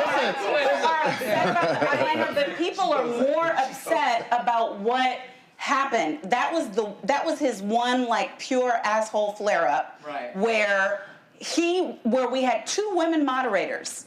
And he had no respect for process, no respect for rules, no respect for the fact that they were telling him repeatedly to stop talking. They had to cut off his mic, and he kept talking. And then, even though it was Nora's turn, her sister had to step in and say, no, I said shut up. And then turn back. And all of these people on Twitter are talking about it. And if you look at, again, what Elon is talking about, where he's retweeting Don's crazy rant, where he, in all caps, is saying, it's well known that I would veto anything that he's talking about Rose, saying he would veto. And so I think everybody know his ass lying. But I lead with their upset because they are concerned in ways that we are not. And I like that. I do want to say this here. So you kept hearing, it was just fascinating to keep hearing the line. Oh my God, we've lost manufacturing. I'm sitting there going, is this dude on crack? Go to my iPad. This is literally, y'all, American investing in manufacturing. Okay, do y'all see where the arrow is pointing? Yep. Yeah. That's when Trump ass left. Yes. How the hell can you? Even on the he kept coming back with stuff with the energy, and I'm like, dude, what are you talking about? Like this, they really believe in their minds that manufacturing down when it's up. They believe that we are producing less energy today. That's a lie. And even Walz was like, no, that's no. We actually, it's more. It was literally like, let me just throw as many lies as possible, and surely y'all not gonna fact check these lies. Hold on one second, Mustafa. Well, it's about molding perception. So if you continue to say the same thing over and over and over again, most Americans just naturally believe it because they're like, well, I heard it on X, or not X, let me use something else. I heard it wherever. So that's the dynamic that's going on. I think Governor Walz had additional opportunities to actually bring back the fact that whether you want to talk about the investments that the Biden-Harris administration has made around these new clean economy jobs, that those are going up. But there are also jobs that are going up in relationship to other forms of manufacturing that are out there. And then I would have anchored it with actually talking about examples in the various states of how it's helping to make change happen. So it's about the building that needs to happen. I think Governor Walz did a good job. I think he looked very presidential. If the moment ever came for that, he definitely did what he was supposed to do as the vice president. But, you know, there are just these people want to be seen. When I talk to people across the country, they want to know that they're actually seen from these people. And I think that Governor Walz did a better job of actually hitting the things that people are asking for. He brought his daughter into the conversation and talked about in relationship to gun violence. He talked about Amber. So Vance didn't make anyone to be seen whom is still trying to make a decision about their vote. His mom. No, he was trying to. He was trying to apologize for throwing him under the bus. Sort of low-class white folks. Yeah. He kept making references. He was trying. That would communicate to that. Yes. Who, Vance? Well, remember telling him, my mama when we grow up, we want food stamps and two blue-collar jeans. He was trying to appear human. Right, and it was... Let me just. Vance, at this point... Hold on, Mustafa, go. But here's the problem, and we've got to make sure that we do a better job. Monique talked earlier about us getting messaging out there also. The Biden-Harris administration has done more for lower wealth white communities than the Trump administration ever even can conceptualize. Right. I know. Yes. Exactly. But the problem, does this matter? Vice presidential debates don't really matter. But in this moment, when you have millions of people watching, the fact that these things get so many people in that moment, the debate with obviously the vice president and Trump, where she beats him up, and of course that explodes because she did so well. Right. This is another moment where millions of people are watching. And if I could just add, Roland, just let me add this. Just let me add this. So when we had the last debate with Trump and Vice President Harris, that was not a debate for lower wealth white communities. These are two gentlemen who. These are two individuals who actually have roots in those communities. And there are going to be lower wealth white communities who are looking for them to say something about how you're going to make my life better. So there was this opportunity that existed. Governor Walz, based upon what the Biden-Harris administration has done, had a huge amount of opportunity to be able to not just talk to them in a general way, but here's the 1, 2, 3s of how your life has been able to be better, and here's where we're going to go. But this is the struggle. What? Gone. Some of this conversation is a tiny bit delusional. I'm gonna tell you why. Americans, half of this country, is interested in who's stronger, who seems stronger, the perception of strength. There are so many people in this country voting for a man who can barely articulate, finish a sentence, tell the truth, has 34 felonies and adjudicated sexual assault. They think he is strong. Let me be very clear. When we say that democracy is on the line, that is not just a talking point. Democracy is on the line because it has been retreating around the world for a few decades now. Okay? That is a point that I really need people to really understand. So I don't think there would have been one American who would not have been okay if Governor Walz, Coach Walz wouldn't have mollywopped Vance. They would have slept fine tonight, honey, if he would have completely mollywopped them. That's fine. If we want to talk about policy, I think policy is great. But a lot of people are voting for a felon because they think he is strong. That's the truth. That's the reality. But you have to, but in order for us, again, this is where you don't have honest conversations on mainstream network. And I've said this for years. Because this is who America is voting for. Go to my iPad. That iPad. That's Ronald Reagan. That's John Wayne. I mean, no, I'm saying. It's John Wayne. And let's be real clear. Let's be real clear. John Wayne was one of the most violent racists, no question, in American history. No question. Okay, so when we talk about again, so America's all about. You have to understand the American ethos, the American state of mind, and everything is. We're the best. Yep. We're number one. Yep. Everybody else ain't shit. God has only blessed us. It's true. And it's strength, strength, strength, strength. Yep. 1,000%. Americans, white America, would rather lose strong than win, quote, weak. That's literally the state of mind. And so you're right. That's why how Trump does with men.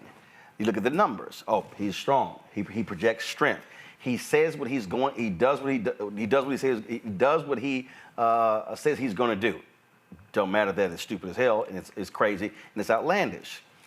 But the other thing that is hard for Democrats to do, and we know Republicans don't want to do it, because we also have to put it out there. 68 to 70% of the total electorate will be white. We have conversations in this country where the president will openly talk about, this is what we've done for HBCUs. Trump will talk about his bullshit, fake-ass platinum plan. You're never going to hear politicians talk explicitly about whiteness. Now, there's a way to talk about whiteness. Well, no, there's a way to talk about it, but they're unwilling to do it. So, for instance, I kept saying to Obama directly, dude, stop going to the suburbs of Virginia and Maryland and Ohio talking about the Affordable Care Act.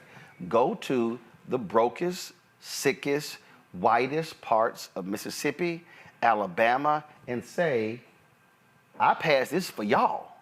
Because y'all are the sickest, you're the brokest. You ain't got to say whitest, but we already know why you actually there. LBJ launched his war on poverty not in the Mississippi Delta, in Appalachia. And so when you look at the Teamsters' decision not to endorse, when you look at this polling data of these union workers, these white people are choosing white nationalism over their economic pocketbooks. But you have to counter that by reminding their ass, again, and I keep going back to that great scene in Jungle Fever when Wesley Snipes was quitting and he was like, look at that, mine. And they were like, look at you, mine. You have to say, we did that shit.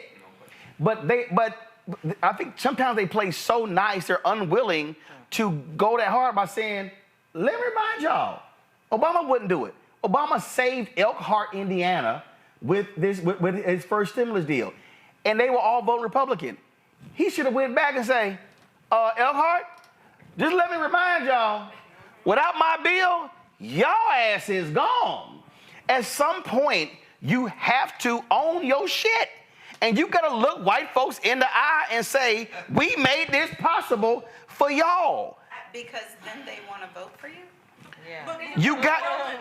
Listen, if you don't own it and you don't explain to folk how they got it, they gonna do what they do. Oh, you're wonderful, you're great. You got to remind white folks how they got some stuff. The same way you remind black folks how they got some stuff. That's been one of the struggles that they have. They don't want to be as overt in confronting white voters about how we saved your asses. Manufacturing, this is where Biden, his ass still president, Biden needs to take his ass to one of these places in Ohio and say, hey, y'all are getting population back because of manufacturing, because of the CHIPS bill, because of what we did. We brought these jobs back. We brought this plant. For him, I would. A white man can say it. But a white man got to say it because he did it. But Roland, here's the thing about white voters. White voters don't vote on issues. No. And follow me. They vote on permission structure. Mm-hmm. So like here's an example. On the January 6th back and forth, J.D. Vance said, well, basically he said January 6th wasn't as bad as you Democrats are trying to make it seem, because on January 20th, there was a transition in power, right? J.D. Vance will also say something along the lines, oh, climate change, global warming. No, that's not a thing. We still get winter. It still gets cold, right? So these are right. You talk about the weird science. So these are people where they need a permission structure. So the strongest thing that I think that Walz could have done tonight, the strongest thing he could have done tonight when he said, will this man stand up for Trump when Trump goes too far? He was creating a permission structure for white people to say, hey, maybe we don't want to vote for this ticket. Because at least with Mike Pence, we knew if it got too bad, he was going to not go with it. And so it's floating that online right now. So white people, you have to talk to them the next 35 days about the permission structure. If you're going to go back and forth, tit for tat on the issues, that's not what's going to move them. But white supremacists don't want to have any permission structures in order. Right. That's why they love a candidate like Vance, because he literally said, anything goes. Well, and that's but that's the permission structure. Roland, you were saying that they don't want to talk about whiteness, but when they talk about whiteness, they are saying Americans, because when they say Americans, they're not talking about us. That's not us. And I think or when they say working class. Working class. When you say Americans to white people, they get a picture of themselves. They do not get a picture of any of us. And I thought, I'm looking at it from, of course, a DEI perspective.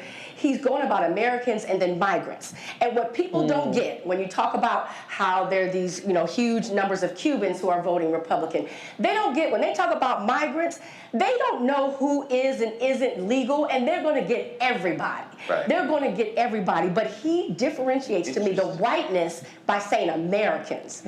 And we know who that is, and we know who that isn't. The rest of us are hyphenated. They don't want to claim whiteness because it requires them to take responsibility. And they're not going to do that, but they have their codes. And so when he keeps talking about America, And what I'm saying, when he says Americans, first of all, it's clear to us. Well, first of all, we know exactly what they're doing. But what I'm saying is, you're from a Democratic standpoint, you're going to have to deal with the reckoning. You can't dance around what is now clear. To Lauren's point, it used to be called dog whistling. They ain't whistling shit now. Right. They are yelling it. It's very clear. And what I'm saying is, you have to now confront that and deal with that. Yep. And so at some point, you're going to have to challenge whiteness.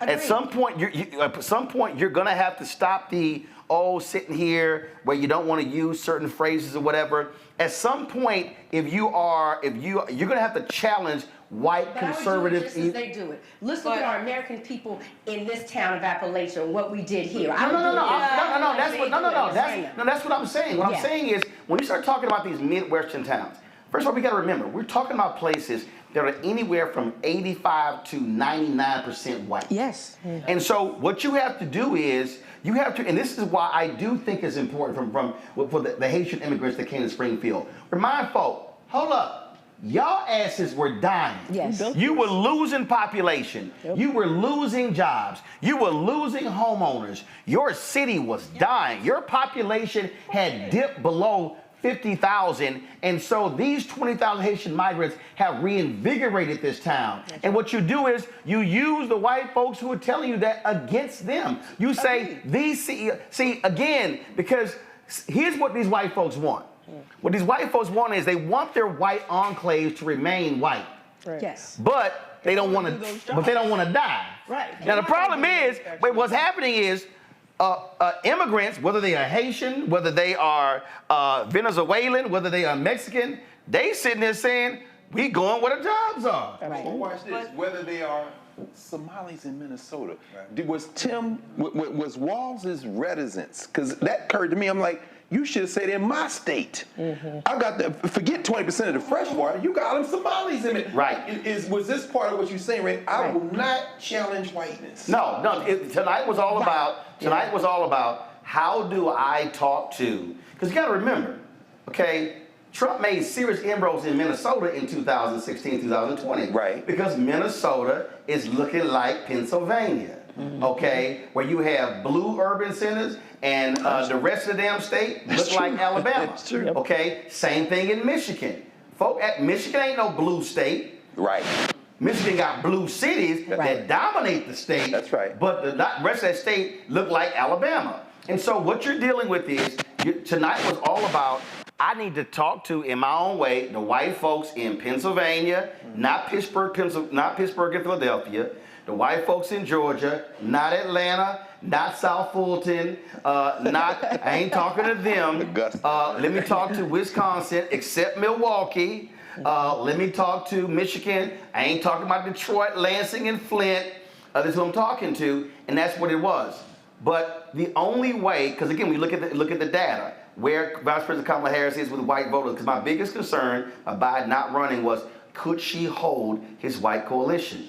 I just think that Democrats are going to have a reckoning with whiteness. And they can try to dance and be cute with it. Nuance on policy is not going to get it. Most people can hold about 2 to 3 talking points in their head at any given time. Maybe it's what I do and where I sit, and I see the world very differently. I submit to that. You know, as a national security professional, let me tell you something. My worldview changed drastically from being an academic to when I switched to being a policy practitioner in national security. My worldview completely changed. And the reality of that worldview is that people tend to think and hold 2 to 3 talking points in their head, and they believe those things. It's almost like a theology. It's almost like a religion. That's what you have to attack. That's what you have to go after. It's a reason why a lot of people who weren't looking at Vice President Harris one way, but after the debate, they were like, oh, okay, because she dog-walked Trump. Period. She dog-walked him. But my point is, Monique, Walz had to put Vance to bed. He had to put those lies to bed. He had to bury the slickness. He had to go after the 2 to 3 talking points that people have burrowed in their heads that aren't true. That's what I'm saying. And I think he has. In that he did that. Like, what we think would bury it, and some of it for us is performative, some of it is preference, in terms of the way that people watch debates. I've been watching and teaching debate a lifetime, and when you look at juries, not my cousins on the bayou, the reason why I always say, I mean, and they don't matter for this at all. You know what I'm saying? Like, that's not who this is for. But it should be. But when we're looking at undecided voters, I'm looking at 3 different polls coming in now where 5 out of 6 or 6 out of 6 say Tim Walz won the debate, where they say slickness doesn't win, where they're saying that his lies were too big, so much so that they were unconvincing. Where they're on saying CNN, an January undecided 6th. Michigan voter on CNN says he chose to vote for Kamala Harris tonight after J.D. Vance's damning answer on January 6th stuck with him. I don't think I can trust someone with my vote if they're not going to respect it. Go ahead. I still stand by my NBC News just polled their focus group of 6 undecided voters in Pennsylvania who won the debate. 5 of 6 said Tim Walz won. So the people who needed issues, I agree with you, it's not the same amount of people, but the women issues kind of led the day on that. But the people who, as I said at the beginning, are like, I don't trust him. It is coming across for them because the lead of the ticket did her job, but what he did, at least from the way that things are coming in now, and then even on the reporting side of things, what they're saying, and Kamala HQ is repeating some of it, where he refused to answer about the legitimacy of the election. That was a big deal for a lot of people. But here's the other deal. Here's a CBS News stat poll. Go to my iPad. This is why Vance 42, Walz 41, tied 17%. At the end of the day, fantastic. At the end of the day, you're voting for top of the ticket. So like I say, with everything that happened, did Vance wound? No. The Walz wound? No. Were the moments there? Absolutely yes. Were they speaking to the base? Yes. It still comes down to the next 35 days. It's Trump and Kamala Harris. That's what it comes down to. So I'm going to shift this conversation right now, and that is in these final 15 minutes. What next? What happens next?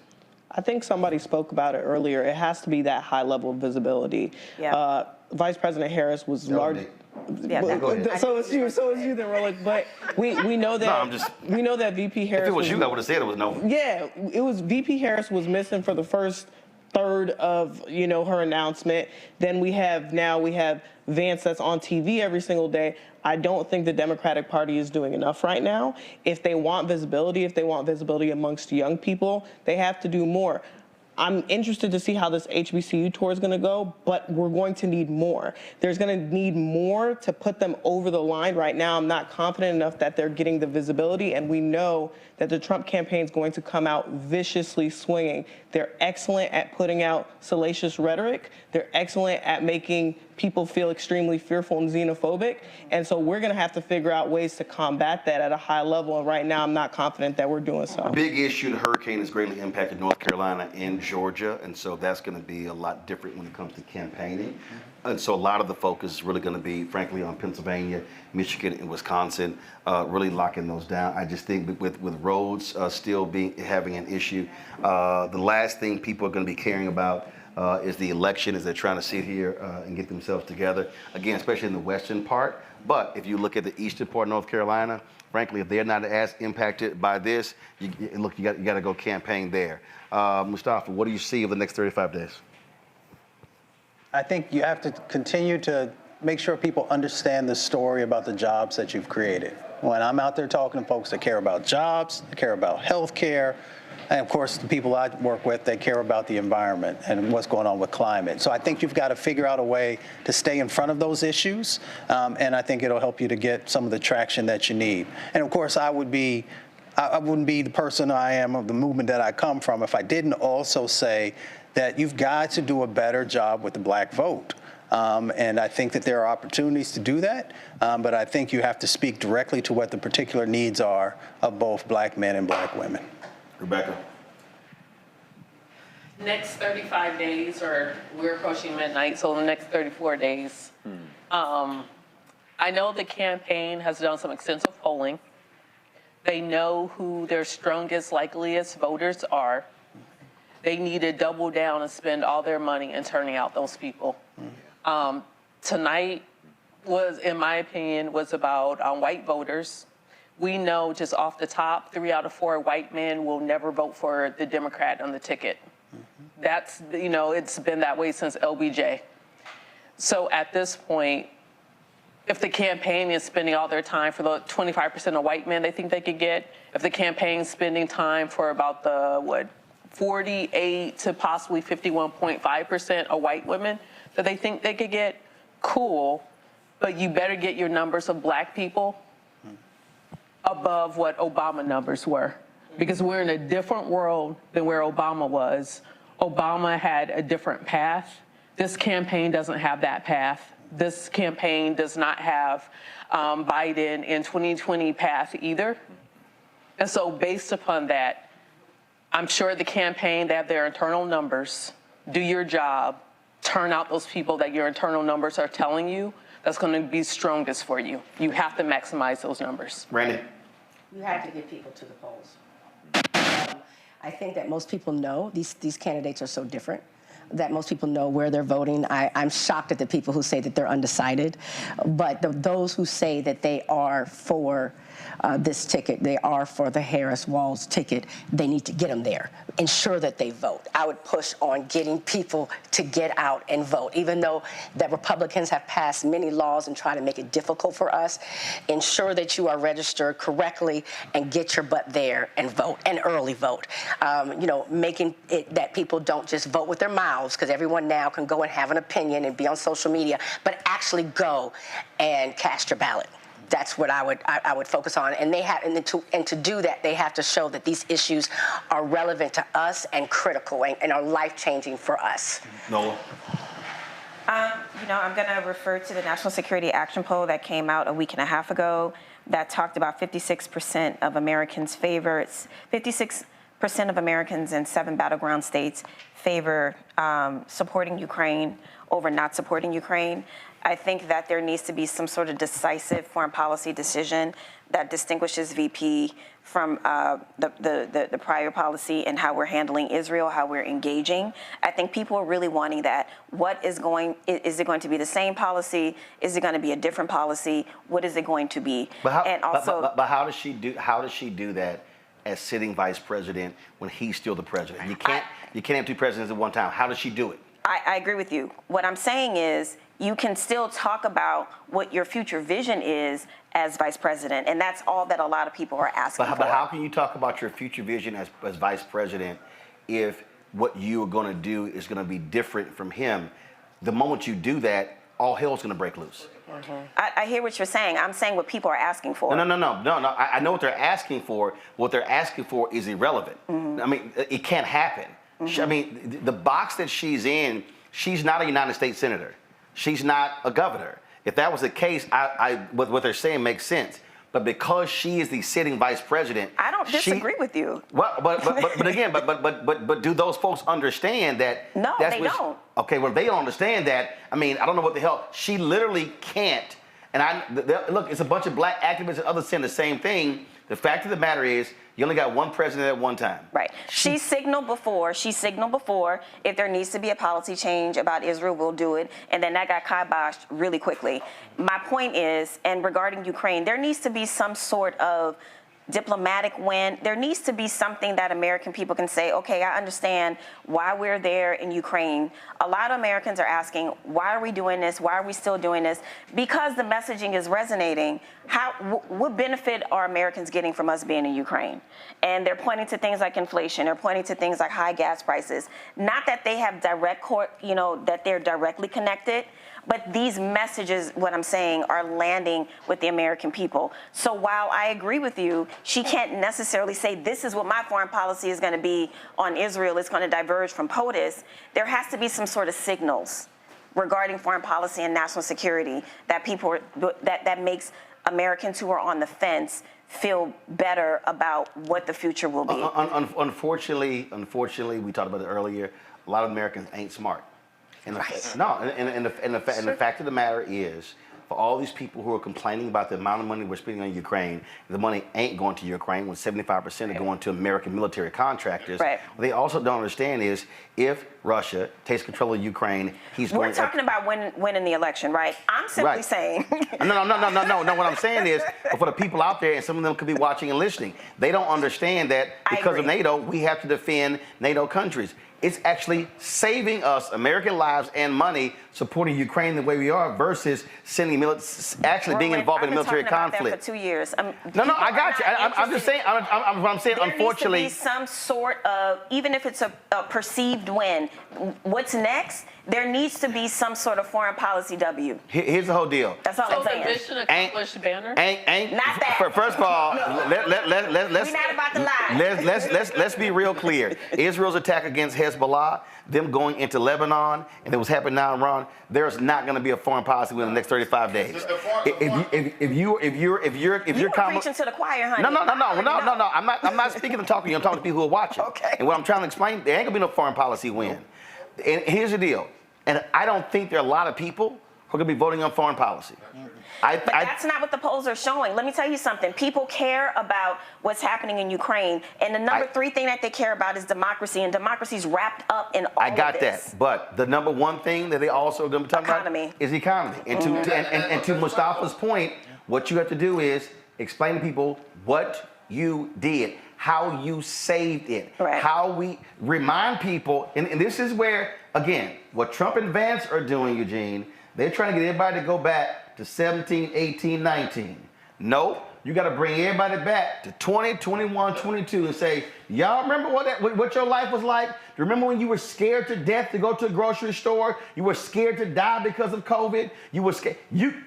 Listen, I get a lot of times we talk about how to be rosy, how to be positive. People also respond to fear. They respond politics, and that's just a reality. The reason you see more negative as the positive acts, people respond to fear more than positivity when it comes to political and voting. But back to the Ukraine and foreign policy, you can't tie that to the economy.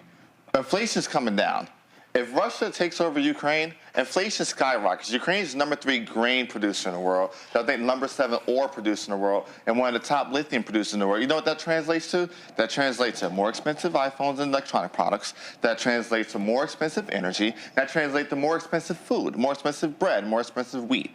So yeah, if you like what we dealt with inflation the last couple of years post-Trump, let Putin take over Ukraine, and yeah, you can spend more of your hard-earned American dollars than you would ever in war. Europe will be hit hardest. Yeah. Greg. Randy, I agree with you, and we have to get this vote out. Get out the vote. I would encourage everybody, if you missed the first hour of this conversation, we are walking through all of the internal politics, go back and look at that, because these resources have to be put into now. I've been saying to people, I'm saying to my students in particular, you know, let's work as hard as we can to render November the 5th irrelevant. Bank the shit out of the vote. In other words, so that by the time the 5th comes, these hillbillies show up and try to stop you from voting. And where's everybody? Oh man, I voted 2 weeks ago. I mean, and if the campaign, I remember when Obama, what is it, 08 maybe, having the big rallies, and then let's go vote right now. I mean, that kind of thing, with the kind of energy that's being generated by this campaign, you know, you fill up a stadium full of people in Carolina, okay, we're leaving. They're going to tell you what to do between now and tomorrow, but it's 2 p.m. I think, what time the polls close? 5? Okay, let's see how many we can go over. In other words, do that. The foreign policy thing, you're right. I mean, it's not going to be a policy change. We know that, and you know better than any of us. You know, the biggest non-American voter who is trying to influence this election is the murderer, the mass murderer sitting in Tel Aviv, Bibi Netanyahu. And this is by no means accidental. On foreign policy, Democrats and Republicans are pretty much the same, right? Israel's the 51st state. That is the American presence in the region. They're both going to back them. They just sent troops. Lloyd Austin run them on TV. They sent troops into the area. I don't care whether it's Yemen. I don't care whether it's Lebanon. I mean, Bibi has got a ground force invasion. Iran and throwing some missiles over there. And before you know it, our troops, I say our troops, the troops in the country that I came out of my mother's womb in, because I don't claim none of that shit, might be on the ground, and everything could change. That's why banking this vote is going to be so important. Finally, you know, today's the 1st of October, in addition to Jimmy Carter's 100th birthday, who said this was going to be a problem in the Middle East. Ta-Nehisi Coates' new book just came out, The Message. And of course, Ta-Nehisi writes about Palestine, but he's linking it to us. And he said, you know, I'm a descendant of people of Jim Crow. When I was over there, I'm saying to myself, if this were a rebellion for Nat Turner, what side would we have been on? It's very uncomfortable. It's very uncomfortable to raise that, but this issue might become bigger to black people as that message is being on, because these people are circling the wagons. So I would say, yeah, let's just get this vote out. Lauren? You know, I talked to a lot of people who knocked doors in Virginia. And, I mean, Roland, I think you're right. People are not that smart. They're not that bright about, you know, foreign policy. But what they do understand is when they read in the paper that $10 billion and $90 billion of their tax money is going overseas. Now, whether it's going to the defense contractors or to the country, doesn't really matter to them. They want to know where's that money going and how it's the talking point. And it might not be something as easy to explain as what you explained about Ukraine foreign policy.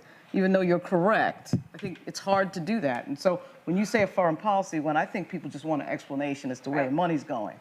And so there's that. I don't know that she can do that in 34 days. Even though we have an outgoing lame duck president, I just don't know that she can do that. The other thing is, I think the Democrats have to get real serious. I think they are very serious about rapid response and October surprises. The other thing they got to get real serious about, of course, is election protection and their lawyers, because these people are going to try to steal this election. That's right. I don't think there's any, you know, that's not news to anybody. I'm sure they're in the background talking about exactly that. Every time I go to some summit someplace, that there's some person standing up there talking about election protection.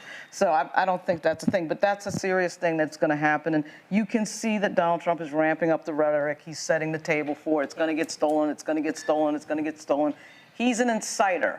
He's good at incitement. That's right. And he did the exact same thing before Jan 6. And we're going to see it again. And I think we're going to see it worse. So what's next is that the vice president's team and obviously Governor Walz have to be very careful in the next 34 days, because really anything can happen. You can just feel the tension building in the same way I felt the tension building, and I think we all did in, you know, in December and then going into January before the certification. Monique? So what I would hope we would do is for every place that any person in this room or outside of this room watching, anytime you are tempted to say they, switch it to we. Anytime it's she, switch it to me. Because then we will truly understand the stakes. Thank you, Dr. Gregg. We, right? We, your students, all of us, the things that we need to do. We are too close to the end of this for any of this to be objective, for any of it to be about the way that they should do things while we sit back and pontificate. It's over. If there are doors to be knocked, knock them. If it's phone banking, let's all take a turn. If it's giving, some of us are blessed with more. Please write your checks and do it to all the PACs. I'm so sick of those PACs. I got to do the Howard PAC. I got to do the Women PAC. I'm like, if they send me one more email, I swear before God, I just got me a little bit of money and got these debts paid. I'm trying to pay my debts, right. Jesus. But you give, right? You do that. See, don't do that. One of the benefactors I disagree of my with you. business I disagree with you. enterprises. I disagree with you. Listen, see, this is what I'm saying. I disagree with you. Keep going on. See, you belaboring like J.D. Vance did. You need to keep moving. You need to keep moving like J.D. Don't screw it up. They is we, she is me. We will get out the vote. We will knock doors. We will put signs like the old days. If we have campaign connections, we'll use them to help with messaging. We will use our platforms in order to spread the word. We will go to our strengths. So if it's foreign policy or if it's legal, you're right, there's an attack coming. The campaign, I would like you to know, has spent millions already preparing for the legal battles. But if you have a JD in any place in this here country, take your re-up class for legal monitoring, get your orange shirt, and get on the damn battlefield. Not on the one day of election. Do it for the pre-voting. Do it for know where the voting precincts are. If you just need to figure out where your vote is, iwillvote.com. If you know people who are not online, share with them the information. Guys, this ain't no drill. Yeah. All persons on it's not it's all of us, and if we say that everybody matters, then we have the power, right? Let me get real scriptural and then I'm done. Yes. After this, the Holy Ghost shall come, right, and give you power, and then you're witnesses. You get power, and then you're witnesses. Why are you laughing, Rebecca? So what I am saying... You okay, Rebecca? You okay, Rebecca? That's the saying about Israel. Because this is for black folks, right? Okay. So the black folks understand what it means to evangelize. I'm asking you to evangelize your vote. You open up your mouth for everything else. You know what's going on all the shows. You know what Auntie and them did. Did you tell... Okay, Catholics understand the full scope of the Bible. I was raised Catholic, so was he. You're not disqualified. Yeah, but Catholics need to miss a lit. Oh my God! It's a real Bible. Come on now, you know the Catholics need to miss a lit. Don't even try. Take your Nicene Creed and share that in your community. That's all I got. All right, yeah, okay. Yeah, amen, gotcha. Pass the plate to pay off them debts. All right, so... Is this white Jesus or black Jesus? Black Jesus, no, there's only one Jesus. But it don't matter. Right. There's only one Jesus on this. There's only one Jesus, and he had an afro with bronze feet. Chris Toller, Black Voter Project, posted this here. Put on my iPad. He said, if these polls are any indication of black voters, the Harris is looking good with record high margins. Georgia 83-7, North Carolina 90-2. However, she's also down big with whites in Georgia, meaning she needs to be on the ground, and Robinson may be helping in North Carolina. He posted that. He also talked about, again, in terms of when you look at the election. So when you look at the next 35 days, it's coming down to really, it's going back to that blue wall, Michigan, Wisconsin, Pennsylvania. And then they still have a very strong shot in North Carolina. They have a lesser shot in Georgia. Georgia is still going to be very difficult because Brian Kemp's machine is very aggressive. One of the things that I want to see from the Harris-Walz campaign, and I mentioned beforehand, is every day there's got to be major events. How are you deploying your assets? How are you? Okay, Barack Obama. Okay, Michelle Obama. That's right. All right, okay, enough with the tweeting. I need to see you on the road. Right. Bill Clinton, Hillary Clinton. No. They like Slick Billy? If you listen. I don't care. I'm trying to tell you. I'm trying to tell you. I went to Penn State University. I was there in 08. Let me tell you something. I was at Penn State during the 08 election. All right? I was at Penn State during the 08 election, all right? And in a 3-day time span, right? The McCain campaign deployed Sarah Palin and Hank Williams Jr., all right? In one place, right? Bill Clinton was there 2 days later with the crowd 4 times the size. And we're talking Penn State is in Center County, which is literally middle of Pennsylvania, the heart of Pennsylvania. Happy Valley. That's what you need. At the end of the day, again, it comes down to margins. And here's the reality. Because of the Dobbs decision, okay, Hillary Clinton is far more popular than a lot of the people because she could say, I tried to tell y'all I was right. Remember, Trump got 52% of the white female vote in 2016, 53% in 2020. If they peel off 3% of the white female vote, election's over. That's all you gotta do. She so couldn't carry her own. No. Yes, you do deploy. Hold on, one second. You deploy Hillary. You can't. First of all, you can't look at the 2016 race in the same way you look at 2024 because the reality is in 2024 it's a whole bunch of white women going, shit, she was right. And so the bottom line is, I don't need Hillary Clinton to get me 100,000 votes. I need Hillary Clinton to get me 8,000 to 10,000 votes. In a specific area. And you go in a very specific area. And so where do you use her? You maximize her in suburban areas. If you're talking about Philadelphia, you don't send her out. You don't send her to the same place you send Bill in Pennsylvania. You send her to the suburbs of Philadelphia and Pittsburgh to drive those numbers up. That's how you use her. But what I'm saying is, you have to have, those things have to be happening. The Democrats have a far deeper bench. You got to pull together, you got to say Big Gretch, you got to say Shapiro, you got to say to your governors, yo, it's game time. Even some of the Republicans. We got to be sitting here.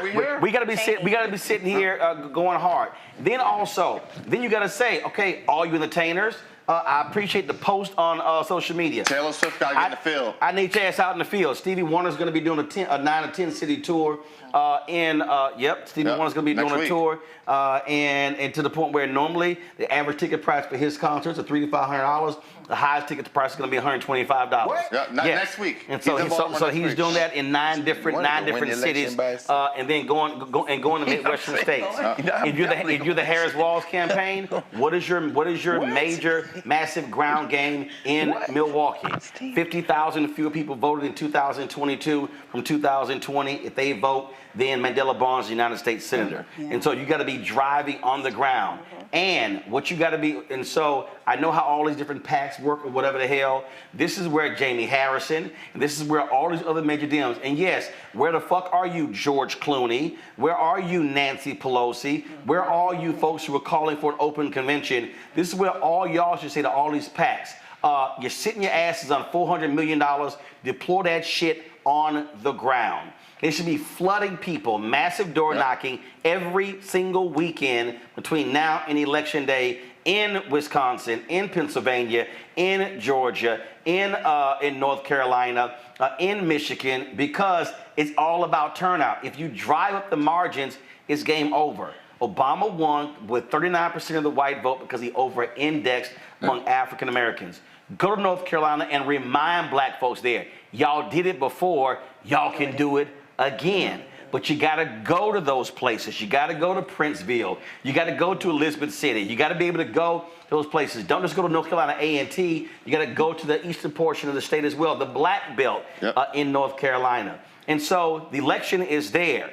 And you got to say to folks on your side, white folk are going to turn out. The Confederate flag waving, Trump-loving people are going to turn out.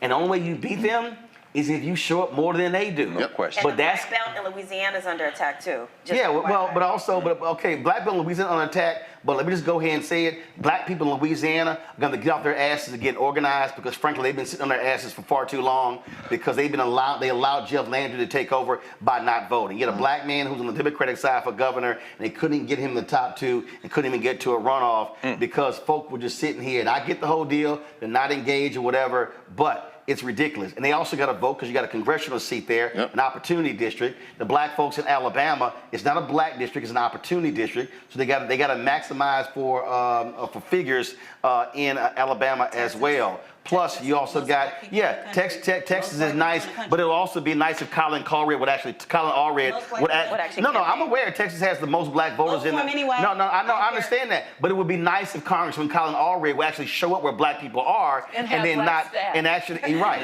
okay, and also, no, Monique.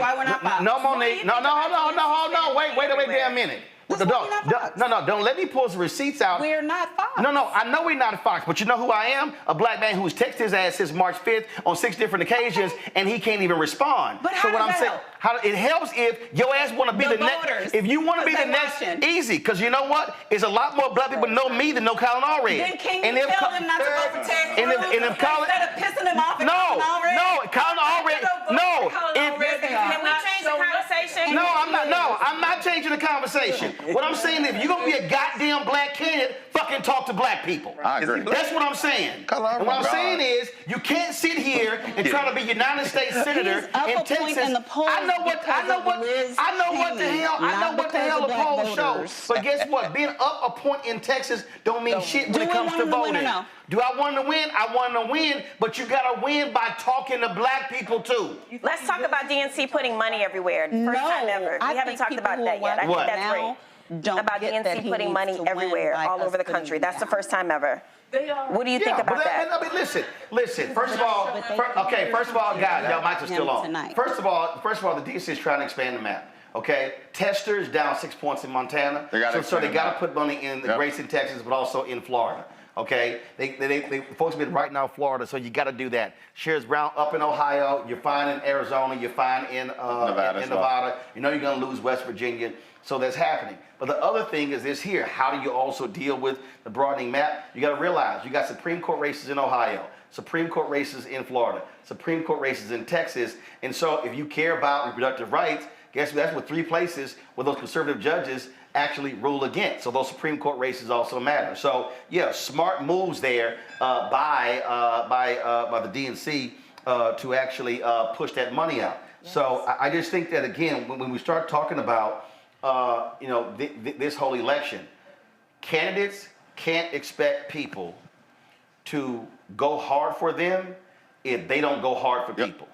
And so you've got to be putting money into black-owned media. You got to be putting resources on the ground because there are voter groups that are starving and they're waiting to get activated. And what these candidates and campaigns can't do is expect black people to be sharecroppers and work for free doing door knocking when you're paying white staff. And they actually have the money. And they're sitting on millions of dollars right now. There's some PACs out there paying literally people $120 to do a packet of 40 doors. Literally, essentially $120 for an hour and a half worth of door knocking. So, I mean, I agree 100%. I tell campaigns all the time, I'm at the point where you would not catch me to volunteer. You want my time, want my effort, you got to pay me for it. And I agree 100% with you. If these campaigns want black voters, if they want black voters to turn out and turn out other black voters, pay them. You got the money. $400 million is enough to win a lot of congressional seats. A lot of congressional seats. But again, though, what these strategists are going to have to understand is the micro-targeting of black people is real. You're not going to do the old model. And so that means you're going to have to go talk to different sets of black people in much different ways. And there's a black economic conversation that they don't care about nothing else. There's a black social conversation. There's a black civil rights conversation. There's a black criminal justice conversation, and it differs among groups. And so they're just uneasy about how the hell they even do all of that. And so they got to understand that's what it is. And there is a black college educated conversation that is different from black high school diploma conversation. That's just a fact. Ain't no different from white folks. You're right. And so they're just uncomfortable with the fact that we keep saying not monolithic. That shit is real. You now have to micro-target in a different way. The same way, but it's no different the same way to micro-target any other demo. Right, same thing. And again, their problem is they don't want to do that because that's going to require a larger investment than they normally have done. And they're trying to hold the line because they know Once you take that up, that becomes the new floor, and it's like, damn, and they're trying to hold that line. So I mean, it's crazy. It's almost a guaranteed vote. The Texas black vote is almost a guaranteed black vote 9 times out of 10. And so for Allred to act like he's going to blow up that community, but when they do turn out, it's 90% for the Democratic Party. That has been red. So you go after white voters, you go after expensive white voters that are less likely to show up? Disagreeing with the strategy. First of all, Texas also changed. Texas is a blue state. I got you, because Texas has also changed because, again, when you look at the policies, economic policies, but also the mistake that Democrats keep making is they think that you can only win with your large blue counties. No, you can't allow them to run up 80-20 margins in rural counties. Remember, it's 254 counties in Texas. Democrats only have 81 county parties. That's 160 counties. There's no county party. So what has happened is Democrats fly into Texas, raise millions of dollars, and then they leave. You have to fund the infrastructure. And that's the whole deal. So you're not going to win a state unless you fund the infrastructure. But there are organizations like Black Voters Matter that have been in Texas year-round and increasing their investment year after year. And the Democrats are infusing money into that organization, and we are seeing fruit. Yes, but there is definitely work. So what you're dealing with, so what you're now dealing with, is what infrastructure comes in. The bottom line is in the next 35 days, listen, can you blanket everywhere? No. But you do have to be very strategic in where you go. And the reality is this here, we've always talked about it. You can keep trying to kill yourself to get that white woman who's a Republican. And you can try to get yourself to try to get more of those white men. Or you can look at, okay, I could spend less time and less money going after my likely voters who've been sitting on elections. And who are they? Black people. No question. Who are they? Latino people. And who are they?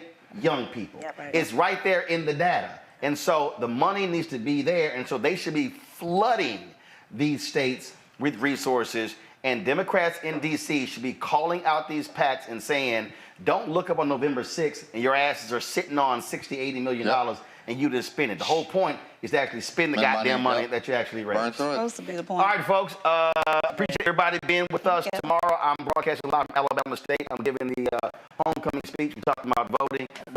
They sent me some notes. They were like, okay, we nonpartisan. Don't. And I'm just like, if y'all know I'm gonna say what I need to say. So I will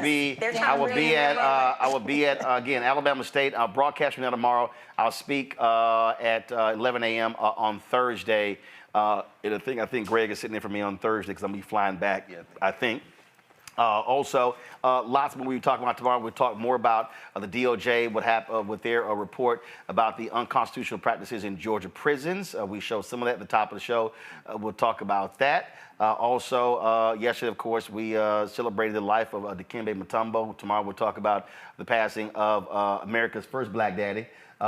James Evans, known as John Amos. Before that was Bill Cosby, everybody knew he was James Evans from Good Times. No question. And so we'll talk about that as well. So shout out to everybody who's been with us. Hope y'all enjoyed our conversation. Be sure to support the work that we do. Y'all know there's no other black-owned media outlet that did this tonight. No. The others, I don't know what they did, but trust me, it wasn't like this. And second of all, y'all saw more black people tonight than you have seen on MSNBC, CNN, ABC, NBC, CBS, Fox News. Hell, I throw in News Nation, Newsmax on combined. Hell, you ain't gonna see this many black people for the rest of the week on all those networks combined. And so when y'all support this show, y'all are able to support the work that we do. And so be sure to join our Bring the Funk fan club. Your dollars matter. We're still working through all this drama with Cash App. They're really getting on my damn nerves. So support us with PayPal, R Martin Unfiltered, Venmo's RM Unfiltered, Zelle, Roland at RolandSMartin.com, Roland at RolandMartinUnfiltered.com. All y'all comment on YouTube, hit the like button as well. We're sitting at about 6,600 likes. Y'all slow as hell. It's born about 18,000 y'all on right now. Come on, hit the damn button. Download the Black Star Network app, Apple phone, Android phone, Apple TV, Android TV, Roku, Amazon Fire TV, Xbox One, Samsung Smart TV. You heard us talk about whiteness. I laid all out my book, White Fear, How the Browning of America is Making White Folks Lose Their Minds. And they are. Get it at Ben Bella Books, Indie Books, IndieBound, Target. You can also get it at Barnes & Noble, Amazon, and get the audio version. Yes, I read it on Kindle as well. I'm sorry, on Audible as well. All right, folks. I will see y'all tomorrow. Keep it real, keep it black. Y'all know how we end the show. Holla!